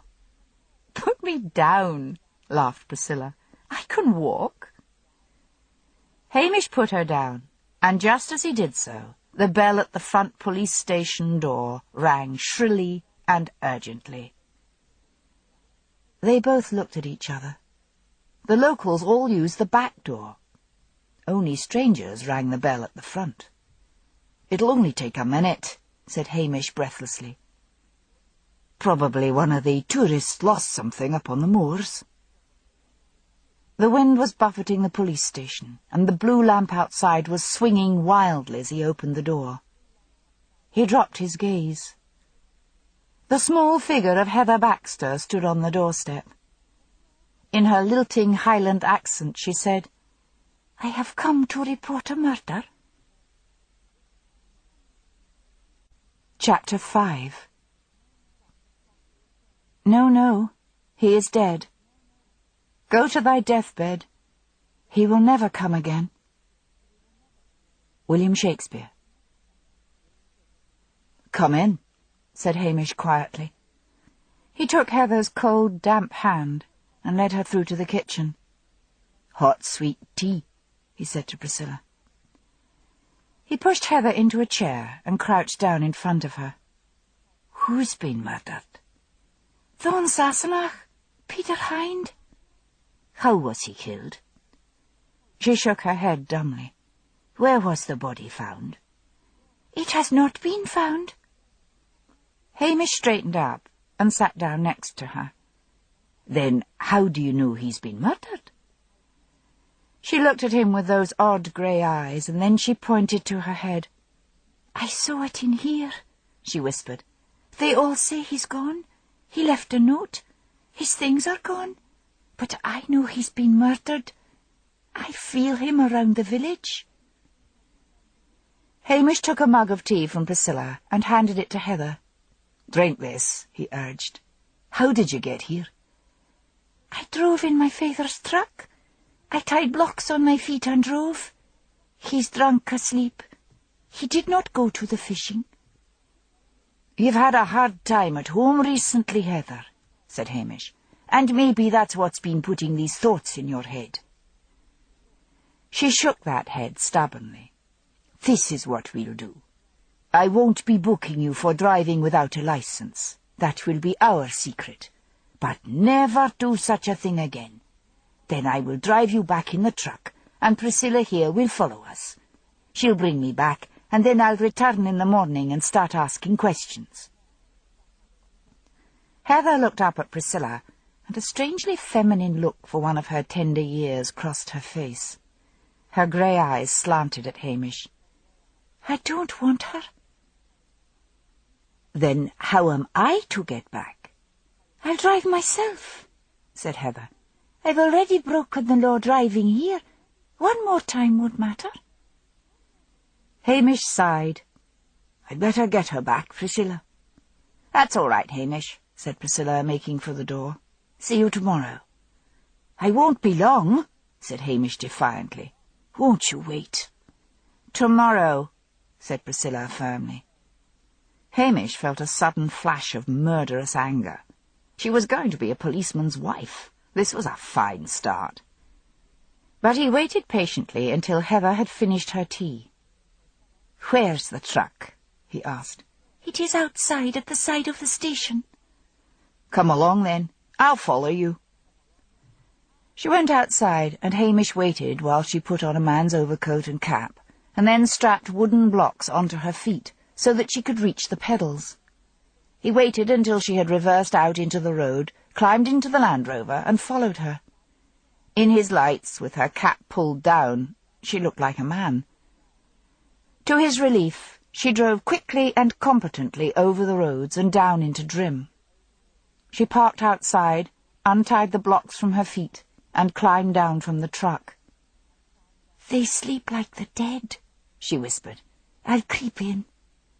Don't tell anyone. Just come tomorrow." Hamish nodded and waited. She opened the house door gently and slipped inside. He drove off, his thoughts grim.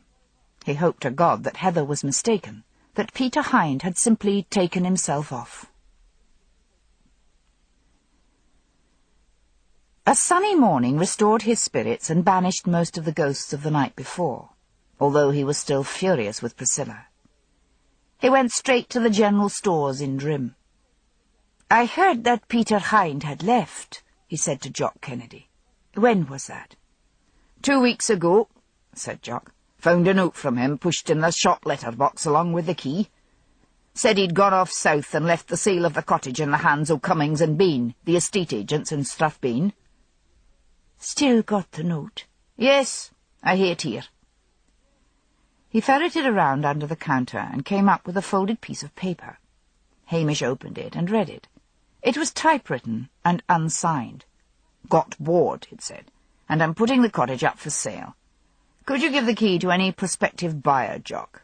The agents are Cummings and Bain, Strathbane.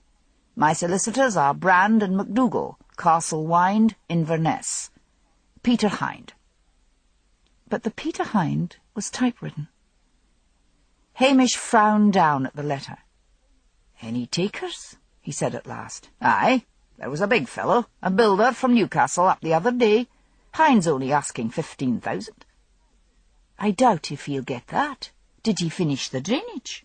"No." "Well—" "But the field at the back goes with the house. This chap from Newcastle, he was talking about maybe getting building permission. Wants it for a holiday cottage."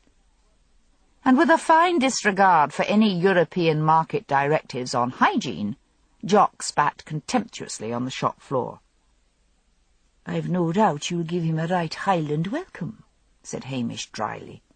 "Let me have the key, Jock. I'll take a look around." For one brief moment Hamish thought he was going to refuse, but after a short hesitation the big man took down a key from a nail behind the counter and handed it over. Hamish left the Land Rover where it was and walked up to Peter's cottage. He let himself in and stood sniffing the air. Towser, who had followed him in, sniffed the air as well. "Nobody been in here for a while," said Hamish. "Let's look about." Peter had left the pots and pans and dishes behind, but the camping stove had gone. There were half-empty packets of grocery goods in the cupboards. A small fridge was switched off and proved empty. At the back of the house were piles of wood and bricks, showing that Peter had meant to start on the extension. Tools were lying on the floor, and a couple of trestles held planks waiting to be sawn. Hamish shook his head. Surely Peter would have wanted to finish the work, and therefore get a better price. There were also piles of slates showing where he had meant to take off the iron roof and replace it with a proper one. Hamish went through to the parlour, which Peter had used as a dining-room-cum-sitting room. There was nothing of value left, no television, no radio, and no books, just some pieces of furniture. Hamish went back to the living-room, which Peter had used as a kitchen. He picked up the ladder lying against the wall and climbed up to the trap door in the ceiling and pushed it open and climbed through. He found himself in the bedroom. There was a low double bed against one wall with a low table beside it. There were no sheets or blankets on the bed. He searched around the corners of the room, but all he could find was one hairpin. He held it up to the light coming through the skylight. It was a blonde-coloured pin. He put it in his pocket and climbed down the stairs again. He scratched his head. Why would Peter leave a note with Jock Kennedy, of all people? He locked up and put the key in his pocket. As he strolled back down, he could hear the beat of music coming from the community hall. He went up to it and pushed open the door. Only 4 women were gyrating to the music. He waited patiently until the tape finished, and then approached Edie Aubrey. She pushed back her lank hair and blinked at him through her thick glasses. "Not many women," commented Hamish. "No," agreed Edie sadly. "Things are not the same." "Since Hind left." "Why did he go just like that?" muttered Edie. She picked a towel up from a chair and wiped her forehead. "He might at least have called to say goodbye." "Did anyone see him go?" asked Hamish. "Nobody's really spoken to me about it."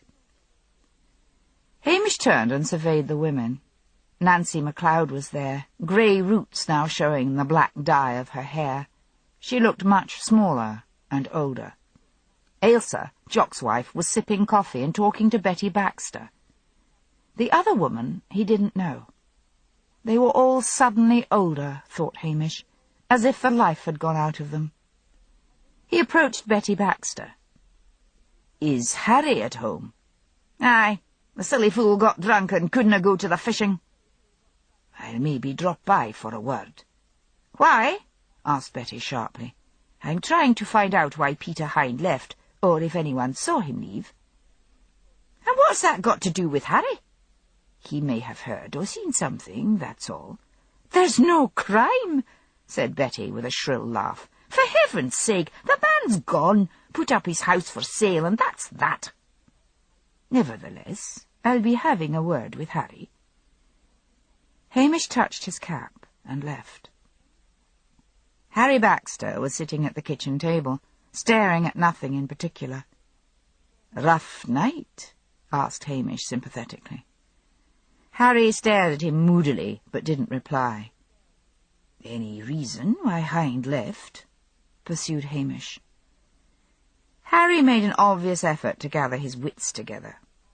"Ugh, he was just playing himself at being a Highlander. Gone back south, I believe. Did anyone see him go? Folks reckon he left during the night." "Any trouble with the villagers before he left?" "Why should there be?" "Don't be daft," said Hamish crossly. "All you men hated him, and with good reason. He's just gone, that's all. Haven't you more to do than look for a murder that doesn't exist?" "I didn't say anything about murder. "Where's Heather?" "At school. School started." "Keep an eye on that lassie of yours, Harry. I think those rows you've been having with Betty are upsetting her." "Mind your own business," snapped Harry. Hamish decided to try Jimmy MacLeod, but when he went out to the Land Rover, his radio crackled into life.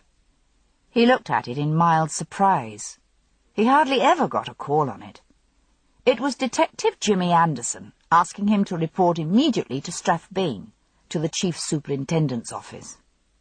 Hamish's gloomy thought was that his boss had finally got into the act, and that promotion and Strathbane were an inevitability. He had a shrewd idea that hitherto the Chief Superintendent had kept apart from his wife's ambitious plans. But whatever had happened to Peter Hind would have to wait for another day. As he walked into police headquarters, he was met by his bête noire, Detective Chief Inspector Blair. Blair's fat features creased into a smile. "On your way upstairs," he said. My, have fun." Hamish frowned. If Blair had got wind of any possible promotion for Hamish Macbeth, he would have been in a foul mood. With a sinking feeling, he took the lift up to the 6th floor. The Chief Superintendent's secretary, Helen Jessup, was typing efficiently. She looked up when he entered. "You'll need to wait," she said. "He's busy," and went on typing. "Any idea what it's about?" asked Hamish. "You'll just need to find out," said Helen, ripping out one sheet and screwing in another. "Why don't you have a word processor instead of that old-fashioned thing?" asked Hamish. "This machine has served me very well.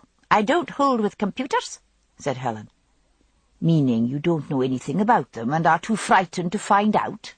said Hamish maliciously. "It's known as technofear, the plague of the middle-aged." Helen snorted by way of reply. "Any chance of a cup of tea?" asked Hamish. "No." Hamish sat and fidgeted. He could hear the hum of voices from inside Peter Daviot's office. The shelf behind Helen's desk was a jungle of depressing greenhouse plants.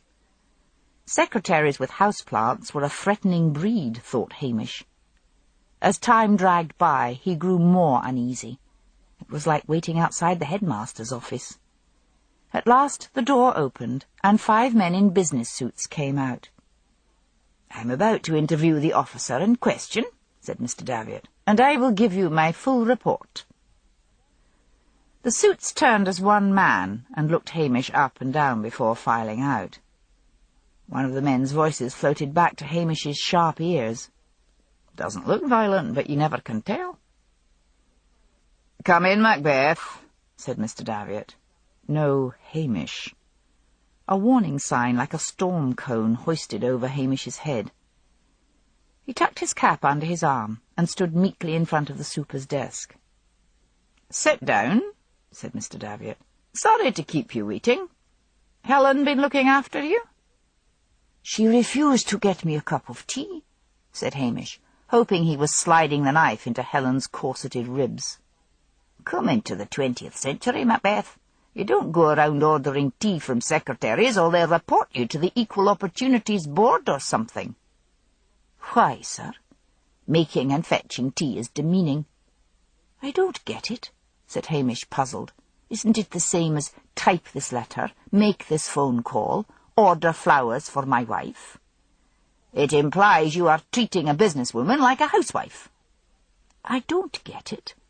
A housewife can say, 'Get the damn thing yourself.' A secretary can't." "Because—" "Look, I did not bring you here to talk about woman's lib. There has been a serious charge laid against you." "By whom?" "By Sammy Dolan." "That toe-rag? What's he saying?" "He's filed a complaint of police brutality. He's got a lawyer. He says you hit him with a frying pan, and he's got a lump on his head to prove it." "I hit him with the frying pan because he was resisting arrest. Or, to put it more bluntly, had I not hit him, he would have knifed me. I filed a full report." "Just tell me again in your own words." Hamish felt a stab of irritation. He suddenly wanted to say, "No, I'll tell you in someone else's words," and imitate Blair's thick Glasgow accent and boorish manner. "I had reason to believe that Dolan meant to break into the schoolteacher's house," he said patiently. "Just after 2 in the morning, I heard the sound of breaking glass in the kitchen, and went through. Dolan had smashed the glass. He opened the catch and climbed into the kitchen. I switched on the light. He took a hunting knife out of his boot and came at me. I reached behind me and picked up the frying pan. Before he could knife me, I hit him on the head. He fell to the floor, stunned but still conscious. I handcuffed him to the cooker. I read the charge, phoned Strathbane, and waited until the van arrived. That's all."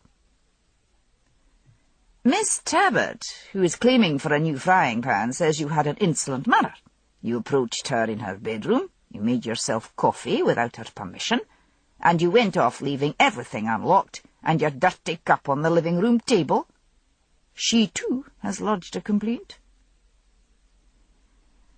Hamish could feel himself already being enmeshed in a nightmarish web of red tape.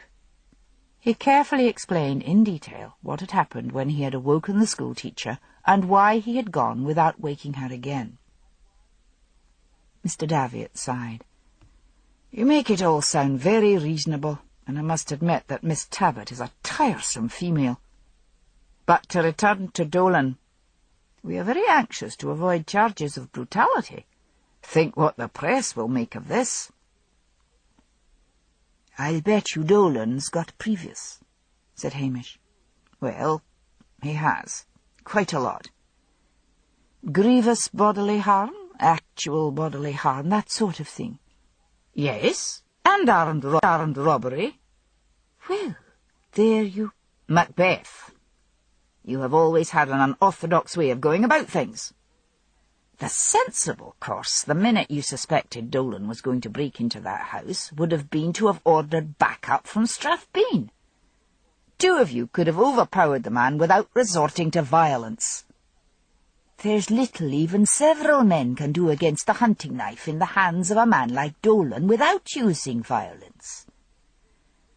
"My other officers don't get themselves into situations like this," said Mr. Davitt, with a trace of pettishness creeping into his voice. "I made an arrest, sir. I stopped the burglaries. And instead of getting thanks, all I get is carpeted because a dangerous criminal takes it into his thick head to have a go at me." "We're all very grateful to you. But this complaint has been made, and you will need to go before the inquiry board. I suggest you curb that insolent manner of yours, Macbeth. Now, are you engaged in anything else at the moment?" "Just one little thing. There was a newcomer over at Drim, an Englishman. He left the village, but no one saw him go. He left a note to say his house was on the market." "So?" "He had caused a lot of trouble in the village by flirting with the women. The men hated him. There is something about it all I don't like." "If he's put his house on the market, it seems to me as if he is very much all right." "Did he leave everything behind?" "No." "There you are." "I know crime has been thin on the ground on your patch, but there is no need to go around inventing any. I want you to go downstairs and find a desk and type up a full report on the arrest of Dolan for me." "Very good, sir." Hamish went out. Helen wasn't there, but there was a full cup of hot tea on her desk. He picked it up and took it with him. He went in search of Jimmy Anderson and found him in the canteen. "You're in favour," said Jimmy. "Makes a nice change," rejoined Hamish. "Aye, it's not often the steely Helen lets anyone have a cup of tea, let alone in her favourite cup." Startled, Hamish looked at the cup in his hand, which was decorated with roses. He had a sudden feeling that taking Helen's teacup was going to land him in worse disgrace than anything Dolan could throw at him. "Back in a moment," he said. He went straight to Chief Detective Inspector Blair's room and popped his head round the door. It was empty. He darted in and put Helen's cup on the desk, and then returned to the canteen. He got himself a cup of tea and a plate of egg and chips, and rejoined Jimmy. "So, Dolan's got it in for you," said Jimmy. "You know what's odd about that?" "Apart from damned cheek, no. Our beloved leader, Blair, paid a visit on Dolan. Not his case, really. All sewn up, tidy. Dolan admitted to the other burglaries in Carrisk, quiet as a lamb. So, Blair comes out with a fat grin on his unlovely face, and the next thing Dolan's ringing his bell and calling for a lawyer and filing a complaint against one Hamish Macbeth. Fat bastard. Aye, well, there you are. "And where's Dolan now?" "In the remand wing o' Strathbeen Pookie, awaiting trial." Hamish gloomily ate his egg and chips, and then went down and borrowed Jimmy's desk, and filed his second report on the arrest of Dolan. His thoughts turned to Priscilla. He felt alone with his problems and wanted to unburden himself. but before he returned to Loch Dhu, he might as well check the estate agents. Cummings and Bain was the same estate agent as the one he had visited with Priscilla. This time he told the young man who he was officially and asked about the sale of Peter's house. "Yes, that's all in order," said the young man. "Mr. Hind called on us personally. We think we may have a sale already. We have the names of the lawyers in Inverness." "I have that," said Hamish moodily. That was that. No mystery. He drove back to Loch Dhu and went straight to Tommel Castle. He had forgotten about his anger at Priscilla, but experienced it again when he saw her looking cool and remote. But he needed to unburden himself. He told her first about how his investigations in Drim had been cut short. She listened carefully to his tale of Dolan and Miss Tabbitt. When he had finished, she said, "Would you like me to have a word with Susan Davitt?" "That wouldn't help. There's nothing she can do. Dolan's made the complaint, got a lawyer, and the whole thing will grind on to an inquiry, and then I will probably be suspended. I've put up too many backs in Strathbeen. Nonetheless, I'll see what I can do." "Ugh, what the hell can you do?" snapped Hamish, suddenly disgusted by what he saw as her cool detachment from him. Priscilla sadly watched him go. It was all such a mess. Why hadn't she waited for him at the police station? But she didn't want to answer her own question, so she turned her mind to Hamish's story. She went through to the office and phoned Susan Davitt. "Hamish is in trouble, and all because of this fool Dolan," said Priscilla. Mrs. Davitt's voice lacked its usual ingratiating warmth. "It seems to me, Priscilla, as if Hamish went over the top. Now Dolan's sister is making trouble and threatening to talk to the newspapers before the inquiry." "What's her name?" "Bridget Dolan." "And where does she live?" "That's classified information." "Dear me, aren't we being a trifle stupid, Susan?" Priscilla was at her haughtiest.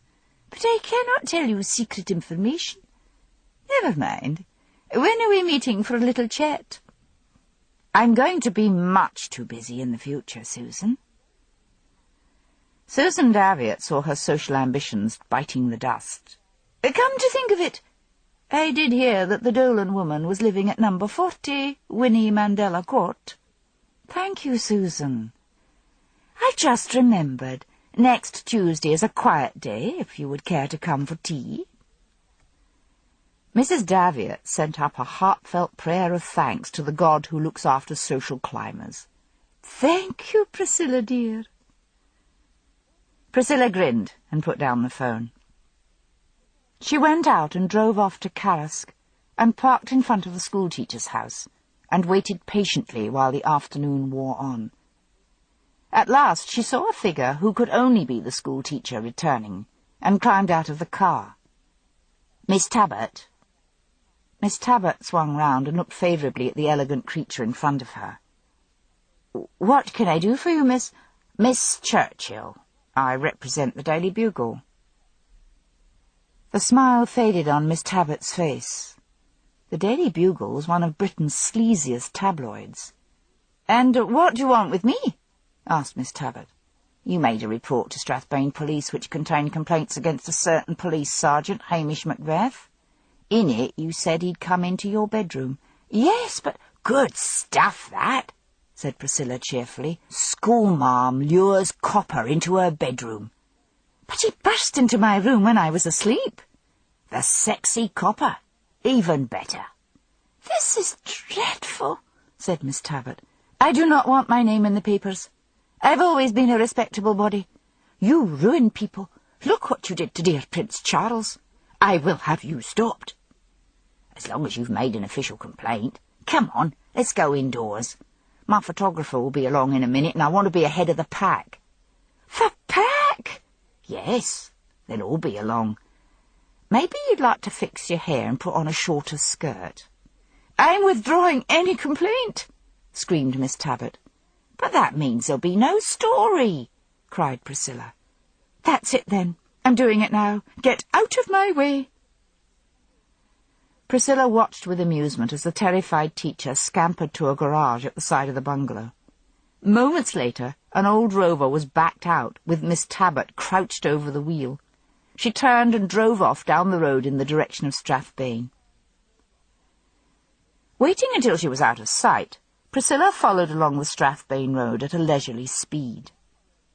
When she arrived in Strathbane, she took out a folder of maps and selected a street map of Strathbane and located Winnie Mandela Court and drove there. It turned out to be one of those depressing Stalinist tower blocks, boasting a broken, urine-smelling elevator and acres of graffiti. Priscilla trudged up the stairs. A group of skinheads barred her way on the first landing. "I'm from the Social Security Department," said Priscilla frostily, "investigating dole claims." They shrank back and let her past. Priscilla reflected that if she'd said she was a policewoman, they would probably have beaten her up. Finally, she reached number 40 along a rubbish-littered balcony which afforded a view of the grim harbour. The door was answered by a massive woman with dyed blonde hair and a face so covered with broken veins that it looked like an Ordnance Survey map. "What do you want?" she asked, the watery eyes of the habitual drinker raking Priscilla up and down. "I'm from the Daily Bugle," said Priscilla. "We are interested in buying your brother's story about police brutality." "Come in," said Bridget eagerly. "I phoned you's lot up, but you says you weren't interested." "Some amateur took the call."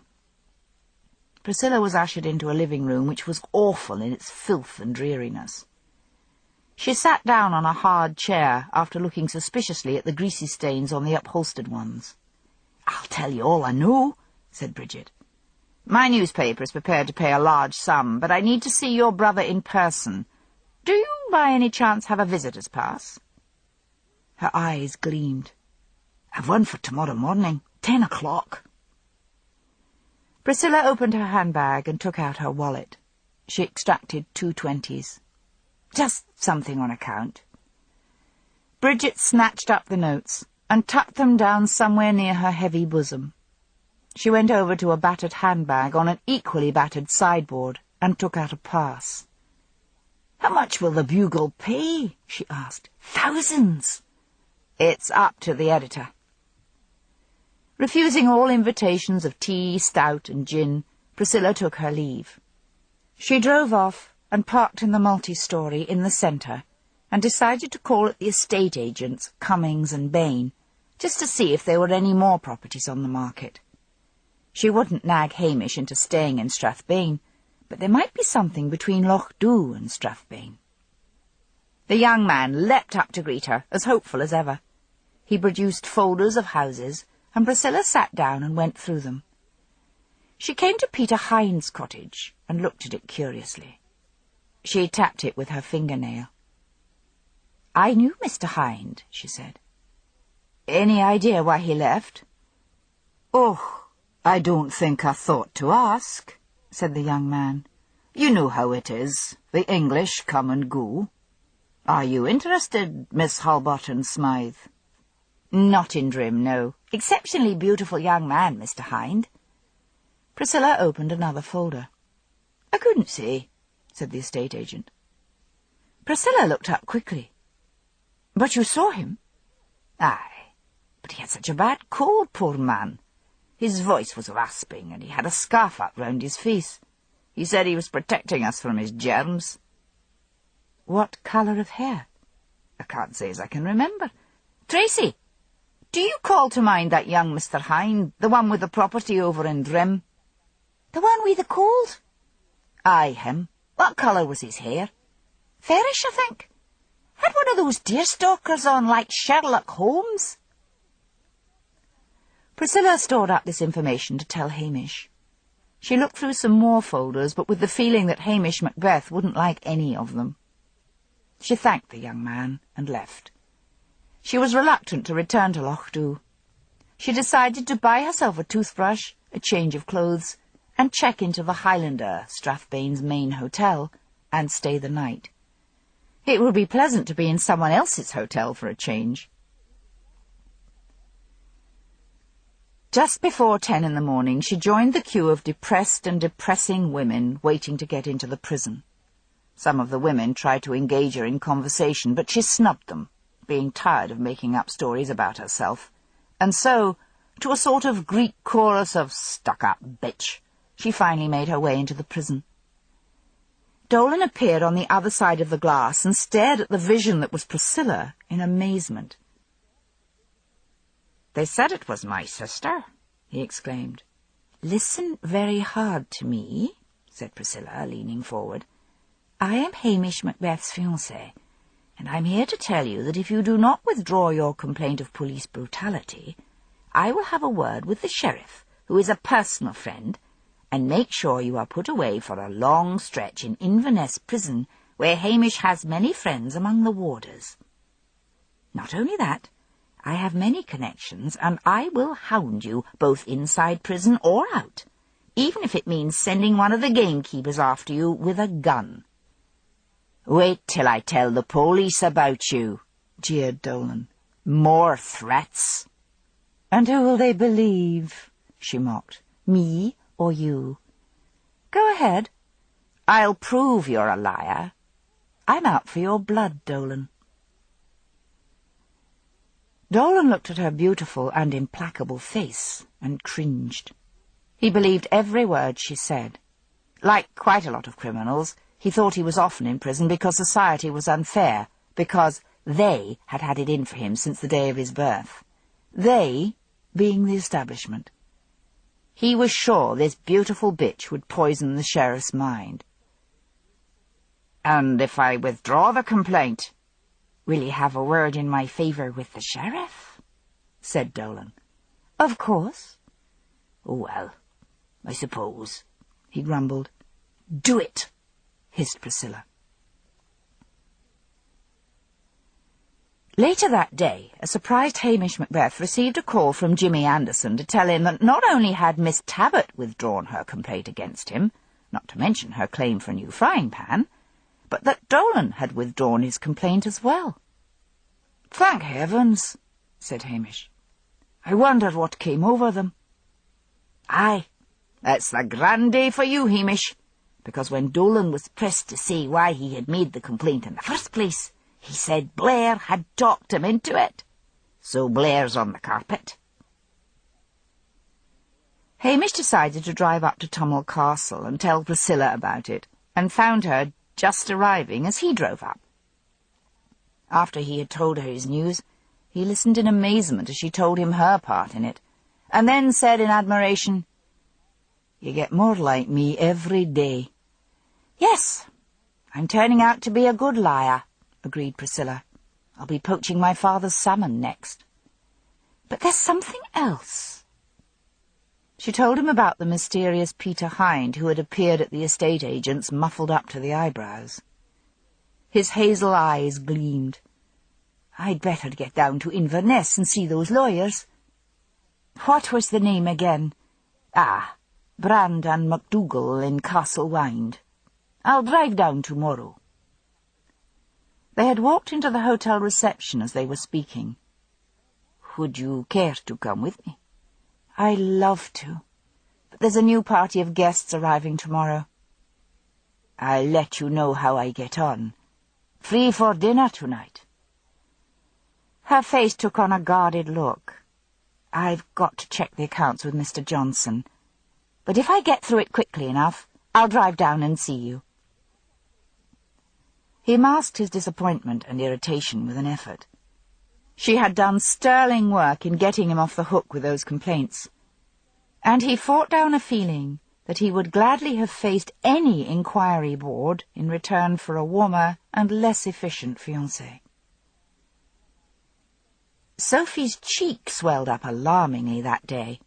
By evening she was complaining loudly about the pain, and Priscilla reluctantly agreed that Sophie should have the following day off to visit the dentist.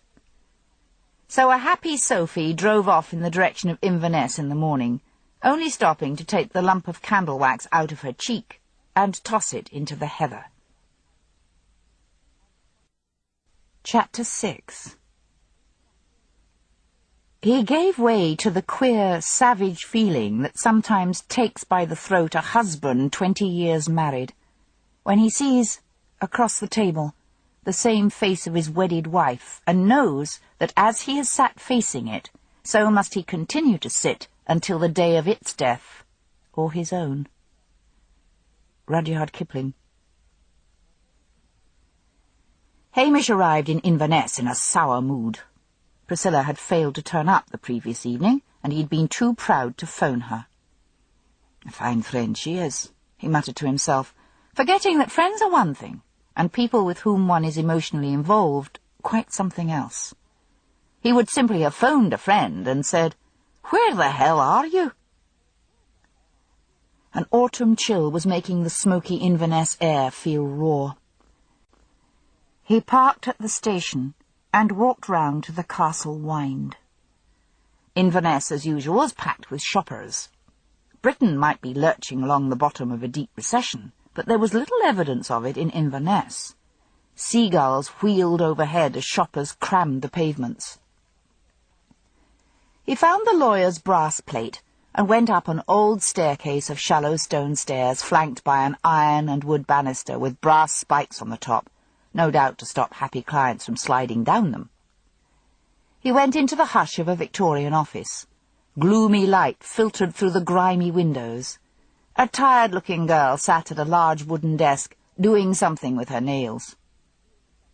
"Police," said Hamish. "I want to see one of the lawyers." She rose and went to an oak door, rapped on it, and put her head around it. "Police to see you, Mr. Brand." There was a mumbled answer, and she jerked her head at Hamish. "You're to go in." Hamish reflected that it was the lawyers, not the police, who were getting younger these days. Mr. Brand was a slight young man with thick wavy hair and an ingenuous face. He was holding a collie pup on his lap when Hamish entered. He rose and put the dog in a basket in the corner of the room. "Great little fellow," he said. "Very good for the battered wives. Puts them at ease. Now, how can I help you, Sergeant?" Hamish explained about Peter Hind, and asked if he had signed the papers. "Yes, a delightful man. I gather from the estate agents that they might have a buyer already. Odd that, with castles and mansions going for a song these days, and then a run-down croft house with unfinished drains comes on the market, and it's snapped up." "What did he look like?" asked Hamish. "Good-looking fellow. Fair. English. Upper class." "Why all the questions?" "I just wondered if it might have been someone impersonating him," said Hamish, although from the description he wondered who on earth it could be. Neither Jock Kennedy nor Harry Baxter, say, could have been labelled either fair, English, or upper class by any stretch of the imagination. "I shouldn't think so. I mean, when the money comes through, it's to be paid into his bank in London. The City and London Bank in New Bond Street." "What makes you think someone might have been impersonating him?" "He had caused a lot of ill-feeling in the village of Drim, and then he disappeared, and no one seems to have seen him go. He left a note with Jock Kennedy at the general store, and he had been involved in a fight with Kennedy. The minister would have been a more believable choice, but if, as you say, he signed the papers—" "Well, we can easily check that. I'll fax his signature to his bank and ask for confirmation." Hamish, looking around the dusty, gloomy, old-fashioned office, was amazed that it contained such a modern item as a fax machine. But Mr. Brand went to a file and brought out the papers. "There's his signature. There, and there. I'll take this sheet and get Jenny out there to send it with a wee note. Care for a dram while we're waiting? I've got to walk the dog." Jenny, having been given her instructions, they went to a bar in the Castle Wynd and drank whisky and chatted amiably about various cases. "Drink up," said Mr. Brand at last. "Should be a reply by now." They went back to the office, where the laconic Jenny produced a fax from the bank confirming the fact that the signature was genuine. Hamish felt he should have been pleased and relieved that Peter Hind was obviously alive and kicking, but he felt strangely let down. He went back out into the street and stood irresolute. Hello there! He found Sophie Bissett smiling up at him. What brings you to Inverness? asked Hamish.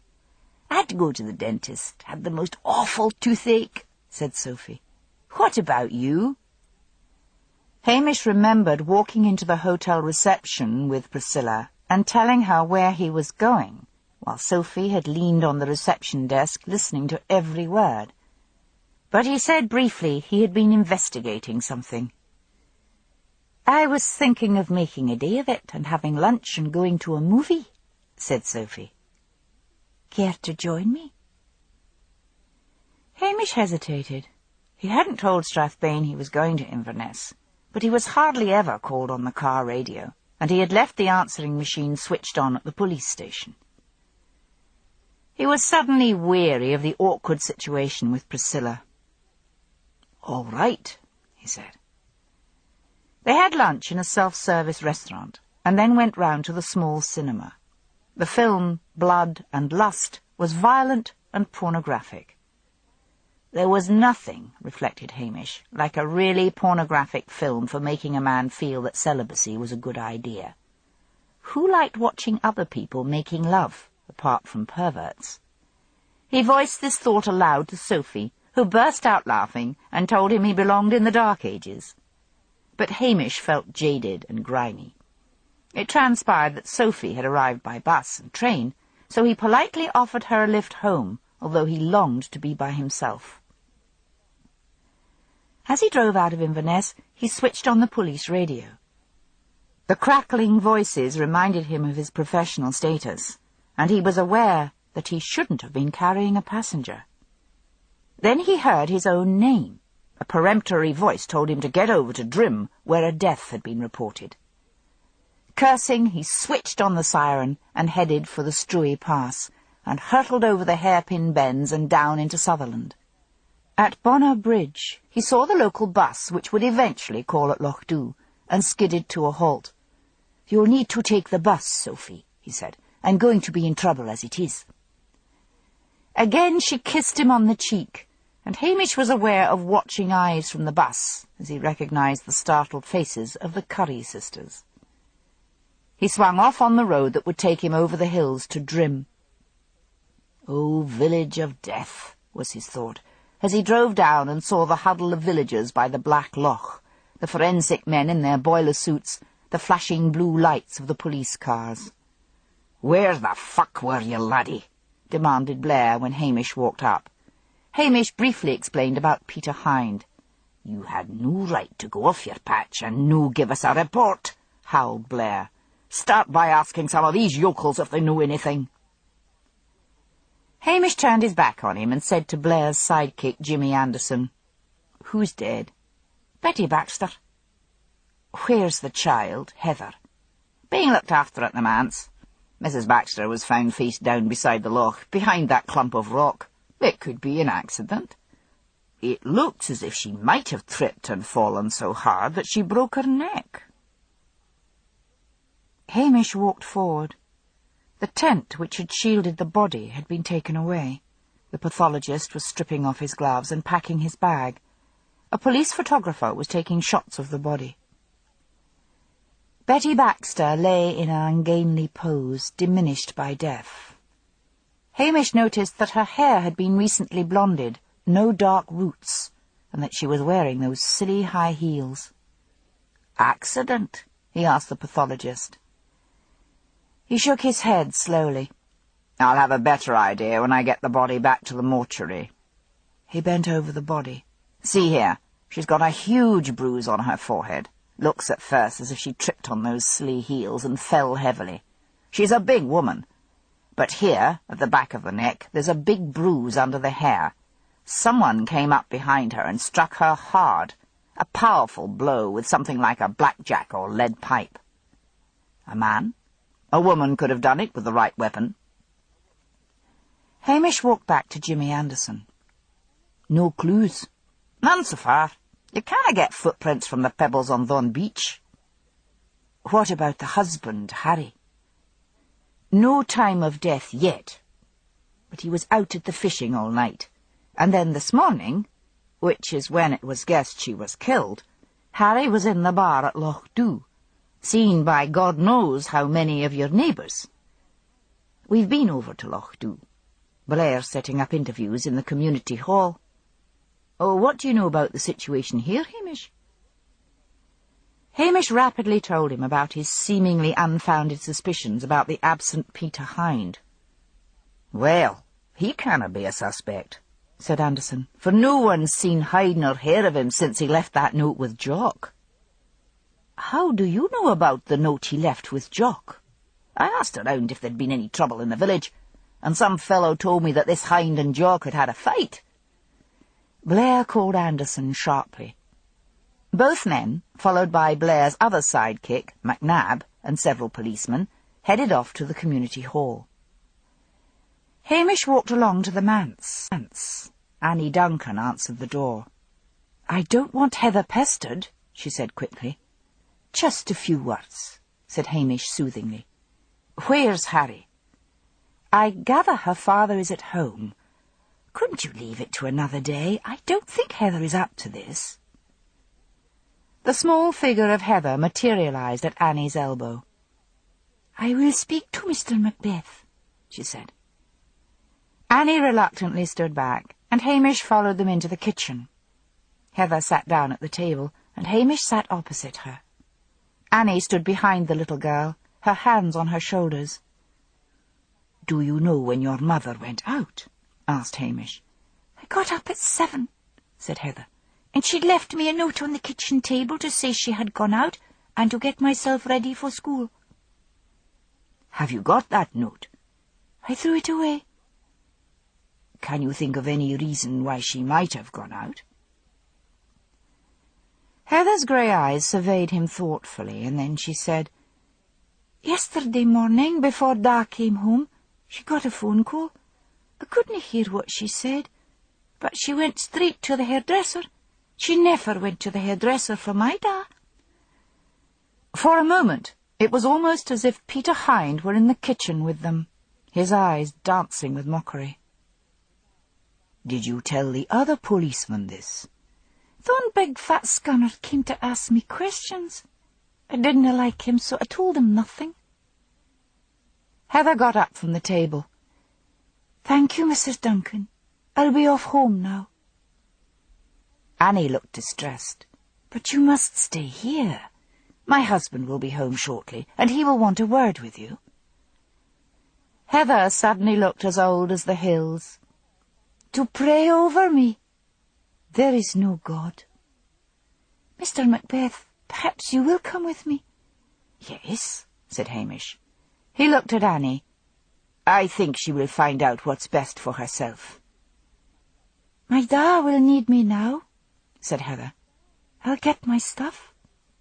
"She's in shock," said Annie, distressed. "If only she would break down and cry and get it over with. I feel so helpless." "I'll keep an eye on her," said Hamish.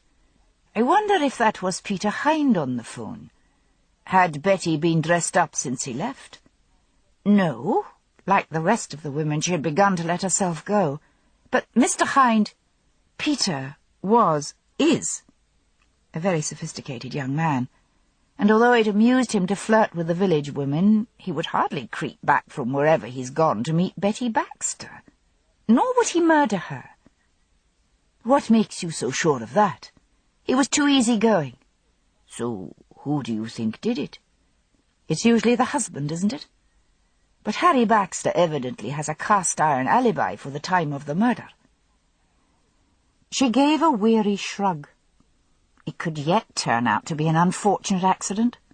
Passions can run high in this village. But murder? Probably some mad hiker came across her.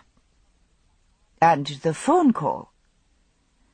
"I would be careful about believing anything Heather says at the moment. She's in shock." At that moment, Heather walked into the kitchen carrying a duffel bag over one thin shoulder. She and Hamish said good-bye to the minister's wife, and walked out and along the side of the loch, which lay black and silent and still.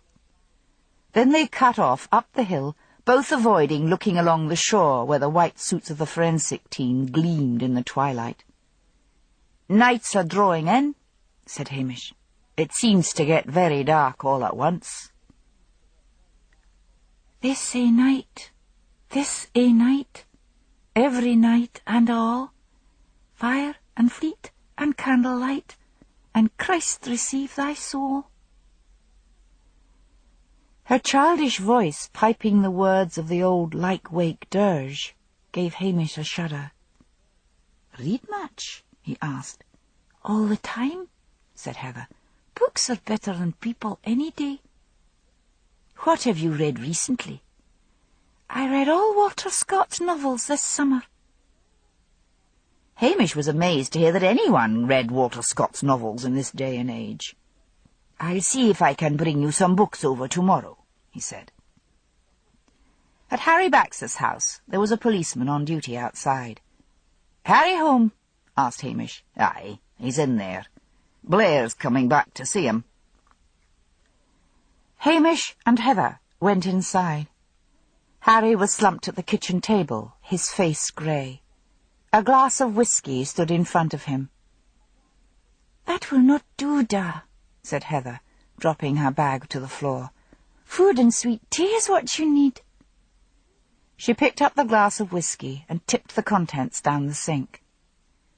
Hamish sat down next to Harry. "Bad business," he said. Harry shook his head from side to side. "Who would have done such a thing?" "You'll need to brace up for Heather's sake," said Hamish. "I'll manage if you keep that bastard Blair away from me," said Harry wearily. Heather had put a frying pan on the stove and was frying bacon and eggs. There was a knock at the door.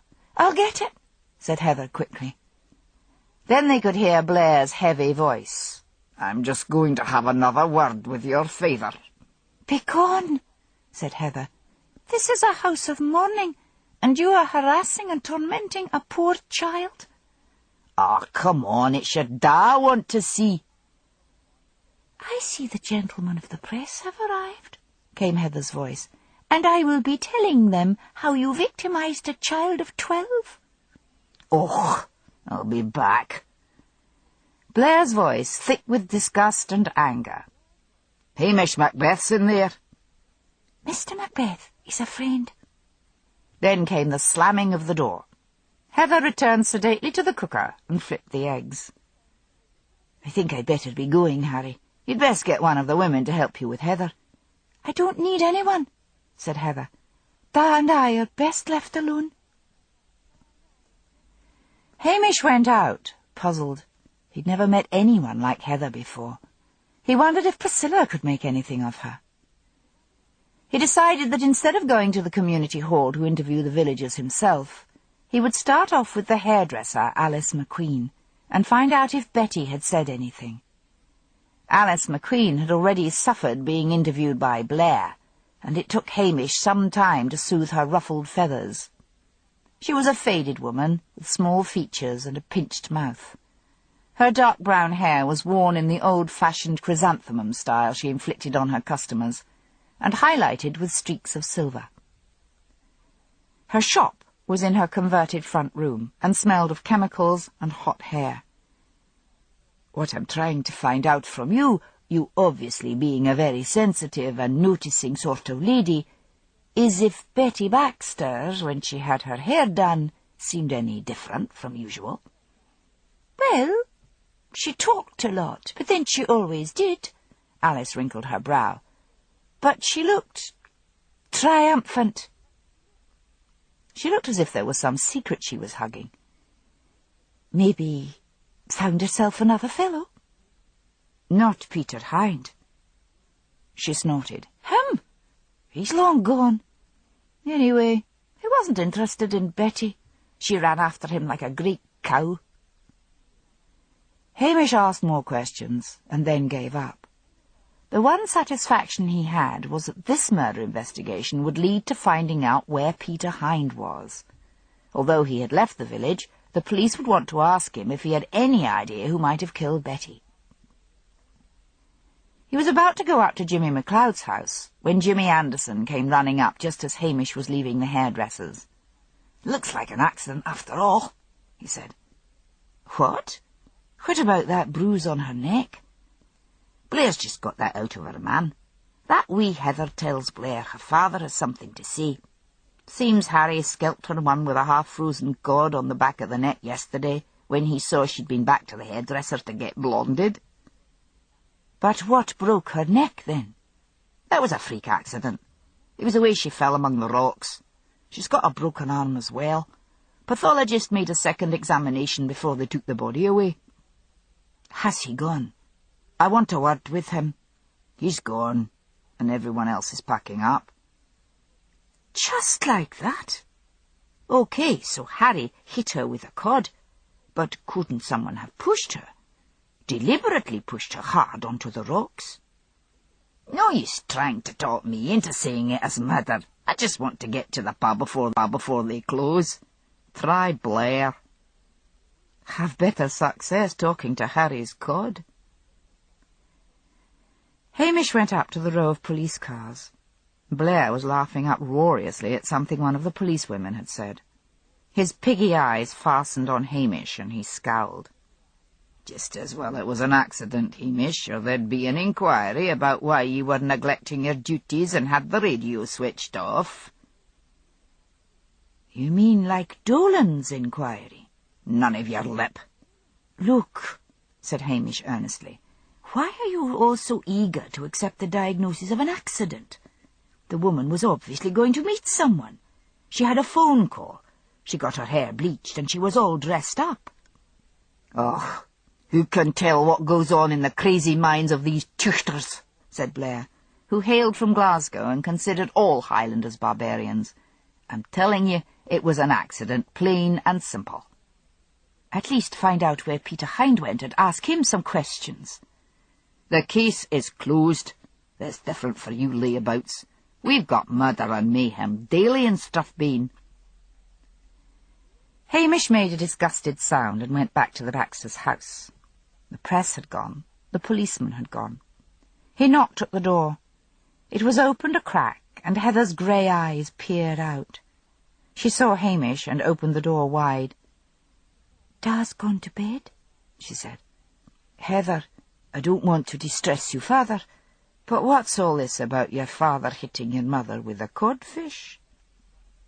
"It was yesterday," she said, in a sing-song voice, and he was forcibly reminded of a good child reciting poetry at a school function.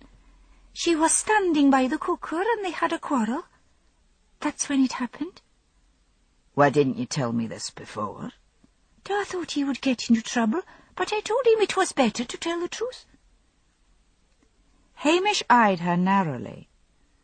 "You wouldn't make up a story to protect your father, would you, Heather? And find you were protecting a murderer instead?" "I don't lie," she said fiercely. Hamish went back to the police Land Rover and sat in it, moodily staring down at the loch. He felt that if he didn't investigate this case further, it would nag at him until the day he died. Yes, he was lazy, but the taking of human life was the ultimate crime, and he couldn't believe Betty's death had been an accident. He was due a 3 weeks' holiday. His bank account was showing a modest sum of money. He had planned to take Priscilla on holiday. He struck the steering wheel. But what would the fair Priscilla say when he asked her? What would she think as a vision of the intimacy of a hotel bedroom rose in her cold mind? But he made up his mind. He would drive back and ask her. If she refused, then he would use the holiday to find Peter Hind. He drove out of Drim and straight to the Tommel Castle Hotel. There had been a special reception and dinner for the new guests. When he went in, they were in the bar, Priscilla among them, in a flame-coloured silk dress, laughing and talking with 2 of the men. The men were worldly, expensive, and sophisticated-looking in their evening dress. He felt suddenly gawky and ill at ease. Priscilla looked up and saw him, and the laughter left her face, and her eyes took on a guarded look. She walked up to him. "Hamish, can we talk?" "I'm very busy," she said coolly. "Oh, come into the office." They walked into the hotel office. "Now, Hamish," said Priscilla briskly. "It is not the business meeting," retorted Hamish huffily. "I've decided to take a 3 weeks holiday, and I thought we could just pack up and go somewhere." "Just like that?" "Why not?" "What were you doing driving Sophie Bissett back from Inverness? And I gather you had a splendid time having lunch and going to watch a dirty movie." "Priscilla, I told you I was going to Inverness. I happened to run into Sophie, that was all. Then I heard about the death at Drim and dropped her at the bus stop at Bonar Bridge. No doubt the Curry sisters reported it all. Not to mention Sophie herself. I'm telling you there was nothing to it." His Highland accent was becoming more sibilant, a sign that he was upset. "Let's not quarrel. Let's talk about this holiday."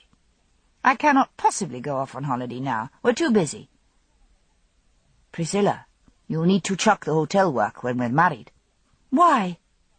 "We'll need the money," she said brutally. "Have you any idea what a dress like this costs?" Priscilla knew she was behaving badly, and like most hurt people, was taking a vindictive pleasure in it. "When we are married, if we are married, then I shall get Pa to pay me a salary. I do the work of 2, sometimes more. Then there's a gift shop to run." "I have no intention of living off my wife's earnings," said Hamish stiffly.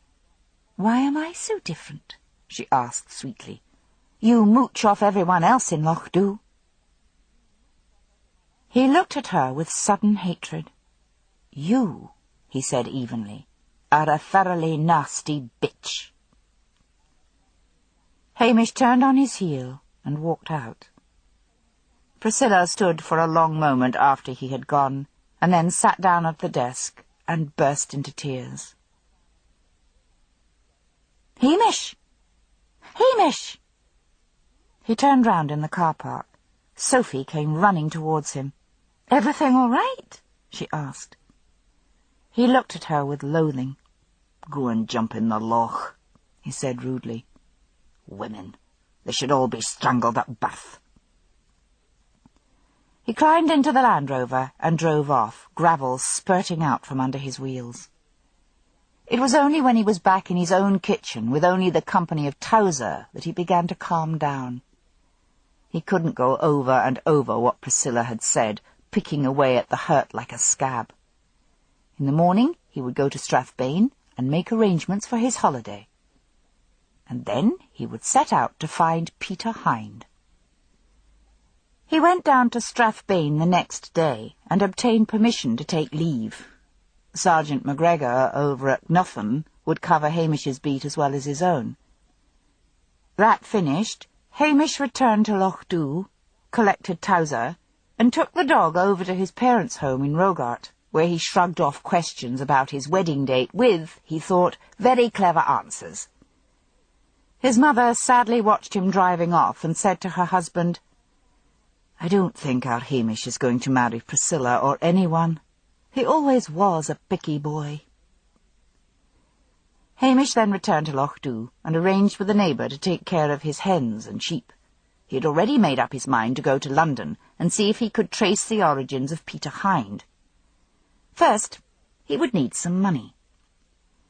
As he walked to the bank, he suddenly realized that Peter Hind must have had some local bank he drew money from. There was no bank in Drim. He walked in and asked to see the bank manager, a new man called Ian Donaldson. He had to wait 20 minutes. The recession had reached the north of Scotland in that the banks were calling in loans and managers were besieged by furious customers. The bank manager rose to meet him. "Well, Macbeth, I hope you haven't come for a loan for an amped gimnany." "Nothing like that," said Hamish. "That young chap, Peter Hind, him that was over at Drim. Did he use this bank?" "Aye, from time to time." "Had an arrangement with you?" "Nothing like that. Just cashed the odd cheque for £50 and paid the fee. So much plastic around these days, people don't need cash in hand like they used to." "Got any of those cheques?" "No. He hasn't been in here for a few weeks, so the cheques will have already been sent on to his own bank in New Bond Street. Why, he isn't a criminal, is he?"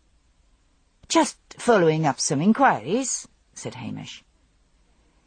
He drew out money and then hesitated outside the bank.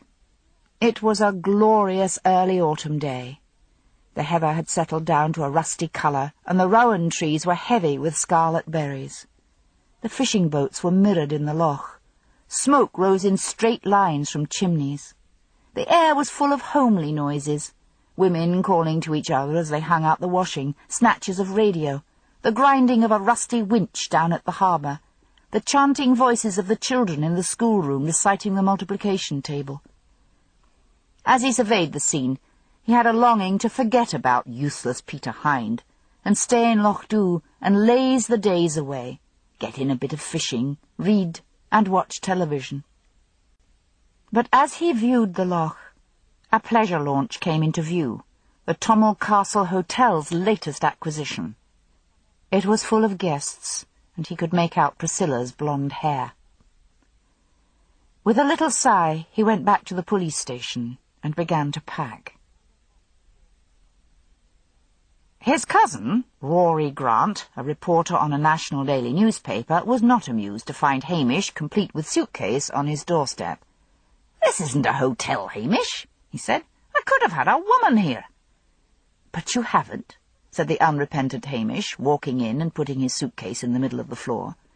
"I'm only here for a wee bit, and if you're any help to me, I'll let you in on a good story." "Like what?" Hamish told him about Peter Hind. "Sounds a bit far-fetched to me," said Rory. "If you want free board, just say so." "No, I mean it. I'd really want to find him." "OK. Your room's through here. Look, I think I'm on to a sure thing tonight, Hamish. There's this woman reporter on the Sun. Well, you know how it is. I'm taking her out for dinner, and I think I might score. We're going to a restaurant in South Ken, Bernie's Bistro. I've got to go into the office, so I'll see if there's anything on Peter Hind on file. If you drop in at the restaurant at 8, say, I'll give you anything I've got, but don't stay, for heaven's sake. Take yourself off and get some fish and chips or something." "I'll do that," said Hamish, suddenly feeling more cheerful. "I'll start off at his bank in New Bond Street." "How's Priscilla?" "Just fine." "Did well for yourself, Hamish. Wish I could marry into a rich family." Hamish paused in the act of opening his suitcase. "I have no intention of using my wife's money or her family's money." "Bollocks. Get real, as our American cousins say. Wake up and smell the coffee. Victorian values don't apply in a recession. I'm telling you, if I get a rich wife, I'll chuck reporting and sit on my bum pretending to write the great novel, while wifey pays the bills without one qualm of conscience." "Aye, well, London's corrupted you. I will do fine if you want to get off." "I'll get your door keys first," said Rory. "You know where everything is. Don't forget Bernie's Bistro. Come out of South Ken Tube, turn right, and it's a few yards along once you cross the intersection." "I'll find it, and thanks, Rory." Rory grinned, and with his lanky figure and red hair suddenly looked very much like Hamish. He waved and went out. Hamish hung away his clothes, and still feeling stiff and groggy after a night on the train, went out into the streets of Kensington. Rory's flat was in a converted building right on the Gloucester Road. The day was crisp and fine, and he decided to walk to Bond Street, through Kensington Gardens, then Hyde Park, and so along Piccadilly and down Bond Street. He felt more relaxed than he had for some time. The hunt for Peter Hind had begun in earnest. Chapter 7. Even if we take matrimony at its lowest, even if we regard it as no more than a sort of friendship recognized by the police. Robert Louis Stevenson. Hamish left the bank feeling puzzled. Peter Hind certainly had an account with them, but no money had been drawn by him anywhere in the last few weeks. but he had a London address in the Vale of Health, Hampstead. He went into Phoenix, the Bond Street department store, and up to the coffee shop, and examined the tube map at the back of his diary while he drank coffee, the only man in a room full of women. He made his way out into a street which looked strangely thin of people compared to the bustling main street of Inverness, say, walked to Bond Street Tube, and took the Central line to Tottenham Court Road, and changed to the Northern Edgware line. It took him an hour to reach Hampstead. He was always amazed at the vastness of London, although the infrequent trains on the Northern line always served to slow up any journey. Thriftily, not wanting to spend any more money than he had to, he walked into a Hampstead newsagent's, took down a London A to Z, located the Vale of Health, and returned the book to the shelf. The Vale of Health, originally called Hackett's Bottom, nestled in a hollow of the heath beside a pond. As he walked down the twisting road, he saw a small fairground in front of the houses, and beyond that the trees and grass and walks of Hampstead Heath. Peter Hind's house was a trim villa in a terrace of villas, painted ice-cream pink. Much as he disliked Peter Hind, as Hamish pressed the bell, he wished with all his heart and soul that the man himself would answer the door.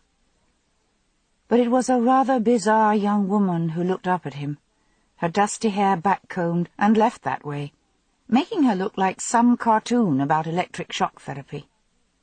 Her skin was sallow, and she wore old-fashioned purple lipstick, and her tired eyes were rimmed with kohl. "Mr. Hind?" asked Hamish. "I am from the Sutherland Police," he added, thinking that sounded grander than Loch Dhu. "What's it about?" "Is he here?" "No. He's somewhere up your part of the world. Oh, I suppose you know that. He's our landlord." "And when did you see him last?" She crinkled her brow and then shouted over her shoulder, "Clive!" A squat, bald man, or, as Hamish supposed one would have to say these days, one of the follically disadvantaged, hove into view. "This man's from the police," she said. "He's asking about Peter." "Good God, woman! When will you ever learn? Some fellow turns up on the doorstep and claims to be a policeman, and you don't even ask to see any identification." "Well, I did. So get stuffed," she said, throwing Hamish a conspiratorial wink. Clive made a disgusted sound and walked away. "Brownie points to me," she said cheerfully. "Never let the bastards get the upper hand. Husbands, I mean." She cocked her head to one side. "He's gone upstairs. Come down to the kitchen, have a cup of coffee. You've come a long way, so it must be important. Although I didn't ask you for any identification, I trust you not to be the rapist of Hampstead Heath, although," her eyes slanted mockingly at him, "on the other hand, this might be my lucky day." Hamish followed her downstairs to a cheerful kitchen hung with a couple of braces of pheasant and a hare. "Early for the pheasant? Not October yet," said Hamish. "Oh, them! They're stuffed. Got a lot of twee friends who go in for exotic cooking. When they see the game hanging up, they never guess what I'm serving them comes from the restaurant up the road. Got to keep one's end up. Clive is with the Beeb." "The Beeb?" "At the BBC. What does he do?" "He produces a programme called Culture for Everyman. He loves it. He gets to patronise the great British public once a week. How do you like your coffee?" "Just black, with a spoon of sugar." "Right you are. I'm Jill Cadden. I'm in films." "I didn't think there was a film industry left in Britain," commented Hamish. "Well, it's a small experimental company. We're politically motivated." "Tell me about Peter," said Hamish. "I mean, don't you see him to give him the rent?" "No. We pay him by standing order. Goes from our bank to his every month." "How much does he charge?" $1,300 a month." "Pounds? Hardly be dollars or Deutschmarks, would it? And that's pretty reasonable for this size of house and garden in this neck of the woods." "Wouldn't it be cheaper to buy a wee place and pay the mortgage?" asked Hamish curiously. "You see, it—" Jill looked at him with amusement. "How do you ever get to the point, Copper? Or does life move slower in Sutherland? What's Peter been up to? He was living in the village of Drim up on the northwest coast. He left and put his cottage up for sale, but no one saw him leave. Then a woman's been found dead. It's been said it was the accident, said Hamish, becoming worried again, as in his mind's eye he saw Betty Baxter's ungainly dead body sprawled on the cruel rocks. But I am not so sure. You're thorough, I'll say that, said Jill, handing him a cup of coffee. It seems you think that Peter had something to do with this woman's death, or that he has been killed himself. Something like that, said Hamish. What did you think of Peter? A shuttered look came down over her eyes. All right. Bit lightweight. Not much there. What you see is what you get. Would you say he was manipulative? We only rented the house from him. We didn't go into any deep psychoanalysis. Her voice was tetchy. Any family? This is his house, not a family home. Yes, it's his house. He has a sister somewhere, I believe. He never said anything about his family, where they lived, where he went to school. She yawned. We weren't buddies. He's just a landlord, that's all. Hamish could get little out of her, but he left with a feeling that Jill had been subject to Peter's philandering tactics. He would need to wait and see if Rory had found anything on the newspaper files. As he walked up and away from the Vale of Health, he began to worry whether he had merely used this investigation as an excuse to run away from Priscilla. He sometimes wondered which one of them was really at fault. He debated whether to call in at New Scotland Yard and ask if they had anything on Peter Hind on their files. But Scotland Yard would phone Strathbane to check his credentials, and then he would be on the carpet for trying to play the part of private detective in London. Priscilla drove down to the police station. This quarrel was silly. Sophie Bissett was a very pushy sort of girl, and Hamish was putty in the hands of pushy girls. She must put the treacherous thought that Hamish Macbeth was putty in the hands of any female out of her mind. The police station was locked up, and a notice on the door referred all inquiries to Sergeant McGregor at Nothen for the next 3 weeks. Where had Hamish gone? She had never known him to take a real holiday, apart from that free one at the health farm, which had ended up in a murder inquiry anyway. His parents. He was bound to have gone to Rogart to spend some time with his family. She drove to Rogart and received a noisy welcome from Towser. Mrs. Macbeth shook her head and said Hamish was off investigating something. That was all she knew.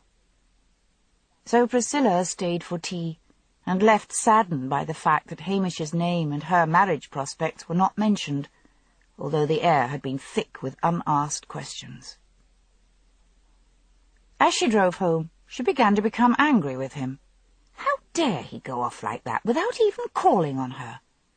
Yes, they had had a row. All couples had rows. But he should have understood that she couldn't just pack up, just like that, and go with him on holiday. Wherever he was, she sincerely hoped, and from the bottom of her heart, that he was missing her like hell and having a dreadful time. Hamish made his way along to Burney's bistro.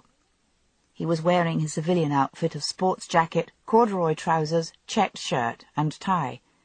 He wondered uneasily whether he should have put on a dark suit, the one he kept for church services, funerals, and weddings. He pushed open the door of the restaurant and went in. He saw Rory right away. He was sitting at a corner table, wearing jeans and a pullover over a T-shirt, so formal dress did not seem to be the order of the day. "I'm waiting for Mandy," said Rory. "The girl from the Sun.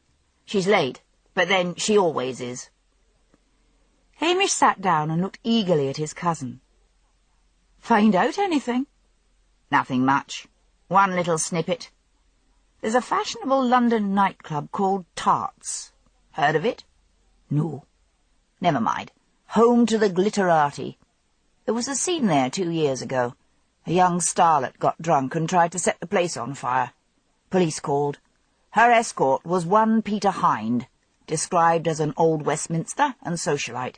Might be your man. No photo. What's an old Westminster? Former pupil of Westminster School, down by the Abbey. Expensive fees, brightest and best. Highest academic rating in the country. Goes back to the time of the founder, Queen Elizabeth I. Former pupils, Christopher Wren, Philby, and Peter Ustinov. You got a photo of this Peter Hind? Hamish shook his head. Well, trot down there tomorrow and ask the registrar. The office is in Little Dean's, off Dean's Yard. Find the Abbey and you can't miss it. Oh, here's Mandy. A plumpish girl in a short leather skirt and suede jacket had just come in. She had short, spiky hair, a turned-up nose, and a wide mouth. She kissed Rory on the cheek, and then sat down and looked at Hamish. "Screw all news editors," she said. "Who's this?" "My cousin Hamish, down from the Highlands. He's just leaving." "Why?" "Because this is our date." "You can't send your cousin away," said Mandy, delighted at the prospect of having two men beside her for dinner. "Let's all eat together." "I really must be going," said Hamish, receiving the full blast of a fulminating glare from Rory. Mandy smiled into his eyes. My treat. Hamish was very hungry. There were delicious smells of food all about him. Avoiding Rory's eyes, he said, "Maybe I'll just stay for a little." Rory tried to talk newspaper shop, and so exclude Hamish from the conversation. But Mandy plied Hamish with questions about his work in Scotland. It was only halfway through the meal that he realized she had the newspaper reporter's off-duty trick of asking a lot of questions and not really listening to the answers. "Look, I am a reporter and I ask incisive questions," she seemed to be saying. Whatever Hamish replied to those questions was of little interest compared to Mandy's interest in her own personality, or rather the one she had knitted for herself. His appetite satisfied, he wished he had not stayed. Mandy's main intention was to make Rory jealous, and she had initially succeeded in doing just that. But by the time the pudding was served, Hamish could see Rory was growing bored. He glanced at his watch and manufactured a look of shock. "I'd quite forgotten. I've got to meet a fellow," he said, pushing his plate away and getting to his feet. Rory followed him to the restaurant door. "Look, you great pillock," he said, "don't balls up any more this evening. Wander the streets, do anything, but don't turn up at the flat until I've got this one safely into bed." "I'm sorry, Rory, but I was hungry." "Make up for it. Don't come home until the small hours." Hamish left the restaurant and set out towards the West End. He went to the late show of a movie, and then went to an all-night cafe and drank coffee, and watched the clock until he thought it was safe to return. He crept into the flat and made his way to his room. He undressed and washed and climbed into bed. Sounds of noisy activity were coming from the next room. He pulled the blankets over his head and wished he were back in the police station in Loch Dhu. In the morning, he went down to Westminster School. He marvelled that such a quiet backwater could exist in the heart of London. The various school houses were grouped around a quadrangle, Little Dean's. Virginia creeper flamed on the old walls of Ashburnham House.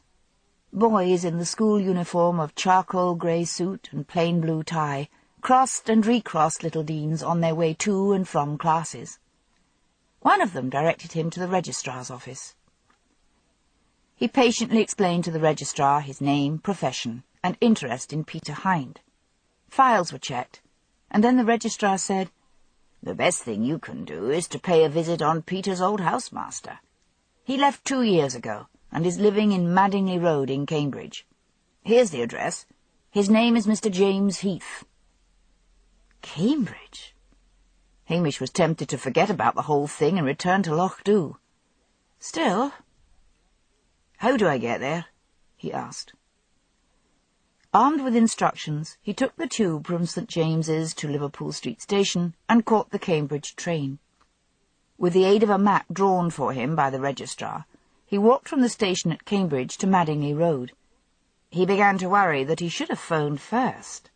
In fact, he could probably just have interviewed this Mr. Heath on the phone.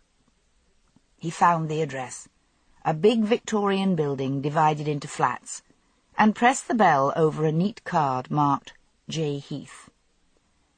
To his relief, a buzzer sounded, and he went into a large dark hall checkered with coloured light from the stained glass panel on the door.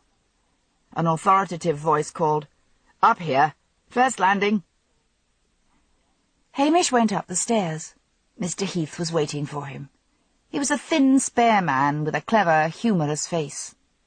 Hamish rapidly explained he was from the Sutherland police and wanted to make certain inquiries about Peter Hind. Mr. Heath threw him a quizzical look, but said, "Come in. Sit yourself down. Tea or coffee?" "Tea," said Hamish, thinking he had drunk enough coffee the night before to last him a lifetime. While the ex-housemaster made tea, Hamish crossed the book-lined room and stood by the window and looked across to the spires of Cambridge. The rattling of teacups made him turn round as Mr. Heath came in, carrying a loaded tray which contained not only teapot and cups, but fruit-cake and sandwiches. "Now," said Mr. Heath, when they were comfortably settled by the fire, "what's all this about Peter?" Hamish said briefly that Peter had been resident in the village of Drim, and had left, he felt, under suspicious circumstances. "I mean, it's the Highlands of Scotland," said Hamish. "You would think someone would have seen him leave. What did you make of his character?" A slightly guarded look came into the housemaster's eyes. "He was a boarder. Westminster takes day boys as well. I always thought he'd been sent to the wrong school."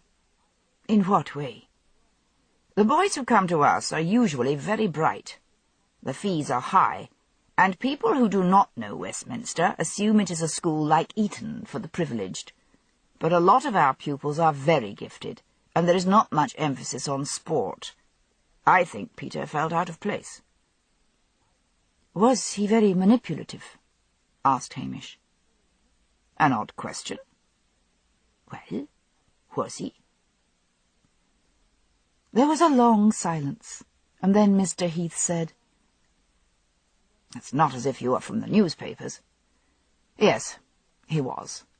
At first he seemed quite bright, but I found he had got a hold of some kind over some of the boys, and was making them do his homework for him. He craved attention and admiration. One teacher who gave him a hard time immediately became the butt of scurrilous gossip. I thought Peter was behind it, but could prove nothing. The worst thing he did was with the girls." "How? This is important." "We have girls in the final years. He was a remarkably beautiful boy. He enjoyed setting one girl against the other. One of our most brilliant girls failed her exams because she was so besotted with him." Hamish drew a long breath. "Peter Hind moved into the village of Drim," he said. "The young people have mostly left for the cities, but the middle-aged women fell hook, line, and sinker for Peter. He made sure that's exactly what they would do. The atmosphere in the village was terrible, full of hate and menace. Recently, one of the women, Betty Baxter, was found dead on the beach, her neck broken, diagnosed as accident, but I'm not so sure. Now, would you say he could engender enough hate for someone to murder him?" "Oh, yes," said Mr. Heath calmly. "I felt like murdering him myself." "Does he have a family? Where does the money come from?" "The parents are both dead. The fees were paid by a family trust. He has a sister, an elder sister. She used to come on Parents' Day. Now, what was her name? Beth. That was it. Beth Hind. She may have married by now. Lived in Richmond. Peter spent his school holidays with her. I'm afraid I can't remember the address." As he left, Hamish groaned inwardly. Back to London, and then Richmond.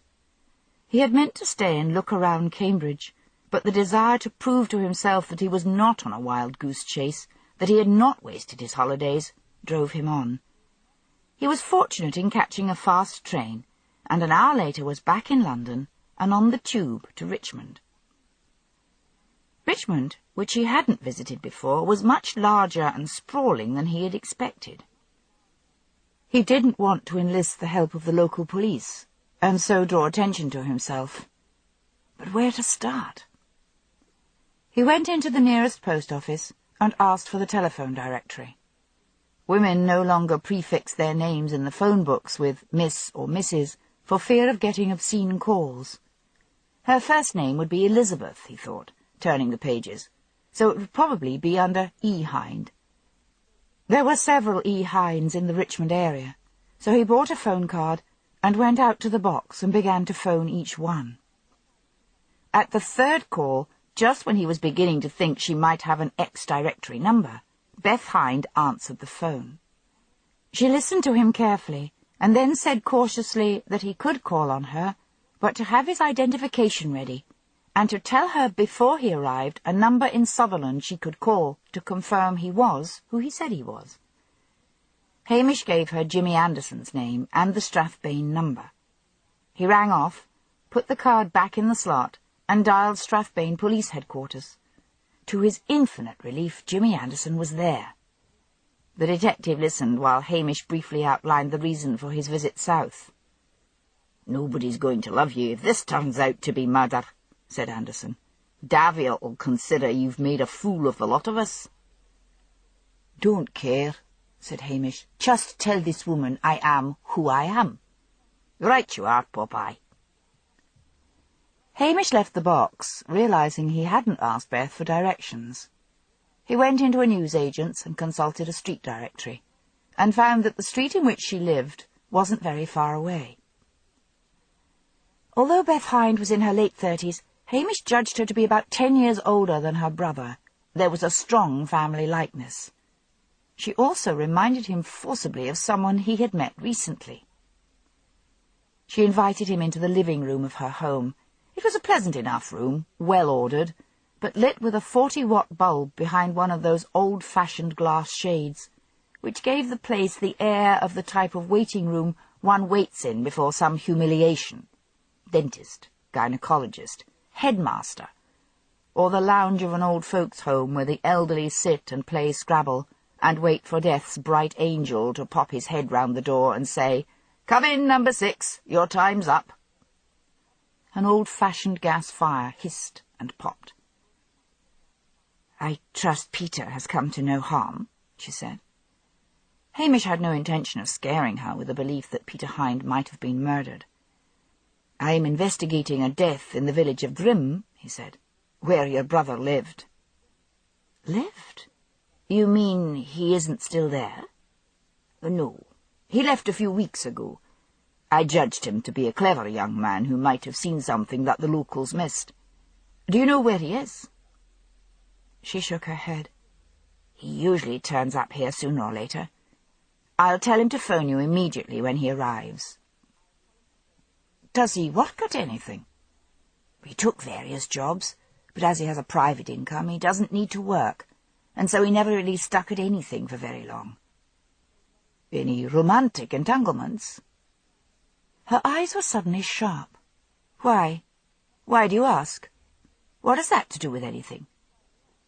Hamish's voice was soothing.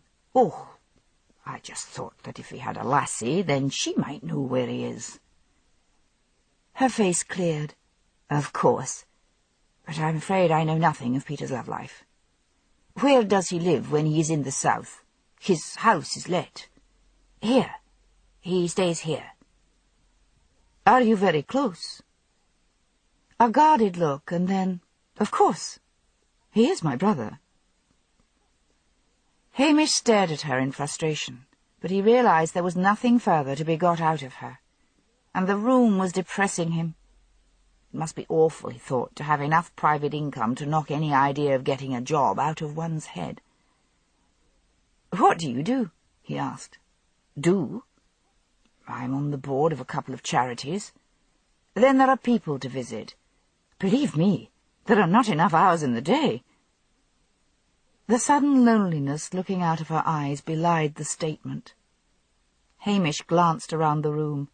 Books in serried ranks, dark green houseplants, but not even a cat for company. He found it a relief to be back out in the streets of Richmond, where the air smelled of crisp autumn. He found a cheap restaurant, and ate a hamburger and drank Coke with a pleased feeling that Priscilla would disapprove of such junk food. He would need to get back to the source, he thought, and that was Drim. He felt in his bones that young Heather was right. Peter Hind was as dead as a doornail, and instead of wasting time in the south, he should be back in the north, asking question after question until a clearer picture appeared. He looked at his watch. If he hurried, he could get back to Rory's, pack up, and catch the night train to Inverness. He always felt like a fish out of water investigating things on foreign territory anyway. As it was, he only managed to leap onto the train as it was pulling out. Most of the train consisted of sleeping cars, so he was lucky to find an empty seat in the few carriages allotted to upright passengers. As he fell asleep, the faces of the women of Drim danced before his eyes. And yet, would it not be more likely that one of the men was the murderer?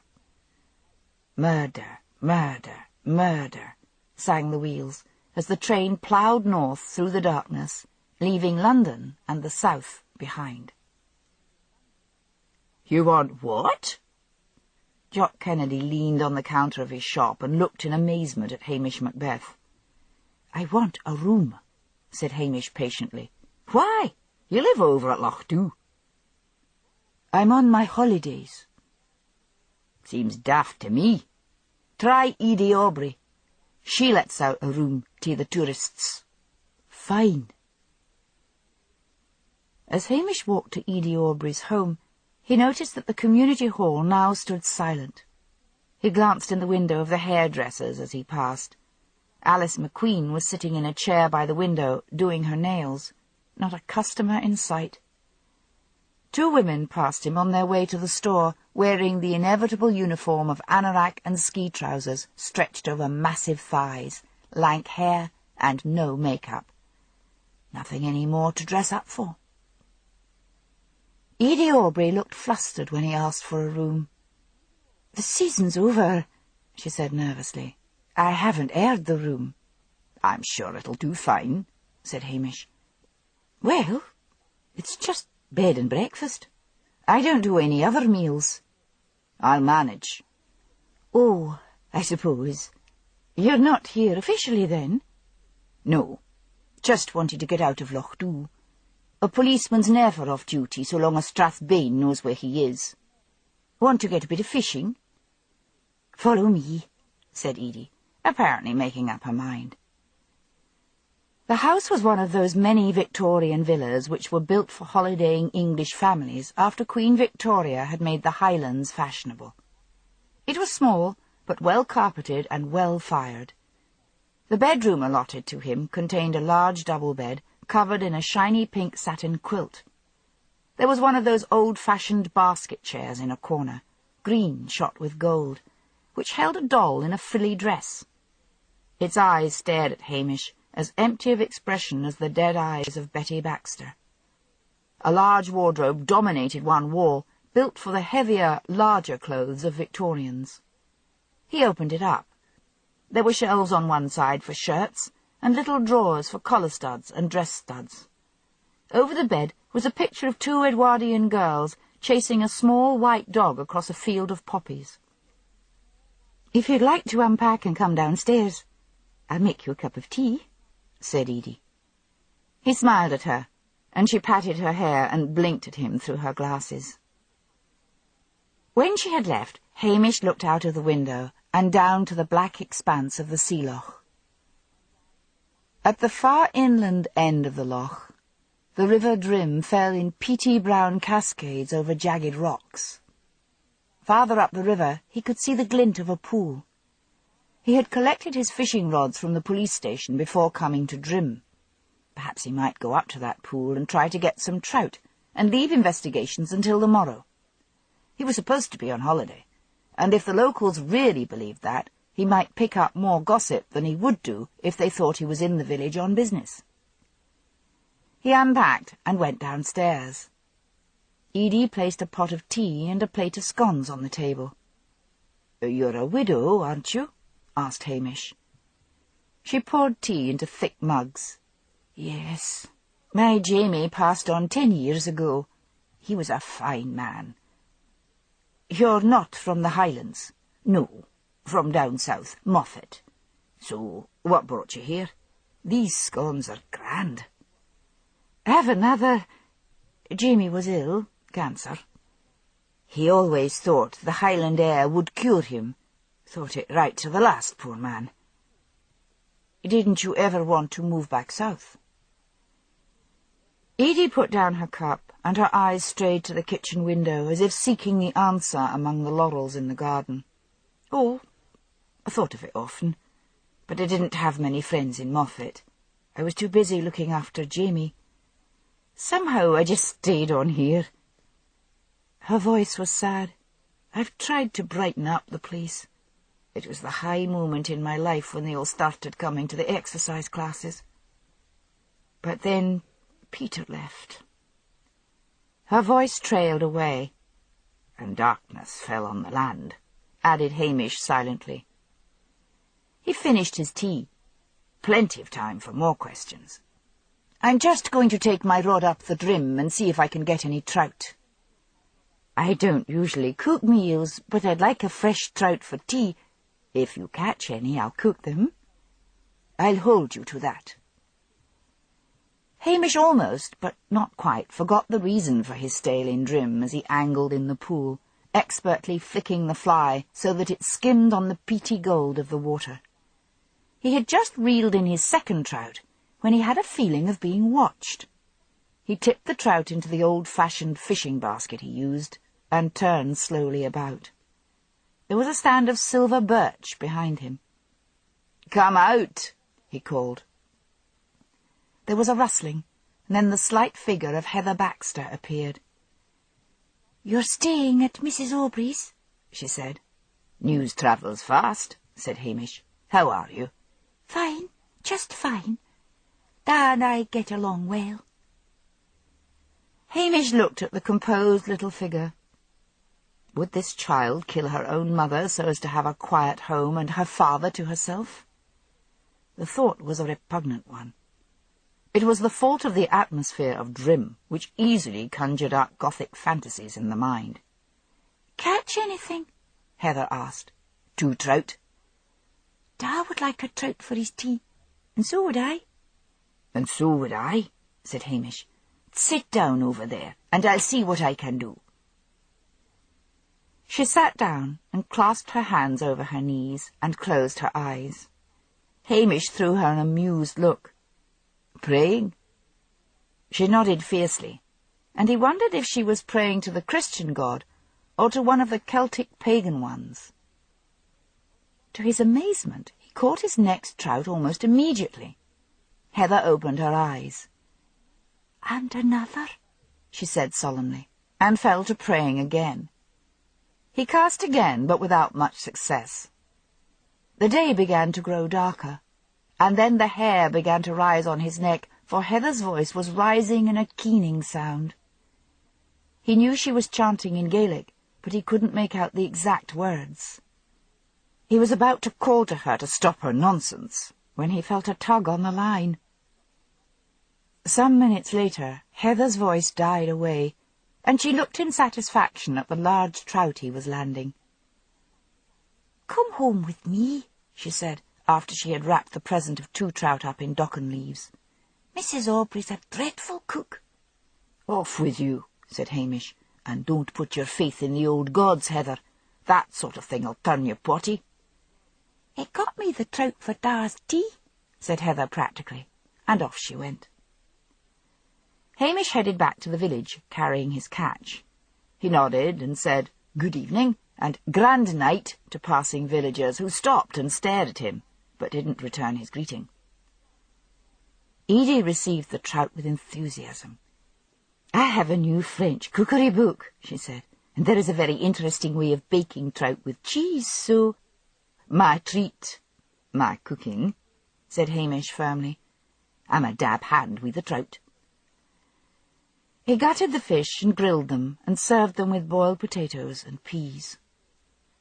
He felt a sudden wave of fatigue. He hadn't had much sleep on the train north. He cocked his head. A gale was beginning to blow up outside. I thought you were too sheltered here in Drim to get much wind, he said. Oh, we get it all right when it's blowing in from the west, said Edie. I hate the wind. The noise outside rose. The wind, channeled down the loch between the tall walls of the mountains, screamed and howled. It was cosy in the kitchen. The fish were excellent, and the potatoes, which turned out to have come from Edie's garden, floury and almost sweet. Strange the way Peter Hind left, said Hamish, pushing away his empty plate. He groped in his pocket for a packet of cigarettes, and then realized with a start that he had given up smoking some time ago. Cigarette? Asked Edie, holding out a packet. For one awful moment he nearly took one. Given up, he said curtly. You don't mind if I— Go ahead. Edie lit her cigarette and then said, The men here were very nasty to Peter. I think that's why he left. You know, shortly before he went, someone threw a brick through his window. I didn't hear about that. No, well, you wouldn't. You know how they all stick together in these villages. Hamish looked at her. Peter Hind liked to flirt. Was there anyone in particular? Was it just flirting? Ailsa Kennedy was hinting that he had gone further than that with her, but no one really believed her. Then there was Jimmy MacLeod's wife, Nancy. Alice McQueen said she saw her leaving Peter's cottage in the middle of the night, but she would hardly leave her husband's bed to go out in the night without him knowing. Still, it's all over now. The house has been sold. What? So soon? Yes. The man from Newcastle and his wife were here early today. A Mr. Apple. He's got the grand plans for building that extension. He's going to move the builders in right away. Like all incomers, he might find it hard to get help. He's importing his own. Got caravans for them, and a mobile home for himself and his wife coming up by road tomorrow. Hamish felt his fatigue leaving him. In order to finalise the deal, Peter would need to have signed the papers at a lawyer's. I'll be off in the morning early, he said. I've got to see someone in Inverness. I'll put an alarm beside your bed, said Edie. What time do you want breakfast? About 7. I can make my own. Oh, no. I'll be up and about. I've little else to do now the exercise classes are finished. Hamish looked at her curiously. Did Peter Hind flirt with you? Her eyes grew dreamy. Yes, he did. I felt young again, excited, happy. And when he went away, I looked in the mirror, and there again was just me, Edie Aubrey, middle-aged and plain. He had the knack of making every woman feel she was the one who was special to him.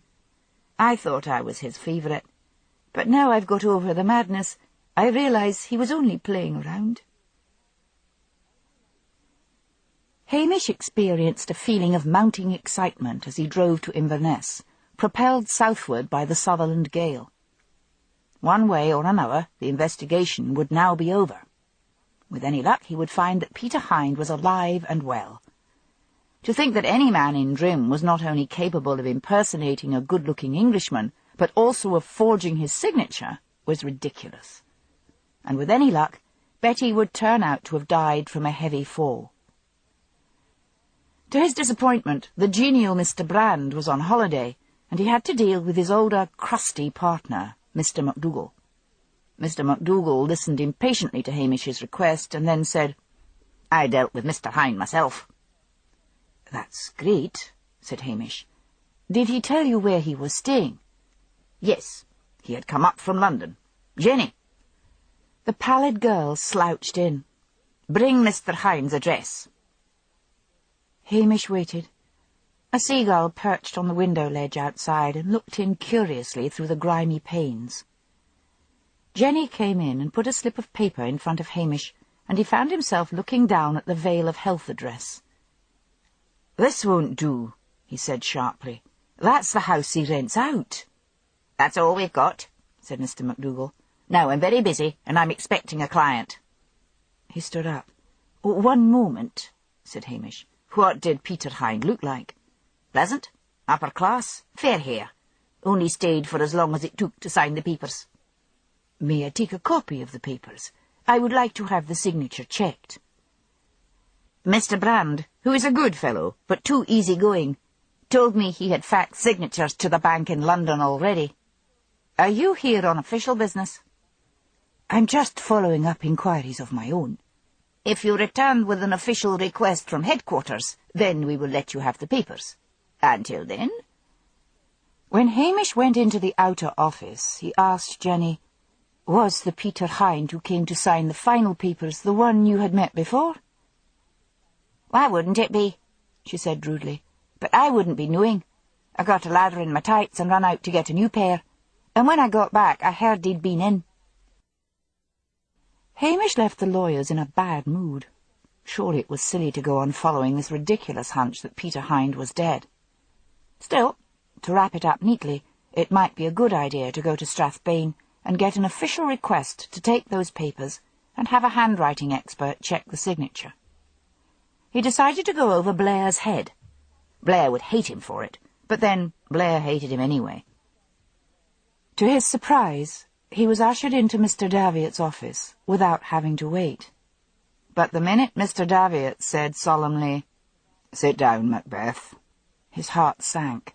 No Hamish. "I find to my surprise," said Mr. Daviot, "that you have chosen to take your holidays in Drim, of all places. My wife called on Priscilla with details of a house for sale, and Priscilla told her that you appeared to have no interest in settling down." Although Hamish was used to the Highland bush telegraph, he was always amazed at its speed. Harry Baxter, he thought. Harry would tell the other fishermen in Loch Dhu, and the word would speed up to Tommel Castle Hotel. "If we could put my personal life on one side," said Hamish. He explained his reasons for staying in Drim, his reasons for suspecting both the absence of Peter Hind and the death of Betty Baxter. He ended up with his request to get the papers from the lawyers in Inverness. The superintendent leaned back in his chair and surveyed the tall, gangling sergeant. He had tolerated his wife's social ambitions while privately thinking Priscilla much too good for Macbeth. Hamish had proved a clever, if unorthodox, policeman in the past, but Mr. Daviot thought he was hell-bent on this wild goose chase in order to stay away from Priscilla. What man in his right mind with a gorgeous fiancée like Priscilla Halberton Smythe would choose to spend his holidays in a place like Drim? It showed a dangerous instability. Mr. Daviot preferred the plodding, obsequious type of policeman, which was why Blair, despite all his gaffes, had never been reduced to the ranks. Also, Mr. Daviot was a proud member of the Freemasons, as was Blair, and he remembered that Hamish had refused an invitation to join. "I cannot control what you choose to do on your holidays, Macbeth," he said, "except to point out to you that you will get no help from me in this non-case. Peter Hind, wherever he is, has sold his house and signed the papers. Betty Baxter had an unfortunate accident. That is that. I would like to suggest to you that you return to Loch Dhu and pay more attention to Priscilla. But your private life is no concern of mine." "Exactly," put in Hamish, turning red with annoyance. "Do not waste valuable police time again, Macbeth. You may go." Hamish left the room, walking as stiffly as an outraged cat. As he drove out of Strathbane, he felt miserable and guilty about Priscilla, and yet he had no reason to feel guilty. She had brought it on herself. But instead of turning off on the road that led to Drim, he went on to Loch Dhu. As he drove along the waterfront, he could feel curious eyes following his progress. There goes the mad and fickle Hamish Macbeth, who prefers to spend his holidays in a place like Drim, they seemed to be saying. There was a new receptionist at the Tummel Castle Hotel, a plain, middle-aged woman. "Where's Sophie?" he asked. "If you mean Miss Bissett, she just walked out. I was working over at Northern, and Mr. Johnson offered me the job if I could come immediately, so I did." "Where is Miss Halberton Smythe?" "In the gift shop." Hamish walked over to the gift shop. Priscilla was kneeling on the floor unpacking a box of china. She looked up and saw him, and her face hardened. "How are the sunny shores of Drim?" she asked. "You wouldn't come on holiday with me," said Hamish. "I just have to make my own amusement, and that's trying to find out what happened to Peter Hind." She stood up and smoothed down her skirt, while making a fool of me in the process. "What do you mean?" "Everyone in the village now knows that the oh-so-loving Hamish prefers to spend his holidays in a village a mere stone's throw away rather than be near me." "And did you tell all these nosy folk you preferred to work rather than spend any time with me? Don't blame me for your fear of intimacy, Priscilla. Don't be stupid." "Then come to bed with me. Now." "I happen to be very busy." "Spoken like a woman in love. Oh, this is hopeless. Absolutely hopeless." Hamish stormed out. He hurt so badly, he wondered bleakly if he was going to have ulcers. All he had left in life was this mad case, and he would solve it, even if it meant taking the whole village of Drim apart. He stopped off at the police station to get extra clothes, and make sure he really had switched everything off. The new cooker gleamed in the dark corner. He gave it a savage kick. And then the bell at the front door sounded. He had an impulse to let it go on ringing. After all, there was that notice on the door telling people that all inquiries were being handled from Northern. But curiosity beat sloth, and he went and opened the door. Mrs. Hendry, the schoolteacher's wife, stood there, her face blotched with tears. "I saw the police car," she said in a choked voice. "I've got to speak to you, Mr. Macbeth." Chapter 8. Good Lord, what is man?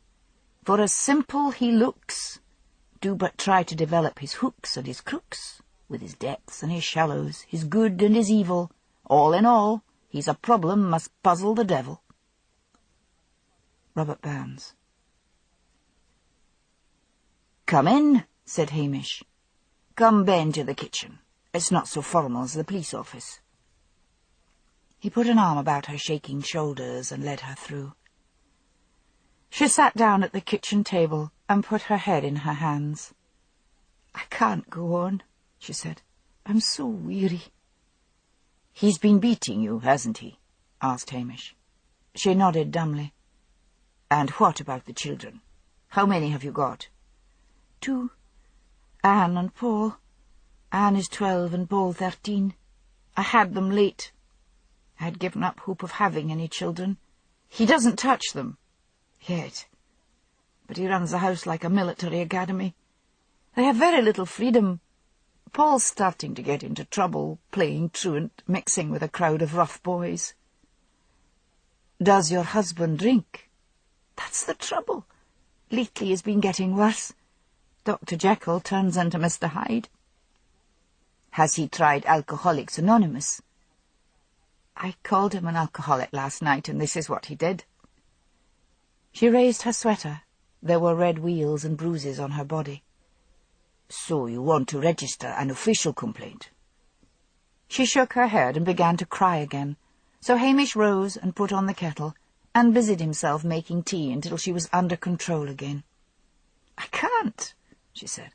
"The next thing the social services would be round to take the children away."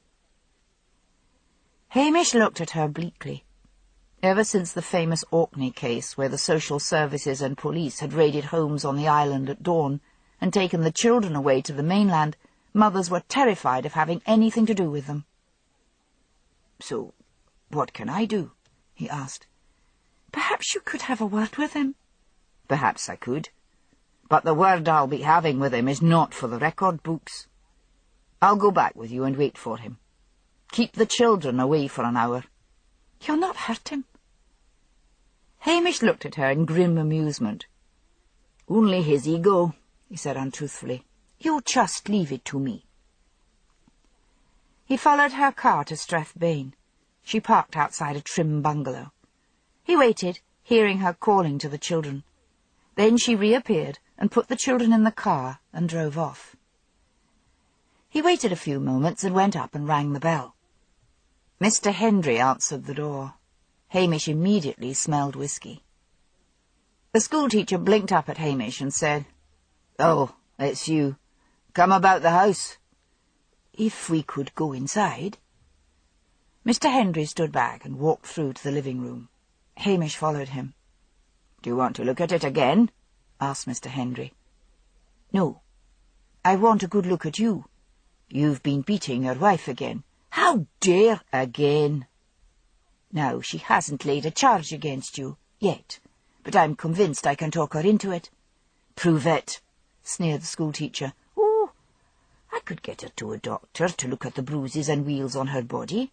You can either end up in court, or we'll do it this way. You will pick up that phone and phone Alcoholics Anonymous, and tell them you want to go to a meeting. You will never drink again." Mr. Hendry's fist shot out, but Hamish caught him by the wrist and twisted his arm up his back. "Stop it!" shouted Mr. Hendry. "You're hurting me." "Aye, just like you hurt your wife." Hamish ran his head into the wall and gave it a good bang. "Every time from now on that you hit her, I'll get to hear of it and come and hit you worse." "This is police brutality, you fascist pig, you bourgeois lackey." Hamish listened in delight to these Stalinist phrases. Anyone of any other political persuasion would report him to headquarters. Only a drunk pertaining to the far left would think he was up against an establishment conspiracy. He dragged the schoolteacher to the phone and stood over him. "Phone," he ordered, "or I'll kick your head in." Mumbling and cursing, Mr. Hendry dialed the number. "When's the next meeting?" he snapped when a voice answered. The voice at the other end said something. "My drinking's nothing to do with you," howled the schoolteacher. Hamish took the phone away from him. "What he is trying to ask is where and when is the next AA meeting?" "It's in the church in Market Square in half an hour," said the voice. "My name is Ron. Ask for me. I'm just leaving to go there." "Right." Hamish banged down the phone. 15 minutes later, he thrust the still cursing Mr. Hendry into the church room, which was hung with slogans like "Easy Does It" and "Live and Let Live," reminding Hamish he wasn't doing much of either. He did snatch up a pamphlet entitled "Help for the Family," and took it with him back to the Hendrys' house. He sat in the car and read it, parked outside. He noticed gloomily that it warned families that you couldn't force the drunk to get sober. All the family could do was to attend Al-Anon meetings for help for themselves.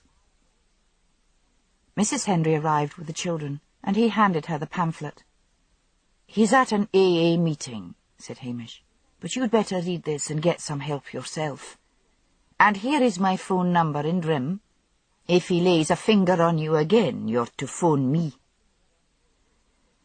She thanked him, but in a way that showed she was regretting the whole business already. Feeling sad and slightly dirty, he wished he had taken the orthodox line and had got her to report her husband. He drove to a fish and chip shop and moodily ate fish and chips behind the driving wheel, and then threw the remains to Strathbane's grimy, scavenging seagulls. Tomorrow was another day. He would doggedly stay in Drim. He thought Heather was right. Even if a murder had not taken place, he was convinced something pretty bad had happened there. The next morning he went up to Jimmy MacLeod's. Nancy was in the kitchen, grey roots poking through the dead black of her hair. "Oh, it's you," she said ungraciously. You'll find Jimmy out back in the shed." "Did you see Peter Hind leave the village?" asked Hamish. She turned away from him and fiddled with a pot handle on the stove. "No.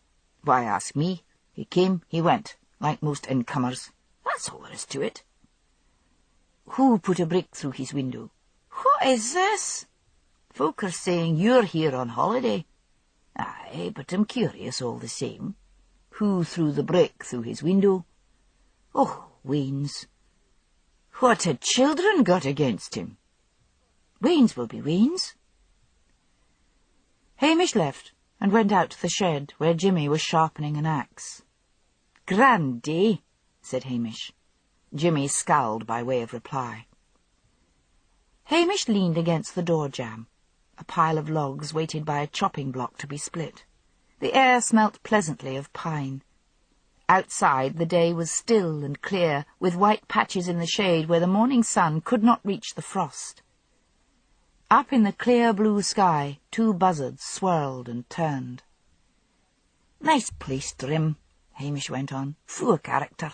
I have often heard myself saying, yes, Drim is the nicest place in the Highlands. Good place for a holiday." "Pavers," said Jimmy sourly. "Always the outstretched hand of welcome," said Hamish dreamily. "That's when the locals aren't heaving bricks through people's windows."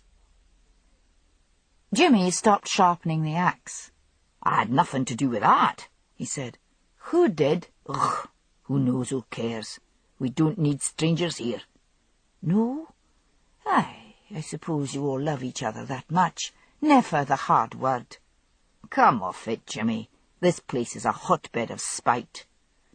"That's maybe the way an outsider sees it." "Well, you'll be seeing a lot of me. Get used to it." Hamish walked off. The one person who would speak to him was Heather, but he would need to wait until she came home from school. He headed down to the manse. Annie Duncan answered the door. "I was expecting you," she said. "Come in." Hamish looked at her appreciatively. She wore no make-up, but her skin had a good colour, and her long brown hair shone with health. "Do you know why I am in Drim?" he asked. "Oh, yes," she said calmly. "It's because of Betty Baxter's death. You think it might be murder?" "Yes, but I'm also worried about the disappearance of Peter Hind." "Surely there's no mystery about that. He took his car and all his things." "But no one saw him go. Did you?" She shook her head and then said, "If he left in the middle of the night, no one would see him, would they? Everyone in this village sleeps like the dead." "What about the brick that was thrown through Peter's window?" "Oh, I can tell you about that. That was the men of the village, led by that great big idiot Jock Kennedy. They were trying to scare him out of the village, and I suppose they succeeded, although it surprised me. Peter seemed to delight in getting people's backs up." Hamish gave her a shrewd look. "You got wise to him?" "Oh, yes. At first I was charmed, like everyone else. But one only had to look at the way he tied these poor women up in knots. And yet he brought some life here. At least when everyone was at the exercise classes, there was a feeling of community. I've been speaking to Callum about that. I want to put on a Christmas show in the community hall. Some of the women do have good singing voices. A pantomime would be a good idea. I've already written off for a script. One can buy one of the traditional scripts and then just add in a few local jokes." "You're staying with Edie?" "Yes. I've sent her a note inviting her and some of the other women to the manse tonight to discuss the project. It will give them an interest." "I'll tell her. Now, what about Betty Baxter? What do you think?" "I think it probably was an accident," she said cautiously. "Betty was even heavier than she looked, I think. She slipped on the ice last winter and came down so heavily that she broke her hip." "But why do you think after receiving a phone call would she get so excited, get her high heels on, get her hair bleached, and go out to walk on the beach?" Annie shook her head. "It is strange. Yet Have you thought all the same that there might not be a mystery? I'll believe that when I see Peter Hind in the flesh again. You could ask the new owner of his cottage. He's turned up with his wife and a squad of Geordie builders. Surely he saw Peter at some time during the negotiations. Good idea, said Hamish. He left the manse and made his way to the cottage, hearing before it came in sight the unaccustomed sounds of busy activity. It was then that it struck him that Drim was normally a very quiet village. In Loch Dhu, people stood chatting on the waterfront and calling to each other over garden fences. The air was always full of the sound of boats chugging along the loch and the lap of waves on the shore. As he approached the cottage, he saw that there was a mobile home parked at the side and 2 caravans in the garden in front. The corrugated iron roof was being taken off. A stocky man came out of the mobile home and stopped when he saw Hamish approach. Hamish held out his hand. "Welcome to the Highlands."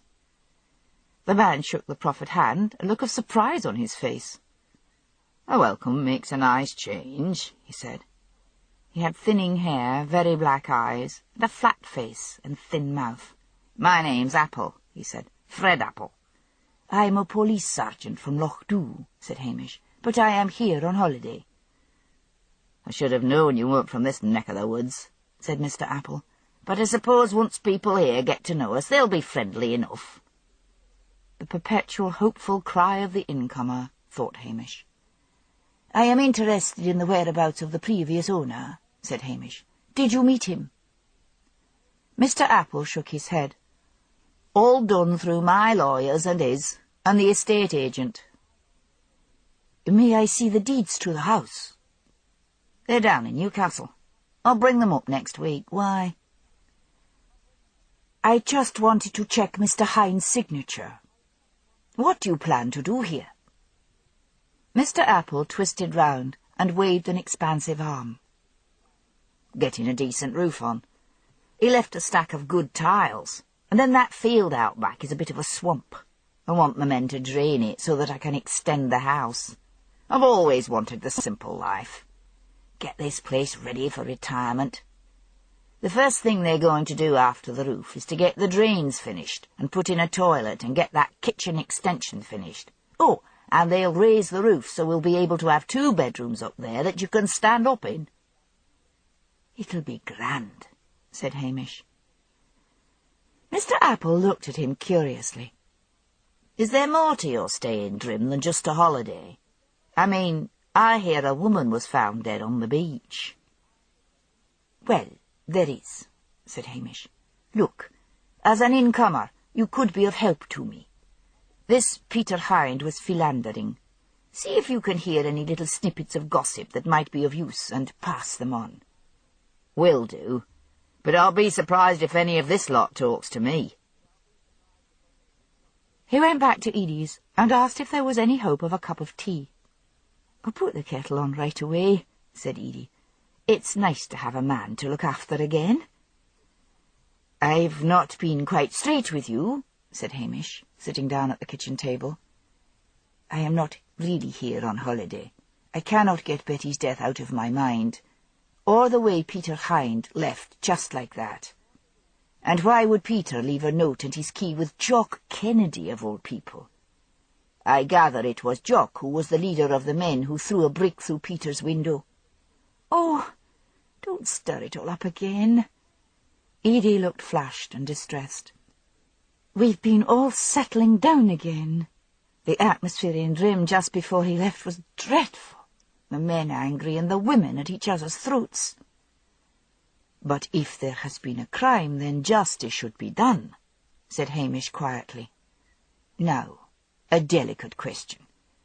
Was it just flirting with Peter, or did any of the women go farther than that? I found a blonde hairpin in Peter's bedroom, and that would point to Betty Baxter." "Hair?" Old jealousy flashed behind Edie's glasses. "A gentleman like Peter and that coarse queen, it doesn't bear thinking of. I don't think any of them went too far." "Look at us all," said Edie sadly. "Oh, We all thought we looked like Sophia Loren while he was here. But once he went, we were all diminished to a group of silly women who had temporarily lost their heads. Please, just leave it alone. We're all going to the manse tonight to discuss the idea of putting on a pantomime.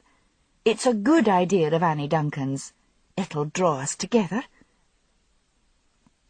Hamish accepted a cup of tea and looked at her sympathetically. I'll be as discreet as I can. And if I found out nothing by the end of my holiday, I'll leave it alone.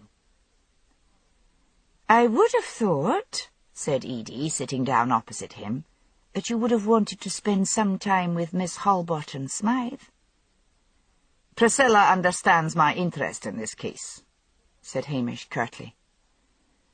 He quickly changed the subject and asked her about the pantomime, and Edie prattled away happily.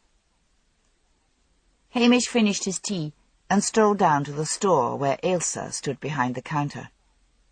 "Jock about?" asked Hamish. Ailsa shook her fiery head. "Gone fishing." "Then I might take out the rod and join him." "Up on the Drim, is he?" "Probably," said Ailsa. "What do you think happened to Peter Hyde?" asked Hamish. "I think he left because of the people in this village." "You mean the men?" "No, those silly bitches of women slavering around him every step he took." "He used to say to me, 'Ailsa,' he'd say, 'if it weren't for you, I would go mad.'" Hamish looked at her, startled. "You're a good mimic, Ailsa," he said. "Just now I could have sworn it was Peter himself talking." "I was always good at the voices," she said. "Do you think he'll come back?" "Peter!" She leaned her elbows on the counter, and her blue eyes looked past him and through the glass doors of the shop to the black loch. "I sometimes think he will." In that moment Hamish was sure she had forgotten he was there. "Sometimes I think I'll look up and he'll just stroll into the shop and say, 'Hello, Ailsa,' and he'll smile at me in that way he had." There was a short silence, and then her eyes focused once more on Hamish Macbeth, and her face hardened. "Are you going to buy anything or not?" she demanded. Hamish bought a bottle of lemonade and a Cornish pasty, and took them outside to drink and eat. He was beginning to wish he had appreciated Priscilla's sensible cooking more than he had done. Junk food was all very well for a treat, but it was getting to be a constant diet. He had a longing to run over to Loch Dhu and discuss the case with Priscilla, but he knocked that idea out of his head. He must concentrate his whole mind on this case. Priscilla was no longer his Watson. He looked up and saw the slight figure of Heather moving homeward. He threw the remains of his lunch in the litter bin outside the shop and hurried to catch up with her. An official voice nagged in his brain that he shouldn't be interviewing a minor without her parent being present, but he shrugged it away. He was on holiday and having a friendly chat. "How are you doing, Heather?" he asked. "Very well, considering the circumstances." "Those being?" "One dead mother." "Oh." "Now, if you don't mind, Mr. Macbeth, I have to get Da's tea ready." "Stay a bit, Heather. Do you think Peter Hyde was murdered?" Those odd grey eyes looked up into Hamish's hazel ones, and then dropped. "I think I made a mistake," said Heather. "I think I saw my own mother's death." "Which was an accident." "Which was an accident," said Heather firmly. She turned and scampered away from him. Hamish watched her go. Everything seemed to lead to a brick wall. Once again he wondered what Priscilla would make of Heather. He had a sudden longing to see her. He needed her mind, or so he persuaded himself. He went back to Edie's and got in the police Land Rover. Now that he was actually going to see her, now that he was soaring up and out of Drim, he felt excited and impatient. He longed to put on the police siren, not to clear the way, for there was nothing else on the road, but for the sheer exhilaration of the sound. When he drove up to the hotel, Priscilla was standing outside, saying farewell to a party of guests. She was wearing a black business suit with a white blouse. He was suddenly conscious of his baggy trousers and the frayed collar of his shirt. She seemed to belong to another world. She saw him, and half raised a hand in acknowledgment of his presence. He waited patiently until the guests had gone, and then she turned towards him. "Hamish?" "This is silly," he said. "No," he added quickly, holding up his hand. "You're about to say that, yes, it's silly of me to be spending my holidays in Drim, and we'll get into a pointless, hurting argument. And I need help." Her face softened. "I gather from Mrs. Davitt that you're not the flavour of the month. Come inside and tell me all about it." He followed her into the office. "Where's Johnson?" "Day off," said Priscilla. She shut the door. "Now, tell me what's been going on." He sat down in a chair by the window and stretched out his long legs. He outlined the few facts he had, about how he couldn't understand Heather, about how the atmosphere of Drim distorted everything, about how, on the face of it, it seemed as if Peter Hind were indeed alive and had sold his house. He ended up by asking, "What did you think of him?" "Do you know," said Priscilla, "if you had told me that Peter Hind was a murderer, I wouldn't have been surprised. He had great charm, but there was something ruthless and manipulative about him. I think if his vanity was wounded, he could turn vicious." "But a man like that could be a murderee," Hamish pointed out. "Cruelty and viciousness create cruelty and viciousness. I feel like chucking the whole thing and returning to Loch Dhu. But there's something there, I know there is." A silence hung between them. Then Hamish said, "If only it were possible for you to have a wee word with Heather." Heather appears to regard you as her property," said Priscilla. "If you remember, she didn't want me to come with you that evening." She flushed slightly, and again there was an awkward silence, as both remembered the evening of love that never was. "I could, though," said Priscilla after a few moments, "go back with you if you would like. Things are quiet here." "You could stay at Edie's with me just for a few days."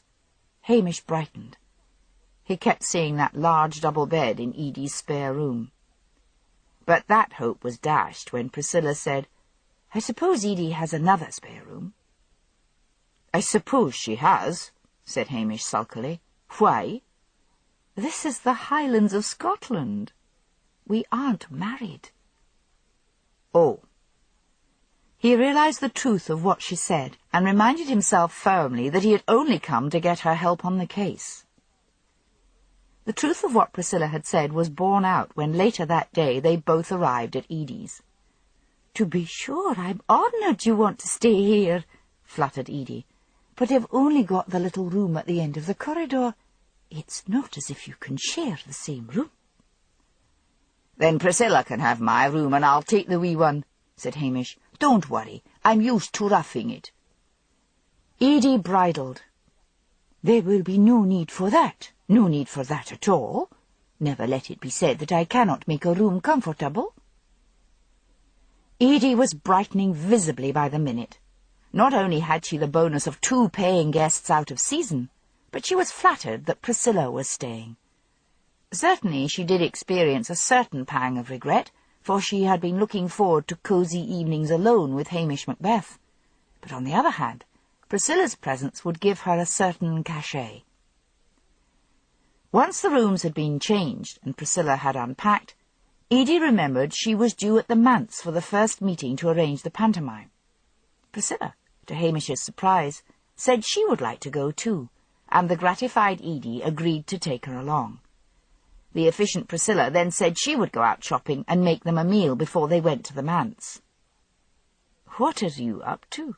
asked Hamish, as they walked down to the shop together. "It's a good way for me to meet the women of the village," said Priscilla. "No, you can't come. They'll talk more openly to me. We need a list of Peter Hind's victims." I might be able to pick up some gossip. And what am I to do with myself?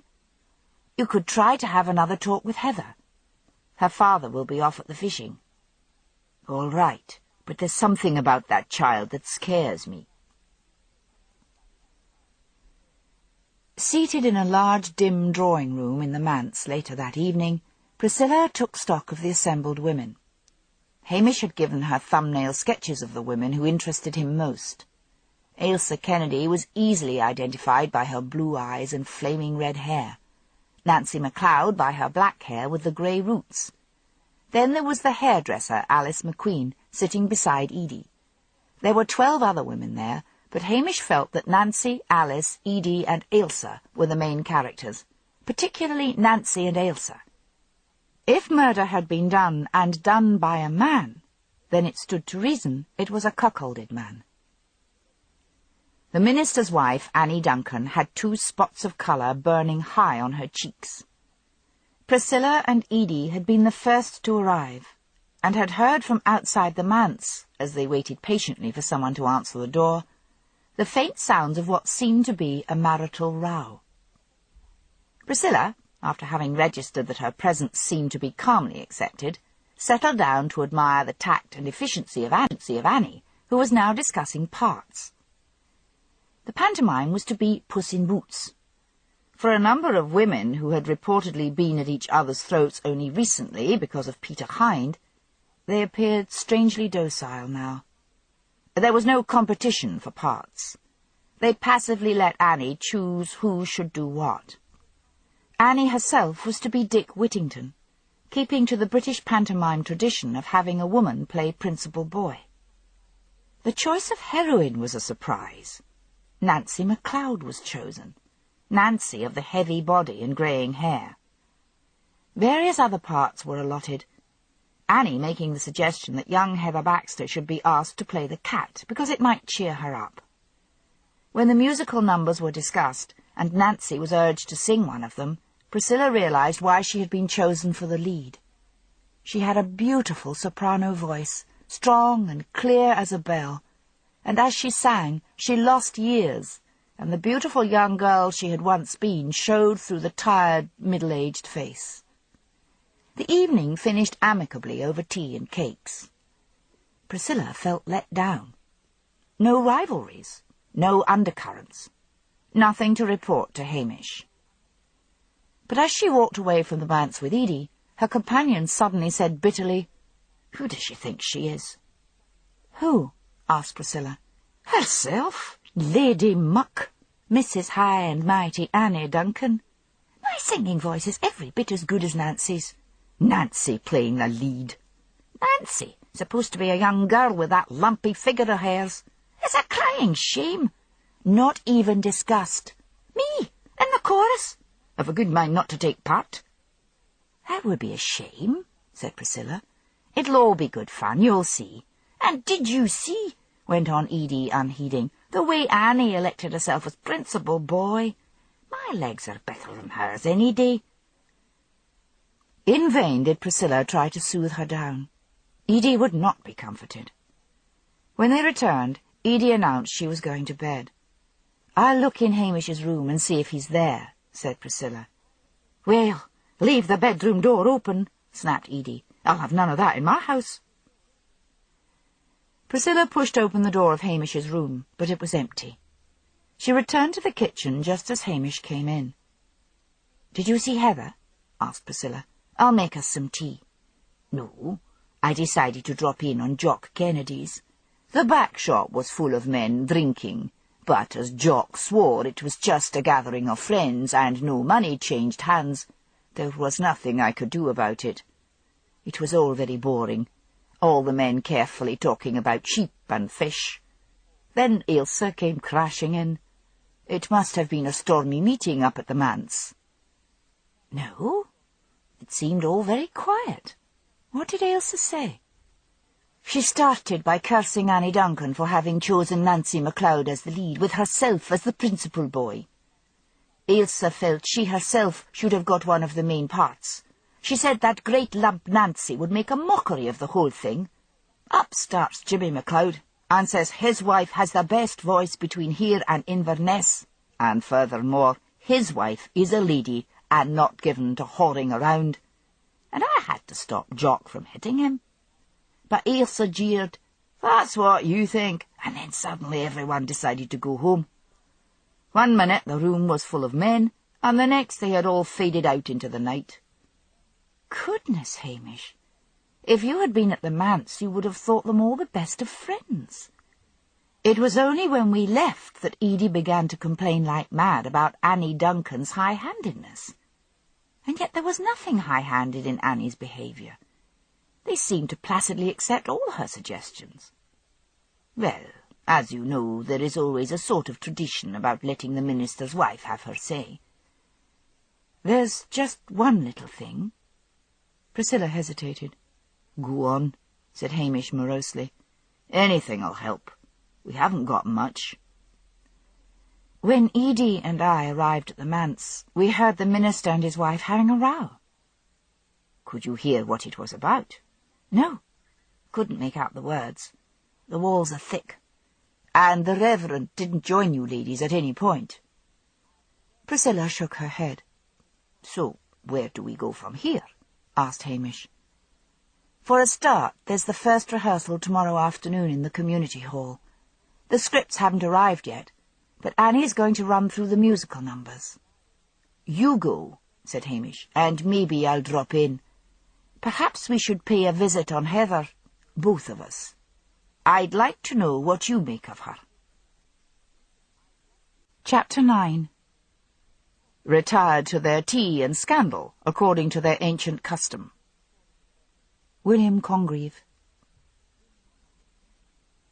Heather was singing to herself and scrubbing the kitchen floor when Priscilla and Hamish arrived the following morning.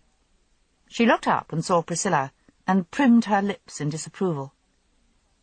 "We are on the telephone," she said, getting to her feet. "We don't like people just dropping in. This is still a house of grief." "Just a few more questions," said Hamish easily. "Why?" demanded Heather, wiping soapy hands on her apron. "You're supposed to be here on holiday." "I don't suppose you believe that any more than anyone else," said Hamish. Heather's eyes slanted at Priscilla. "What's she doing here?" "Manners," said Hamish sharply. Heather folded her arms. "It's my house. I can see what I like." "I'll go outside and take a look around," said Priscilla quickly. As soon as she had gone, Heather appeared to relax. "A coffee or a cup of tea, Mr. Macbeth?" she asked in housewifely tones. "Nothing at the moment," said Hamish. "You're a bit hard on Priscilla, Heather. What's she ever done to you?" "She's a woman," said Heather curtly. "Don't like women much. They're cruel." "Well, there are some nice women around. Mrs. Duncan has been very kind to you, surely." "Oh, aye. She's the minister's wife, and it's her duty to be nice to people. Do you know, I'm to play the part of the cat in the pantomime?" "No," said Hamish, that being a piece of news Priscilla had failed to tell him. "Will you like that?" She wrinkled her brow. "It might be fine." She curled her small hands into imitation paws and pretended to wash her face. "Aye, I reckon I could do that very well." "So," said Hamish, pulling out a chair and sitting down, "you go here and there about the village without anyone noticing you much. You must hear things. Do you know any woman who was, involved with Peter Hind?" Her eyes were suddenly like cold steel. "You mean, who was he screwing? My own mother, for one." "Heather, you're very young. How can you know that?" "Because I followed her up to his cottage one night," she said wearily. She sat down at the table opposite him and rested her small pointed chin on her hands. "But how could you know?" asked Hamish, blushing a deep red. "I heard them." "But not saw." "You might have been mistaken. You're only 12. She jerked her head towards the television set in the corner. "I see and hear it all on that." "Oh, the lost days of youth," thought Hamish bitterly. Aloud he said, It must have been hard for you." "Peter Hind was an evil man," she said. "Really evil. I'm glad he's gone."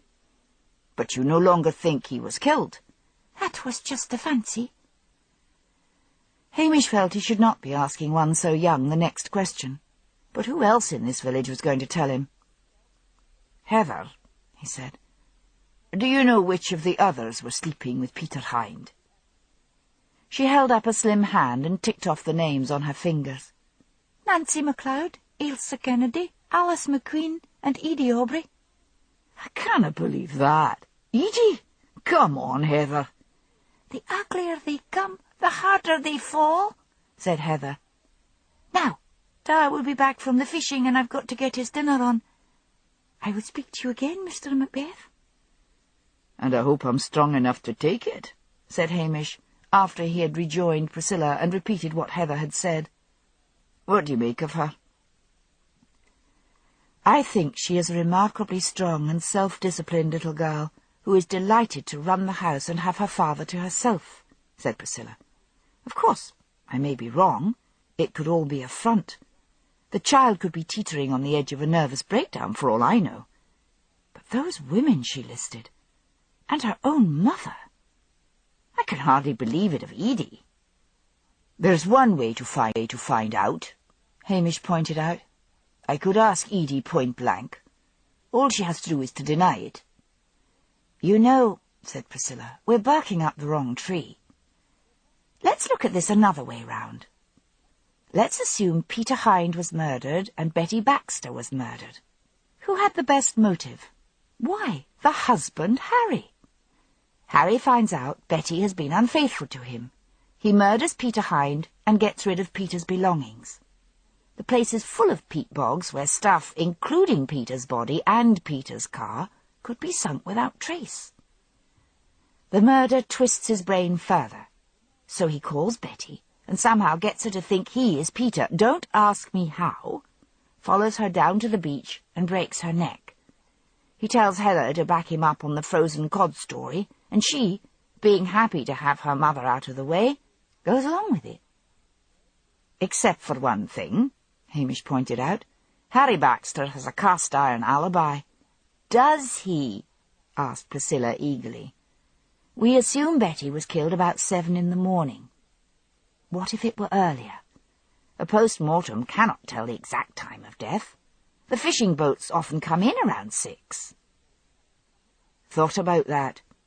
Harry Baxter went straight to the bar. The bar opens up for the fishermen." Priscilla frowned.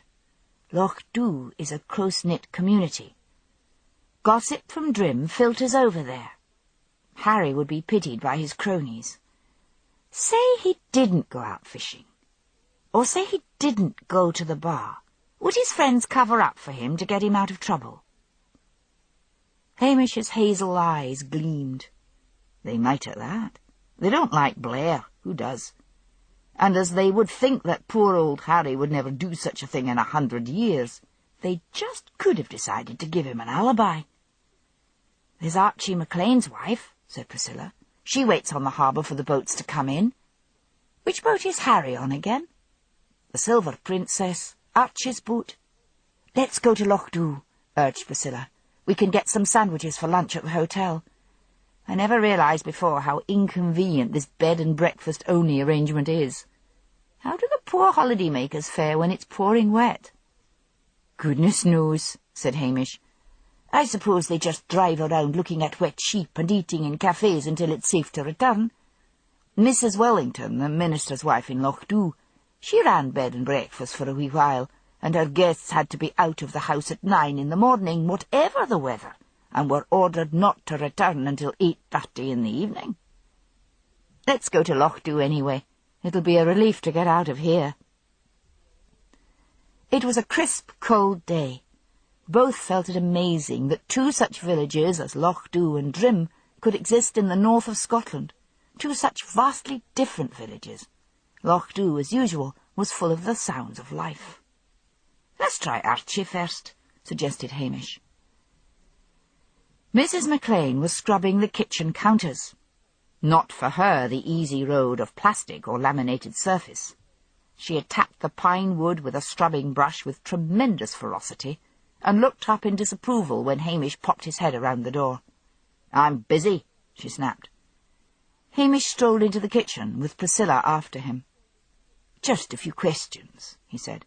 "You're not in uniform," said Mrs. McLean, throwing the scrubbing brush in the bucket and rubbing her red hands dry on a towel that looked as if it had been starched. "This is unofficial. Where's Archie? Asleep?" "Drinking, as usual." "We'll get round to him in a minute. Now, you go down to the harbour to see the boat come in, don't you?" She put her hands on her hips. "And what if I do? That's no crime.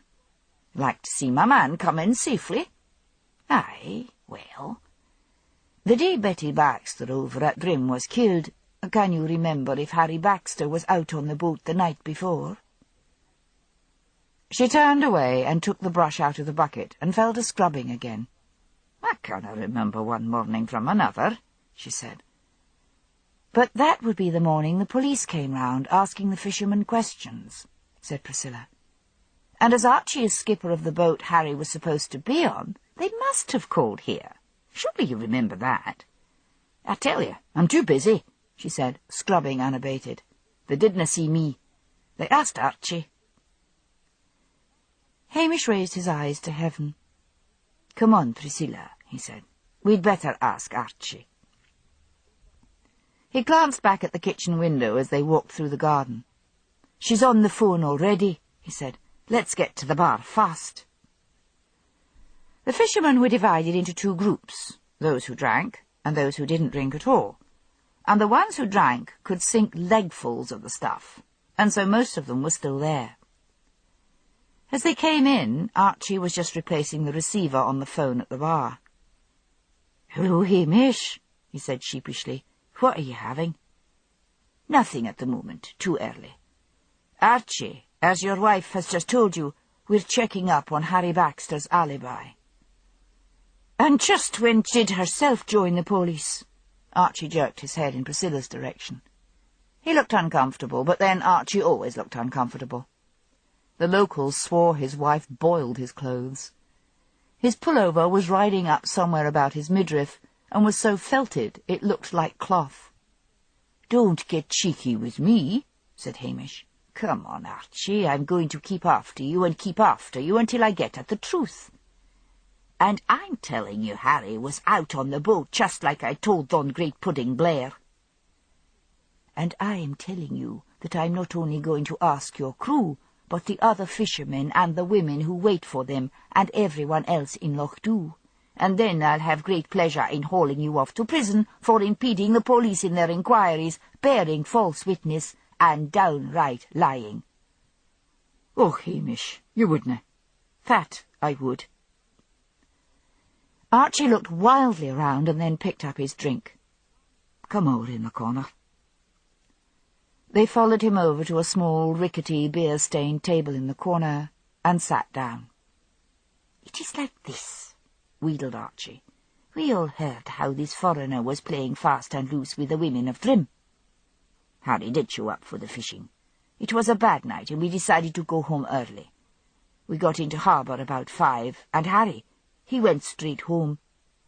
Oh, he told us about his missus going a bit off her head and dyeing her hair and what-not. When wee Heather phoned us and said it would be better to say her da was in the bar, we thought it was all right. Heather herself said how her ma had been found dead on the beach with her neck broke in a fall. She says how it was the accident, but that the police, hain the nasty minds, might say her da pushed Betty. She was crying hard, and if a wee bitty lassie thinks her da didna do it, it is surely all right to protect the man. "I think we'd best be going back to have a word with wee Heather," said Priscilla in a thin voice. "Don't be too hard on her, lassie," wheedled Archie. "Herself has had a bad shock." "And so have I," said Hamish grimly, after he and Priscilla had had a brief lunch of sandwiches and coffee, and were heading back to Drim. "Heather is beginning to appear quite the Lady Macbeth. Maybe she put her father up to it. And maybe she's just a frightened little girl doing her best to protect her father, said Priscilla. I'll go over to the community hall when we get there and join the rehearsal. You had best see Heather on your own. I'll see Harry, too, said Hamish. There's no fishing tonight, so he'll be up and about by now. He must have gone straight home this morning. As Hamish approached the Baxters' cottage, Heather was standing outside, and he knew all at once that she was waiting for him, and cursed the invention of the telephone. Of course Archie would have phoned her as soon as they had left the bar. "Come in, Mr. Macbeth," she said formally. "Da's in the kitchen." Hamish ducked his head and went inside. "Now, Harry," he said, "this is the bad business. Don't you see how it looks?" Harry Baxter was sitting with a mug of coffee between his gnarled hands. "I didn't know rightly what I was doing, Hamish," he said. "Heather told me what she had done, and it seemed safest to go along with it. But what does it matter? It's all over now. It was the accident. Can't you see how bad it is for me, for Heather, for you to go over it and over it, keeping it green?" "Tell me about the phone call Betty got," said Hamish. "I heard her go to the phone. She just said yes and no, and then, 'I'll see you.' When she came back in, her face was all lit up. She said it was Edie. I lost my rag and started to shout. When I woke up later, she had her hair all blonded up again. That's when I struck her. I said I knew that Peter Hind had come back and had arranged to meet her. She paid me no heed. She said if I ever raised my hand to her again, she would leave me for good." "You came straight back from the fishing. Did you go looking for her?" asked Hamish. "No," he mumbled. "I was that fed up, I just went to my bed and went to sleep. The next thing I knew, the neighbours were round saying kids had found her body on the beach." "It's no use me asking Heather to confirm your story," said Hamish wearily. "Look, answer this honestly. Did any of the locals see anything of Peter Hind around the village the day your wife died, or the day before?" Harry shook his head. "I asked and asked," he said, "but no one's seen hide or hair of the man since he left." "And did anyone actually see him leave?" Again Harry shook his head. "And I asked about that as well," he said. "God, I wanted more than anything in the world to make sure that that was the last of him. He'd gone all right, but no one saw him leave." Hamish felt as if his brain were full of cobwebs when he left. If he stood back from the case and considered the fact that Peter Hind might just have packed up and left, there was all the evidence for that. He had put his house on the market before he had disappeared.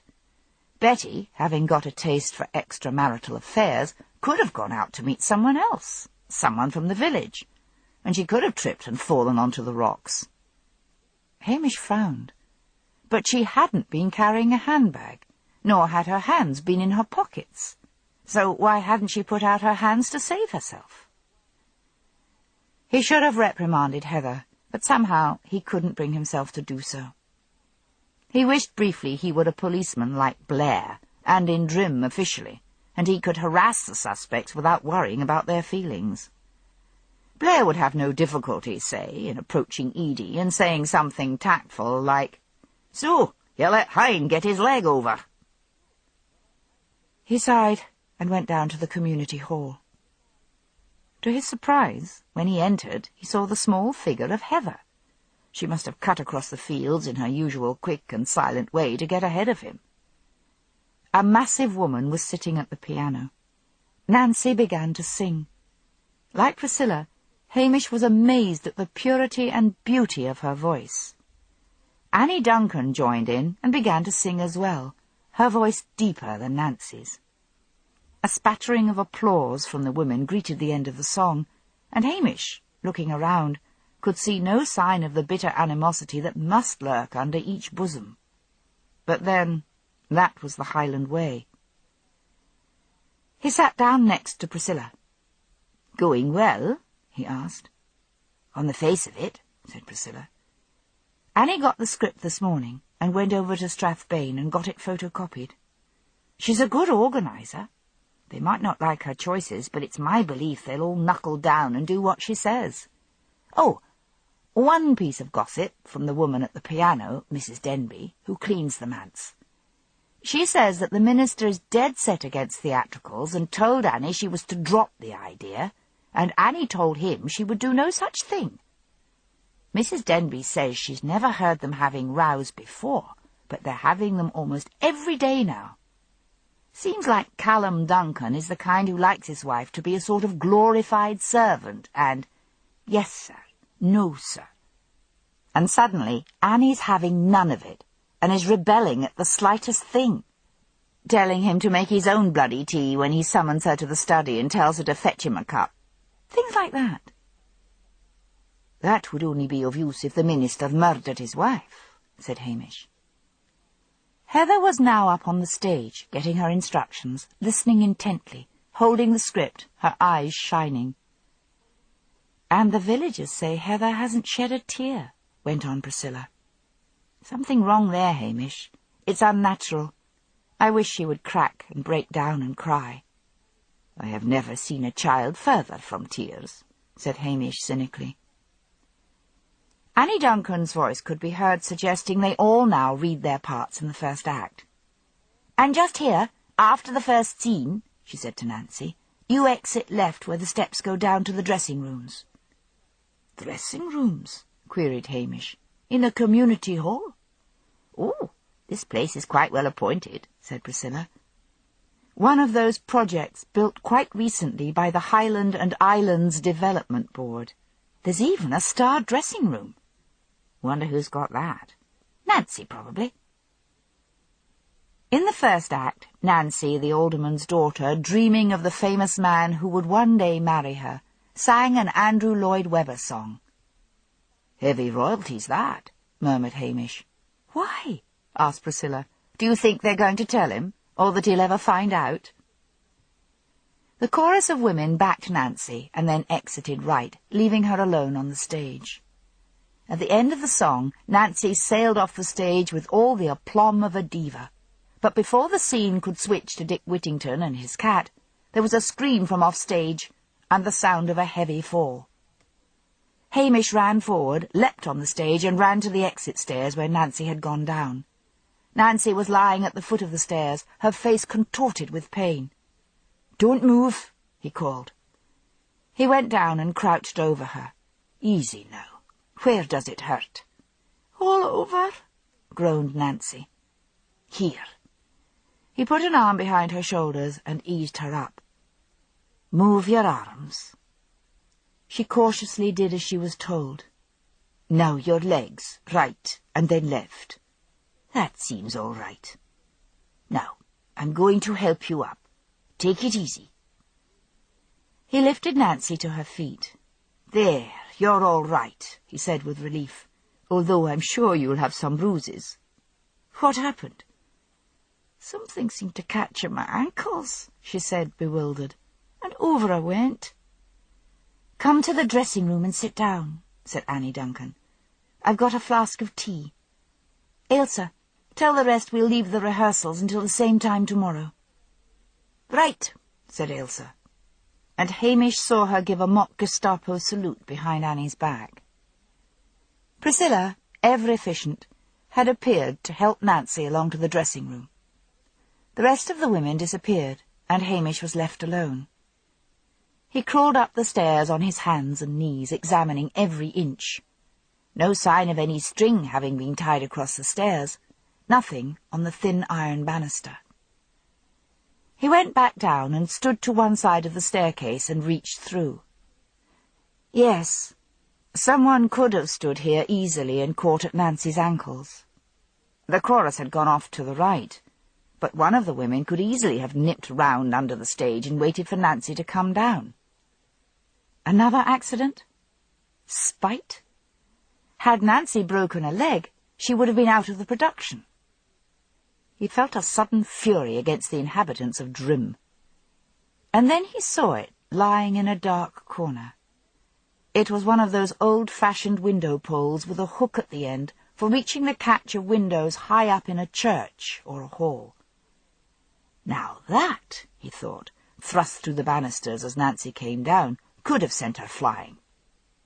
He longed for it to be an official case. He would even have gladly put up with Blair in order to get a forensic team to go over that pole for fingerprints.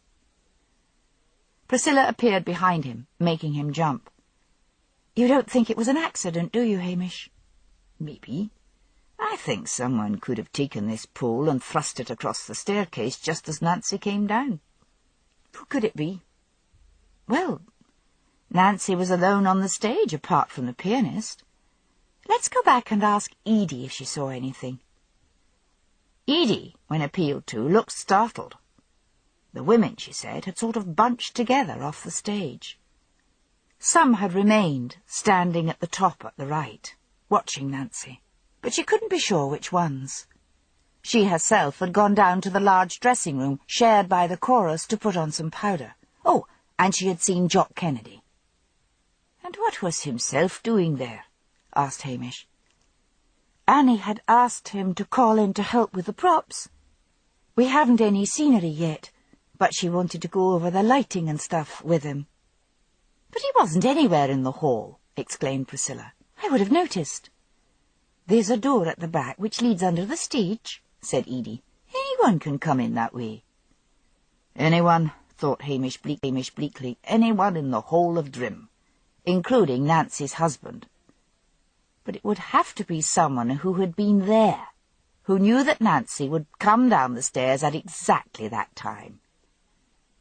"What's all this, anyway?" demanded Edie, a trifle huffily. "It was just another accident." "Another one too many," said Hamish grimly. He surveyed Edie. Who, looking at her, could imagine her having an affair with a young man? Had Heather made up that list of names to throw him off the scent? "Edie," he began, "how close were you to Peter?" Her face took on a guarded look. "We were friends," she said cautiously. "He said I was the only one he could talk to." "And did you have an affair with him?" Edie blushed painfully, and her eyes filled with tears. "Don't be embarrassed," said Priscilla. "Everyone has affairs these days." Hamish glared at her. "Except you," he thought. Edie nodded wordlessly. There was an awkward silence. "I don't want to upset you," said Hamish gently, "but you must have known you weren't the only one." "I thought I was," said Edie piteously. "He let me think I was." "Don't come to the cottage unless I ask you to, Edie," he said. "But then he stopped inviting me, and I got all dressed up one night. I couldn't believe he'd gone off me, after all that he had said, after all we had done." She choked, and then regained some composure. "I should have knocked. Like the fool I was. I thought I would surprise him. I'd been into Strathbane that day to buy a bottle of champagne, and I had it under my arm. I opened the door, it wasn't locked, and went in. The ladder was there, up to the bedroom. I climbed up, and then I heard them. Betty Baxter and Peter. I couldn't believe it. I went on up. Well, they were fortunately too busy to see me. I crawled back down the ladder and left as quietly as I could. I was so wretched I felt like killing myself. Betty Baxter? If it had been someone like her— She jerked her thumb at Priscilla. "I could have borne it better." "But when I asked you about Peter, you were quite, kindly about him," said Hamish. "When he left," said Edie, "and the days passed and he didn't return, I built up a dream about him. I put that awful night out of my head. I talked myself into thinking I was the only one. I remembered all the nice things he had said. Accident. It was easy with him not being here. It's better to dream. It's safer to dream." Hamish looked at her bleakly, thinking in that moment that he had been happier when he had only dreamed about Priscilla, for now that she was engaged to him, however unofficially, she seemed more remote than she had ever been. And was there anyone else that you know of? Asked Priscilla quietly. Not for sure, but jealousy makes the senses awfully sharp. I began to notice that Ailsa was beginning to look triumphant, and that Betty's eyes were often red with crying. But how could Ailsa get a chance to have an affair? Asked Hamish. Aren't she and Jock together all day? When Jock has his cronies in for a drink in the evening, said Edie, Ailsa often goes out to visit some of the women in the village. Alice McQueen was her friend for a while, but that is finished. Oh, they still talk, but in a funny sort of cold way. Did you ever confront Peter with the fact that you knew he had been sleeping with Betty Baxter? Asked Priscilla. Edie shook her head. I couldn't. I couldn't bear to hear him admit it. What's the point in all this? He's gone, and he's never coming back. Why do you say that? Asked Hamish quickly. Do you think he's dead? Dead? Her surprise appeared totally genuine. Why would Peter be dead? Why not? Put in Priscilla. Don't you think that with the way he's been going on, that some irate husband might not have bumped him off, and that's why no one saw him leave? Oh, no. Edie shook her head. We may have our difficulties in Drim, but there's no one here who would do a thing like that. But Drim had never been subjected to such as Peter Hind before, said Hamish bitterly. Sorry to have upset you, Edie. Come along, Priscilla. We have a call to make. Where are we going? Asked Priscilla when they were outside. I think we'll try Alice McQueen, and then I'll tackle Jock Kennedy and Jimmy MacLeod on my own. I hate this, said Priscilla, as they walked side by side to the hairdresser's. Then don't come. Hamish slanted a look at her. All this unbridled passion must be foreign to you. Don't get at me, Hamish. Maybe you'd best leave Alice to me. Why not visit Annie Duncan yourself, Priscilla? She must have known what was going on. Goodness knows she was there when I tried to warn the minister. Yes, sir, said Priscilla, and turned and walked off in the direction of the manse. He stood for a moment watching her go, debating whether to run after her and give her a good shake. Then he shrugged and went on his way. Alice McQueen opened the door to him. I was just about to watch a show on the telly, she said defensively. I've come about Peter Hind. She backed away from him, her hand to her mouth. So he's been found, she said. Hamish followed her in. What do you mean by that? She sat down in one of the hairdressing chairs. I meant, has he come back? Now, why do I think that was not what you meant at all? Said Hamish, his voice suddenly sibilant. What would you be saying if I told you that the body of Peter Hind had been found in a peat bog? He can't be dead, wailed Alice. Hamish relented. No, he hasn't been found. She goggled at him and then said furiously, Why are you playing nasty games with me? Hamish sat down. I want to get at the truth, Alice. Something's wrong in Drim. Peter Hind leaves and no one sees him go. Betty Baxter meets her death on the beach after she went out to meet someone, and someone tried to injure Nancy MacLeod today. That was the accident, panted Alice. She's too heavy and she looks ridiculous playing the lead. Well, let's begin at the beginning. Let's have a talk about Peter Hind. Did you have the affair with him? She shook her head. You're sure about that? Her eyes flashed. There was nothing like that. It was innocent. A boy and girl thing. How old was Alice? Wondered Hamish. There was a puffiness under the eyes, and little wrinkles radiated out from around her mouth. 55? Describe this boy and girl thing. You wouldn't understand, she said, suddenly weary. We talked a lot and went for walks on the moors. He held my hand. He said he could talk to me. He said I wasn't like the other women. He said he'd never met anyone like me. And then Betty Baxter, with her great gross body, took him away. You mean she had an affair with him? She took away his innocence, said Alice, all mad logic. But she herself always was a slut. It's Ailsa I can't forgive. Ailsa? We were friends. I began to guess what was happening when Jock asked me one day, casual-like, if the video had been any good. I said, "What video?" "Oh," he says, "the one you were watching last night with Ailsa." I realised I had to cover for her for some reason, so I said it was great. I waited until I saw Ailsa next and asked her what it was about. She came home with me. She said she had a great secret to tell me. She was all excited. I should have known then what it was, but she was so excited and happy. I thought maybe she'd had a win on the football pools. She told me she'd been with Peter. In bed. I was hurt and horrified. I said I'd told her about my romance with Peter, and how could she do such a thing? Romance, she jeered. What romance? Wandering about the heather holding hands.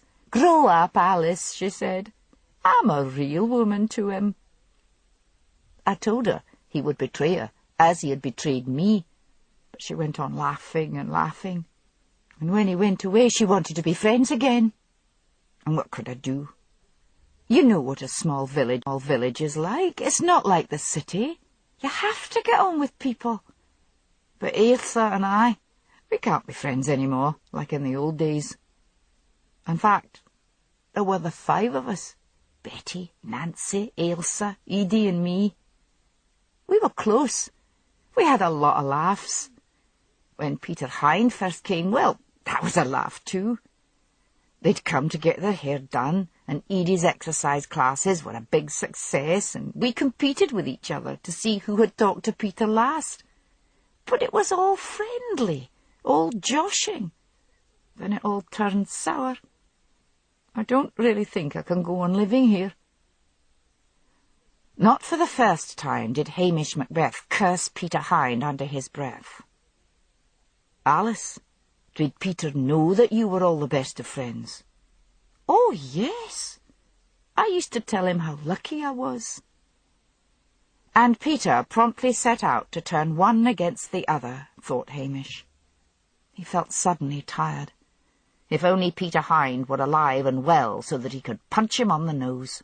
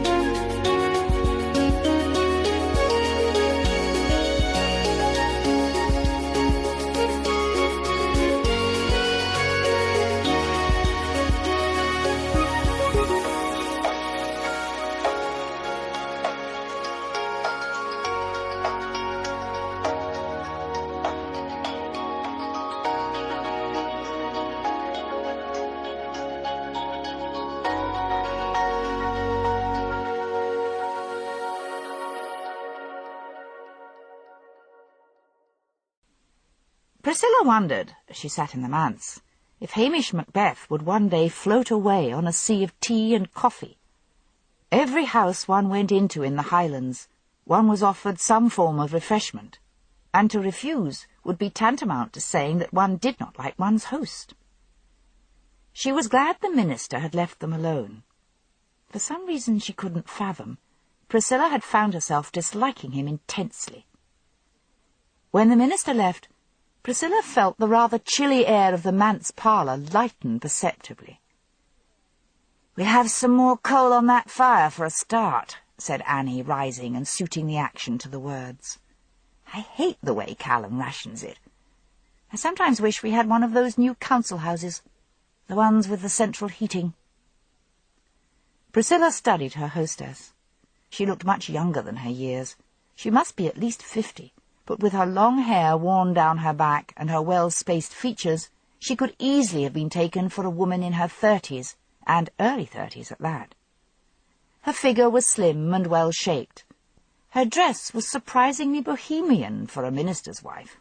Bohemian in a sort of old-fashioned way. She wore a white peasant blouse with patchwork skirt and fringed calfskin boots. "Do you think the pantomime will be a success?" asked Priscilla. "Oh, I think so. It doesn't look much like it at the moment. I'm borrowing costumes from the theatre in Strathbane. Once they see the costumes, they'll get excited. Fortunately, the girl who played the lead in the same pantomime in Strathbane last Christmas was on the heavy side, so there shouldn't be that much of an alteration to get Nancy into it." "Why Nancy?" asked Priscilla curiously. "She's hardly sweet 16. She's got a beautiful voice, and that's all that matters. People get irritated when the lead has a tinny voice. Look at those huge opera singers. No one bothers about their size when they start to sing." "But," said Priscilla tentatively, "your choice of Nancy seems to have caused a certain amount of animosity. I mean, someone could have caused her to fall down those stairs." "Oh, believe me, I've survived here by never paying any attention to the squabbles of the village women." And in that sentence, thought Priscilla, Annie had betrayed that she looked on the women of the village as some strange tribe of aborigines, whose jealousies and feuds had nothing to do with a civilized being. How could she have lived here so long, marvelled Priscilla, and maintained that attitude? Priscilla knew most of the women in Lochdu, and liked quite a few of them. "Did you know this Peter Hind who started all the trouble?" asked Priscilla. "Yes. He was a frequent visitor to the manse. We both liked him. He seems to have been a very manipulative young man, setting one woman against the other, and quite deliberately, too." Annie looked amused. "Your fiancé is cursed with a Highland imagination. Your Highlander is an incurable romantic. Peter caused a bit of a flutter, that was all." "I think there was more to it than that." No more tea for me, thank you. I gather he had affairs with at least 5 of them. Betty Baxter, Ailsa Kennedy, Nancy MacLeod, Edie Aubrey, and Alice McQueen. Now, I really must take you to task, Priscilla. I may call you Priscilla, may I not? No one is formal these days. You have been listening to wild gossip and perhaps stupid bragging on the part of these women. Do you know who you are dealing with here? They believe in fairies in this village. Nancy MacLeod leaves a saucer of milk outside the door every night for the fairies." "And do they drink it?" asked Priscilla, momentarily diverted. "They don't, but a fat hedgehog does."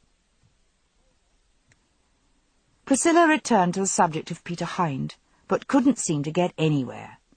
In fact, the minister's wife's manner grew somewhat supercilious, as if Annie Duncan had decided that Priscilla Halberton Smythe was a sort of peasant in couture clothing. Perhaps it was the suddenly dying fire. The coal was poor quality, but a frost seemed to be settling on the room. When Priscilla stood up to leave, Annie barely managed to disguise her relief.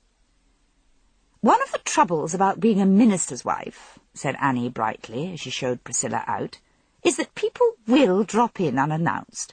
Do phone next time to say you are coming." "And so I left with a flea in both ears," said Priscilla to Hamish when she arrived back at Edie's. "Where is Edie?" "Gone to bed." "And how did you get on, Hamish?" "That was pretty awful," said Hamish. "Before Peter came to this village, Nancy, Betty, Edie, Alice, and Ilse were all the best of friends. Peter knew that and set out, I'm convinced, quite deliberately, to put one against the other. Alice swears she didn't have an affair with Peter. A boy-girl romance, she said, poor soul. Oh, I'm tired." He stood up and walked round the kitchen table and put his hands on her shoulders, feeling them stiffen at his touch. He bent down and placed a swift kiss on her cheek. "I'll need to tackle Jock Kennedy tomorrow," he said. "Next to Harry Baxter, he must be prime suspect," said Priscilla. "Peter beats him in a fight in a particularly nasty way, and Peter lays his wife. It's funny. Usually you can't cough in a Highland village during the night without everyone next day asking you if you caught a cold. And yet Peter went off, car, papers, bags and baggage, without anyone hearing a thing." "There are times of the night when no one notices anything," said Hamish, thinking of his own poaching forays. "From about 3 in the morning until 5, everything's as dead as the grave." "Are you coming?" "I'll just wash up these cups for Edie," said Priscilla evasively. Hamish looked down sadly at the back of her smooth, bright head. He'd tell her tomorrow that the engagement that never was, or whatever it had been, was at an end. He couldn't spend another day with all the unspoken words lying between them. Chapter 10. The expense of spirit and a waste of shame is lust in action. And till action, lust is perjured, murderous, bloody, full of blame, savage, extreme, rude, cruel, not to trust. Shakespeare. Hamish could feel the tension and anxiety in the air as he pushed open the door of Jock's shop in the morning. Customers had been chatting before he went in. He had heard them through the open door.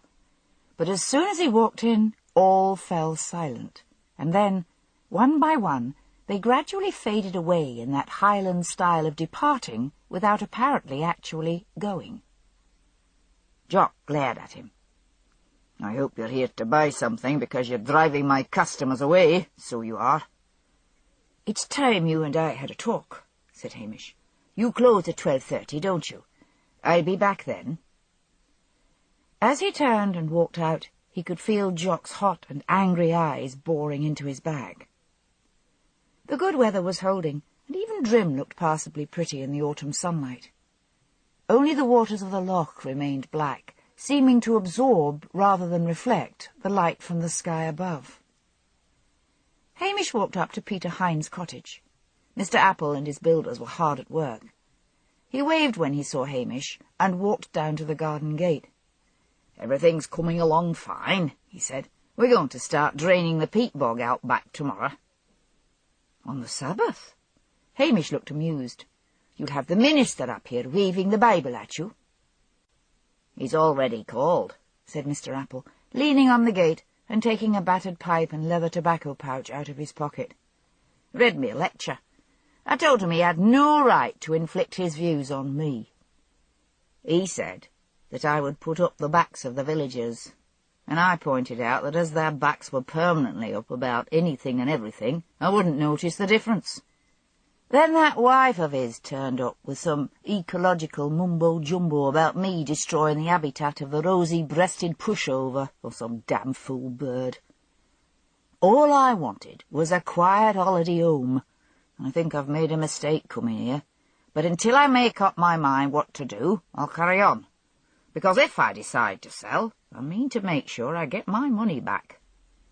Mrs. Apple, a small, sturdy woman, appeared to tell them that she had tea and scones ready, and invited Hamish into their mobile home. Hamish passed a pleasant hour with them, and then walked back to the shop in time to catch Jock as he was putting up the lunch-hour closed sign. "You're not here officially, and you've got no right to ask me questions," growled Jock. But he turned away with Hamish and began to walk along beside the loch. "I know what you're after," said Jock, but himself just upped and left. He was showing the signs of getting fed up with the police. "I don't suppose you saw much of him," said Hamish. "But I did. That's the odd thing. He come in for his groceries the day after the fight, and he held out his hand and said, 'I'm sorry, women aren't worth fighting over.' Before I knew what I was doing, I had shook that hand. For at the time I thought my Ailsa had gone a bit silly about him like the other women, and you know, us men have to stick together. After that we chatted a bit every time he came in. He said something about he was getting tired of the place and might sell. I was still a bitty jealous, so I said, 'So, you'll be kissing all the ladies goodbye.' And he said, and I think he meant it, 'I'm sick of the ladies, Jock,' and that's a fact." Hamish cast a quick glance at Jock's large face, but could see no signs of guile or deception. He could hardly point out to Jock that his wife had been having an affair with Peter. He tried another tack. "Look, Jock, the men must have hated him, and I believe it was you and some of the others who heaved a brick through his window." "You going to charge anyone?" "Can't," said Hamish. "I'm here on holiday." "It was silly," said Jock. "We got that mad with our silly biddies flaunting themselves in front of him. We thought we'd scare him away. Truth to tell, although he laughed about it next day, I think we did. Mind you, we got scared ourselves, and left him the money for a new window on the doorstep. Don't stir things up, Hamish. This business nearly tore the village apart. Let it be." "I could do that," said Hamish wearily, "but for the fact that Betty Baxter received a mysterious phone call, got all excited, dressed up, hair done, and went out to her death." "Can't you just believe she fell? That's what the police said." "No, I can't believe that. But thanks for talking to me, Jock." Hamish returned to Edie's, determined to take a break from his investigations and sort out his private life. But Edie told him that Priscilla had gone to Loch Dhu and would be back late afternoon. He walked off again, turning over in his mind what to say to Priscilla. Until she was prepared to let him get close, and that might never happen, it would be best to put an end to any thoughts of marriage. Also, he could change his lifestyle to please her, but he was shrewdly sure that once they were married, and the first fine, careless rapture was gone, he would begin to resent her bitterly for what she had done. He felt sad, and yet couldn't see any alternative. He found his steps were taking him towards Jimmy MacLeod's croft. Jimmy was moving sheep from one field to the other, his 2 collies running low, herding the beasts. Although he saw Hamish, he didn't raise his hand in greeting. Once the sheep were in the field, Jimmy shut the gate, whistled the dogs to heel, and turned in the direction of the house. He would have walked past Hamish if Hamish hadn't stepped forward to block his path. "We have to talk, Jimmy," said Hamish. "Can't you leave us alone?" muttered Jimmy. "Look here, Jimmy, don't you want to find out what your wife has been up to?" "No, I just want to get on with my life. Leave us be." "All right, Jimmy. I'll take the gloves off. Did it ever occur to you that there might have been something between your wife and Peter Hind?" Jimmy swung a blow at Hamish, but Hamish caught his wrist and held it in a firm grip. "That won't solve anything. Answer me, Jimmy." "You and your dirty mind," panted Jimmy. "Nancy wouldn't have done such a thing. She is a good woman." Hamish held him tightly. "She is a woman who you hit and threatened." Jimmy began to sob, half in fury, half in a sort of despair, tears running down the wrinkles of his face. The dogs growled softly, menacingly. Hamish released him and stood back. "You'd feel better if you told me the truth, Jimmy. You know where I am staying.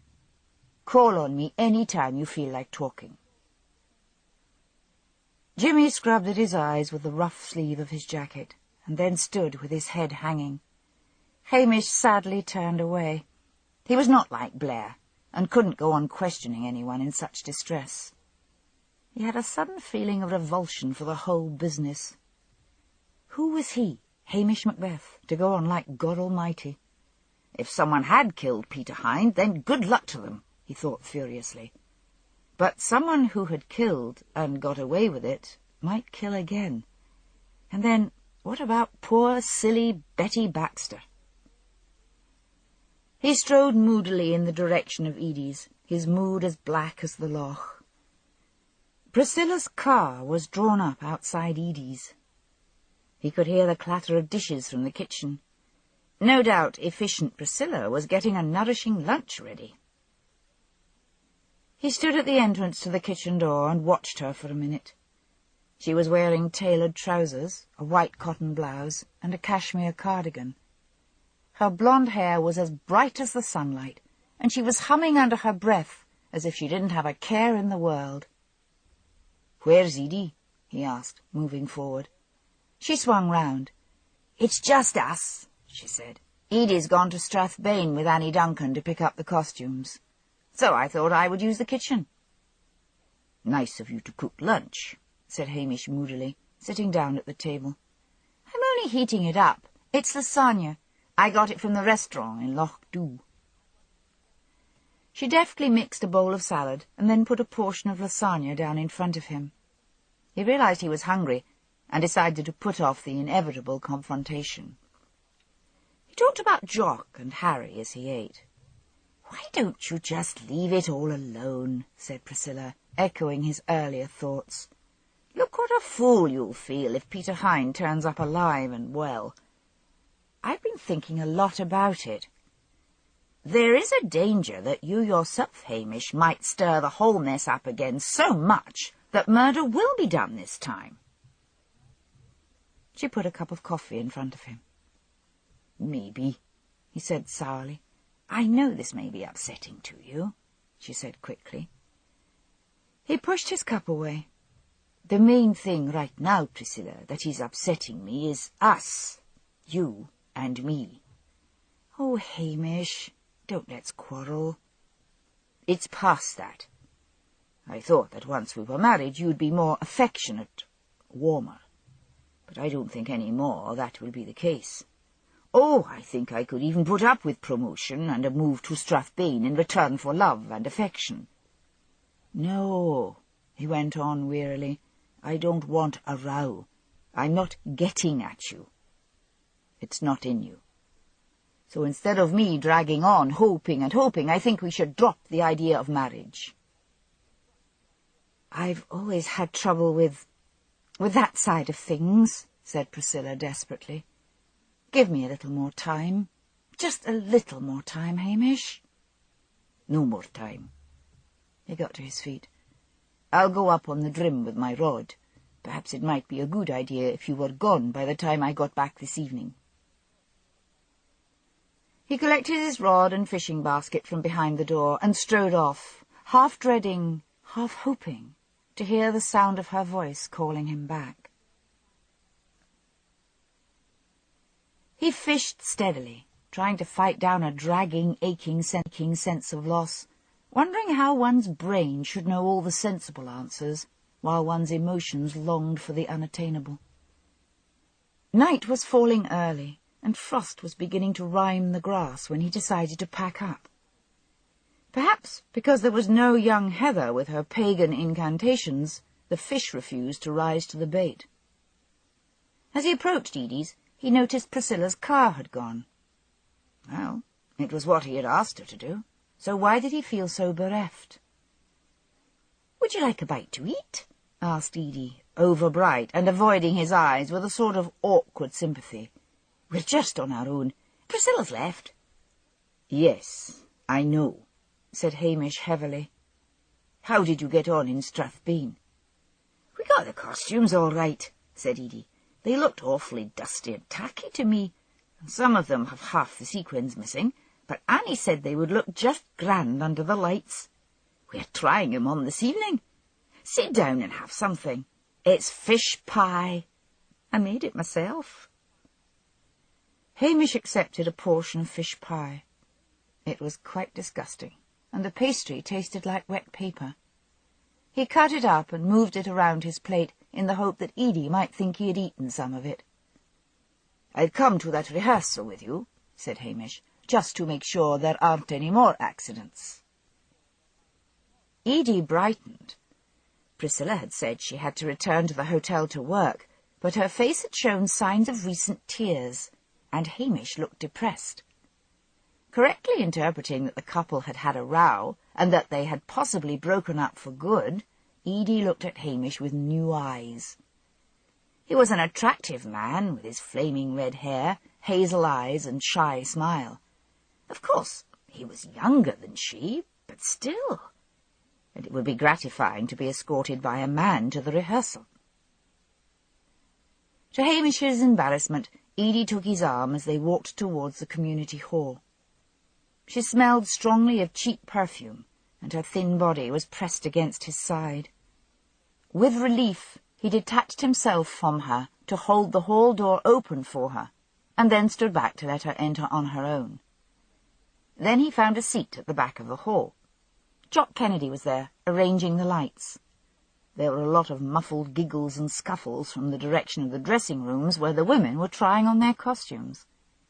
He waited, forcing his mind to concentrate on all the aspects of the case. The hall began to fill up as the women who weren't in the pantomime and the men of the village came to watch. Heather was there with her father, sitting beside him, holding his hand. Most of her schoolfellows were there, but Heather did not exchange one word or glance with them. Her concentration was all on her father. The rehearsal began. Nancy, in a gown which was obviously straining at the seams, sang her song and exited without incident. Annie Duncan, as the principal boy, actually had a splendid pair of legs, Hamish noted. He also noticed that the minister had come in, had not taken a seat, but was leaning against a pillar, his face tight with disapproval. The choice of music was a mixture of Andrew Lloyd Webber and Scottish folk songs, and a Gaelic song for the bit where everyone was supposed to join in. Heather, who had been persuaded to leave her father's side and get into her costume, made an excellent cat. Hamish sat back with his arms folded, his eyes moving from one face to another. There was one face that was tugging at his mind. He felt it was a face he had seen before.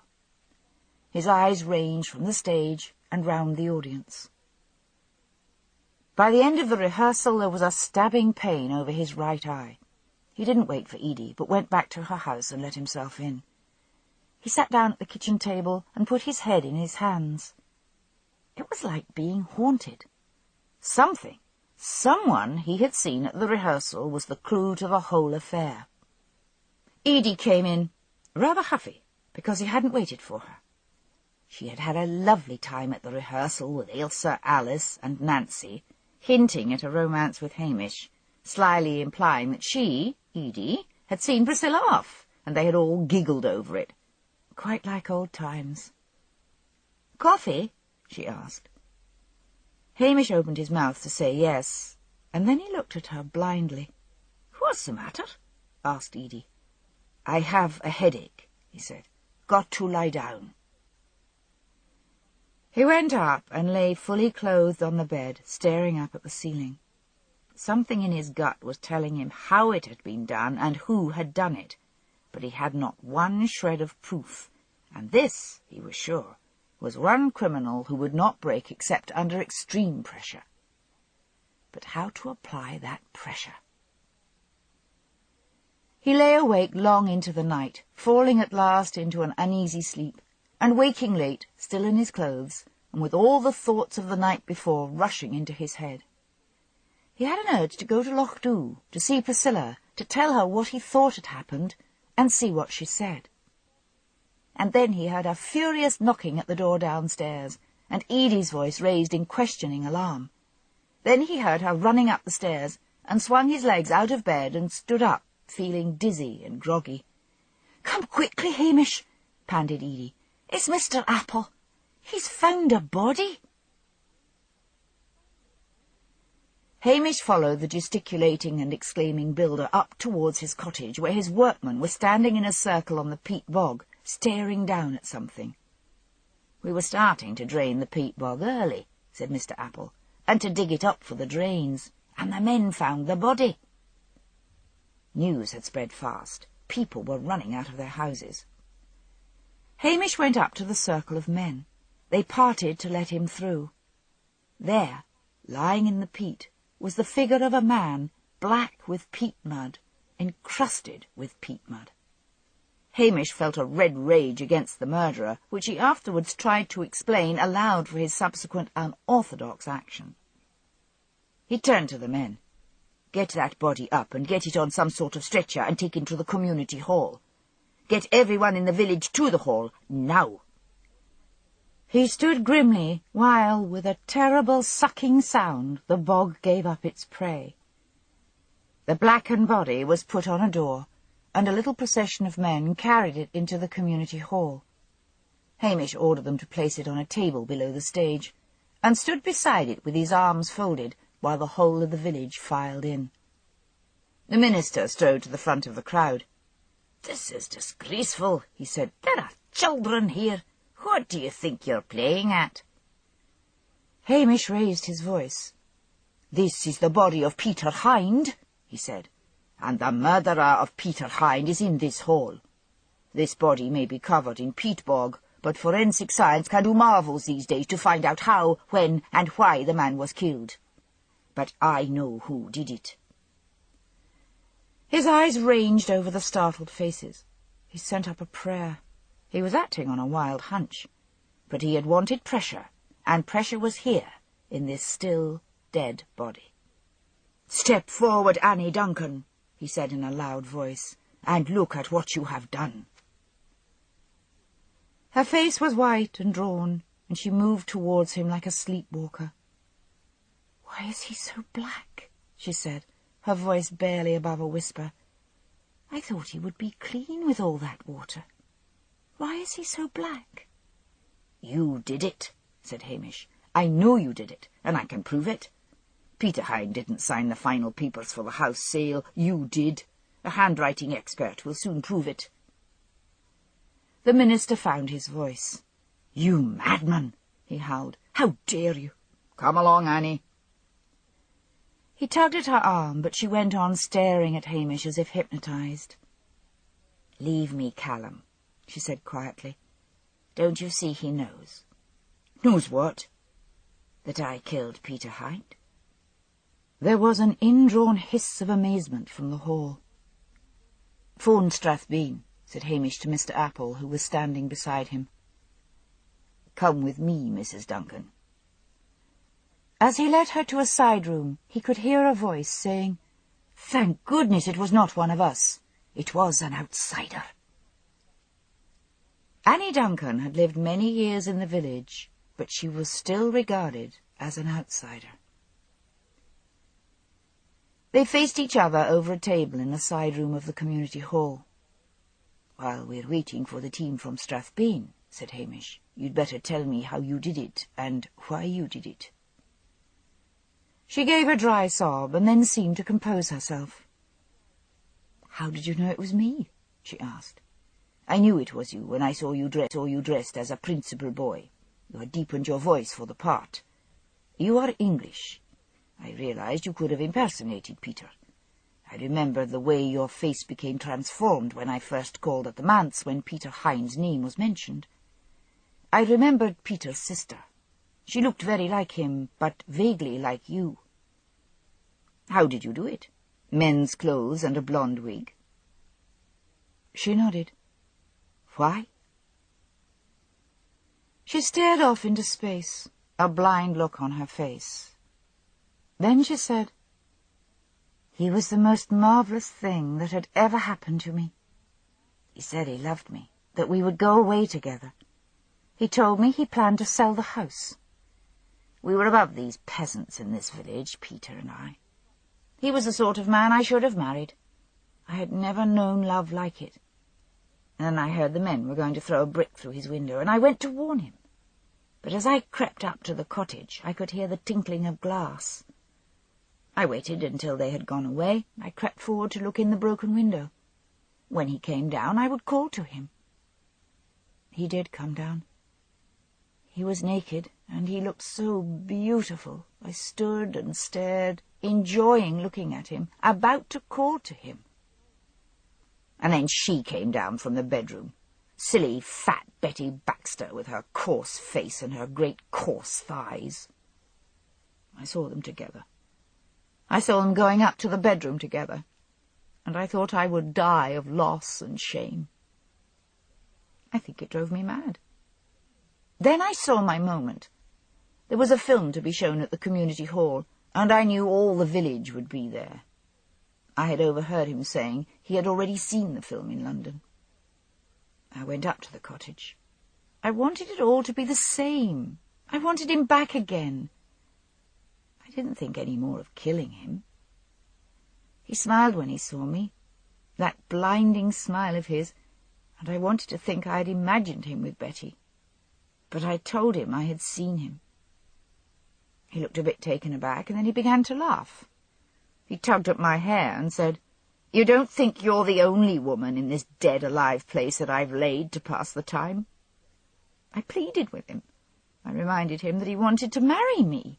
He said, with an awful sort of indifference, "Oh, get back to your worthy husband. It's only vanity that makes you think you're any different from the women in this village, although I suppose you are. You're more the suburban housewife type. Now, I'm going to have a drink. You can join me, or you can go." He went into the other room, I suppose to get the bottle of whiskey. I saw a hammer lying on the floor of the extension. I went and picked it up and hefted it in my hand. He came back and went over to the counter and took down a glass. My hand seemed to take on a life of its own. I struck him as hard as I could. He fell to the floor, stone dead. And I was glad. I worked like the devil. He had only a few sticks of furniture, so I knew nobody would think it odd that he might include them in the house sale. I took everything else and loaded it up in his car, except the papers and title deeds and bank books and cards, which I took back to the manse later. I backed the car up to the door, his car, and put his body in the boot. I loaded up his car, like I said. I got into the driving seat and freewheeled slowly down past the community hall. I had the car windows open and could see the lights in the hall and hear the sound of laughter.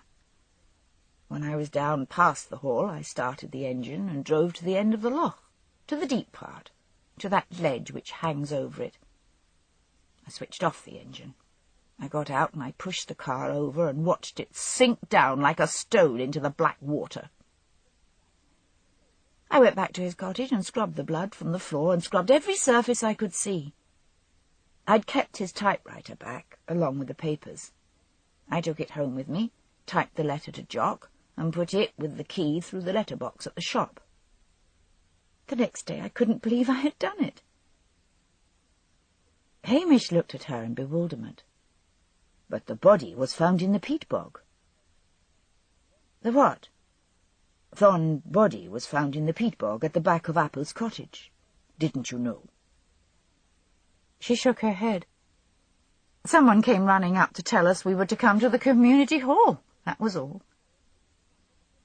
She stared at him and then began to laugh harshly. "Wrong body," she said.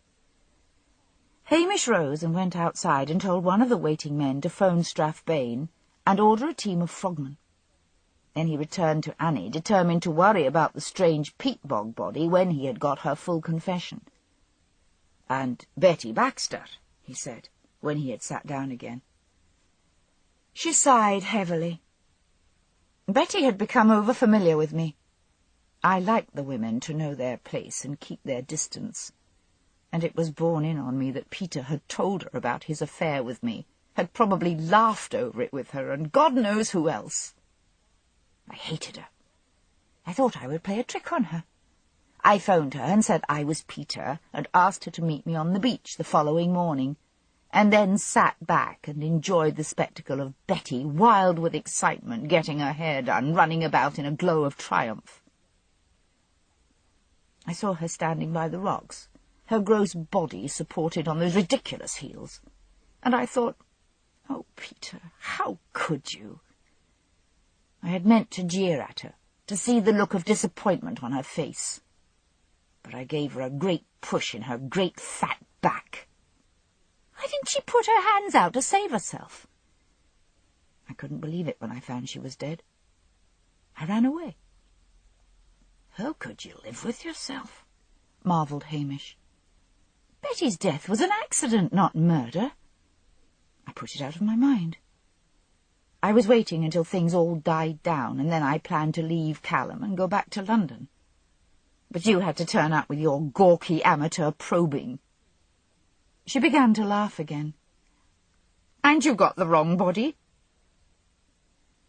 She was still laughing and weeping when the team from Strathbane arrived.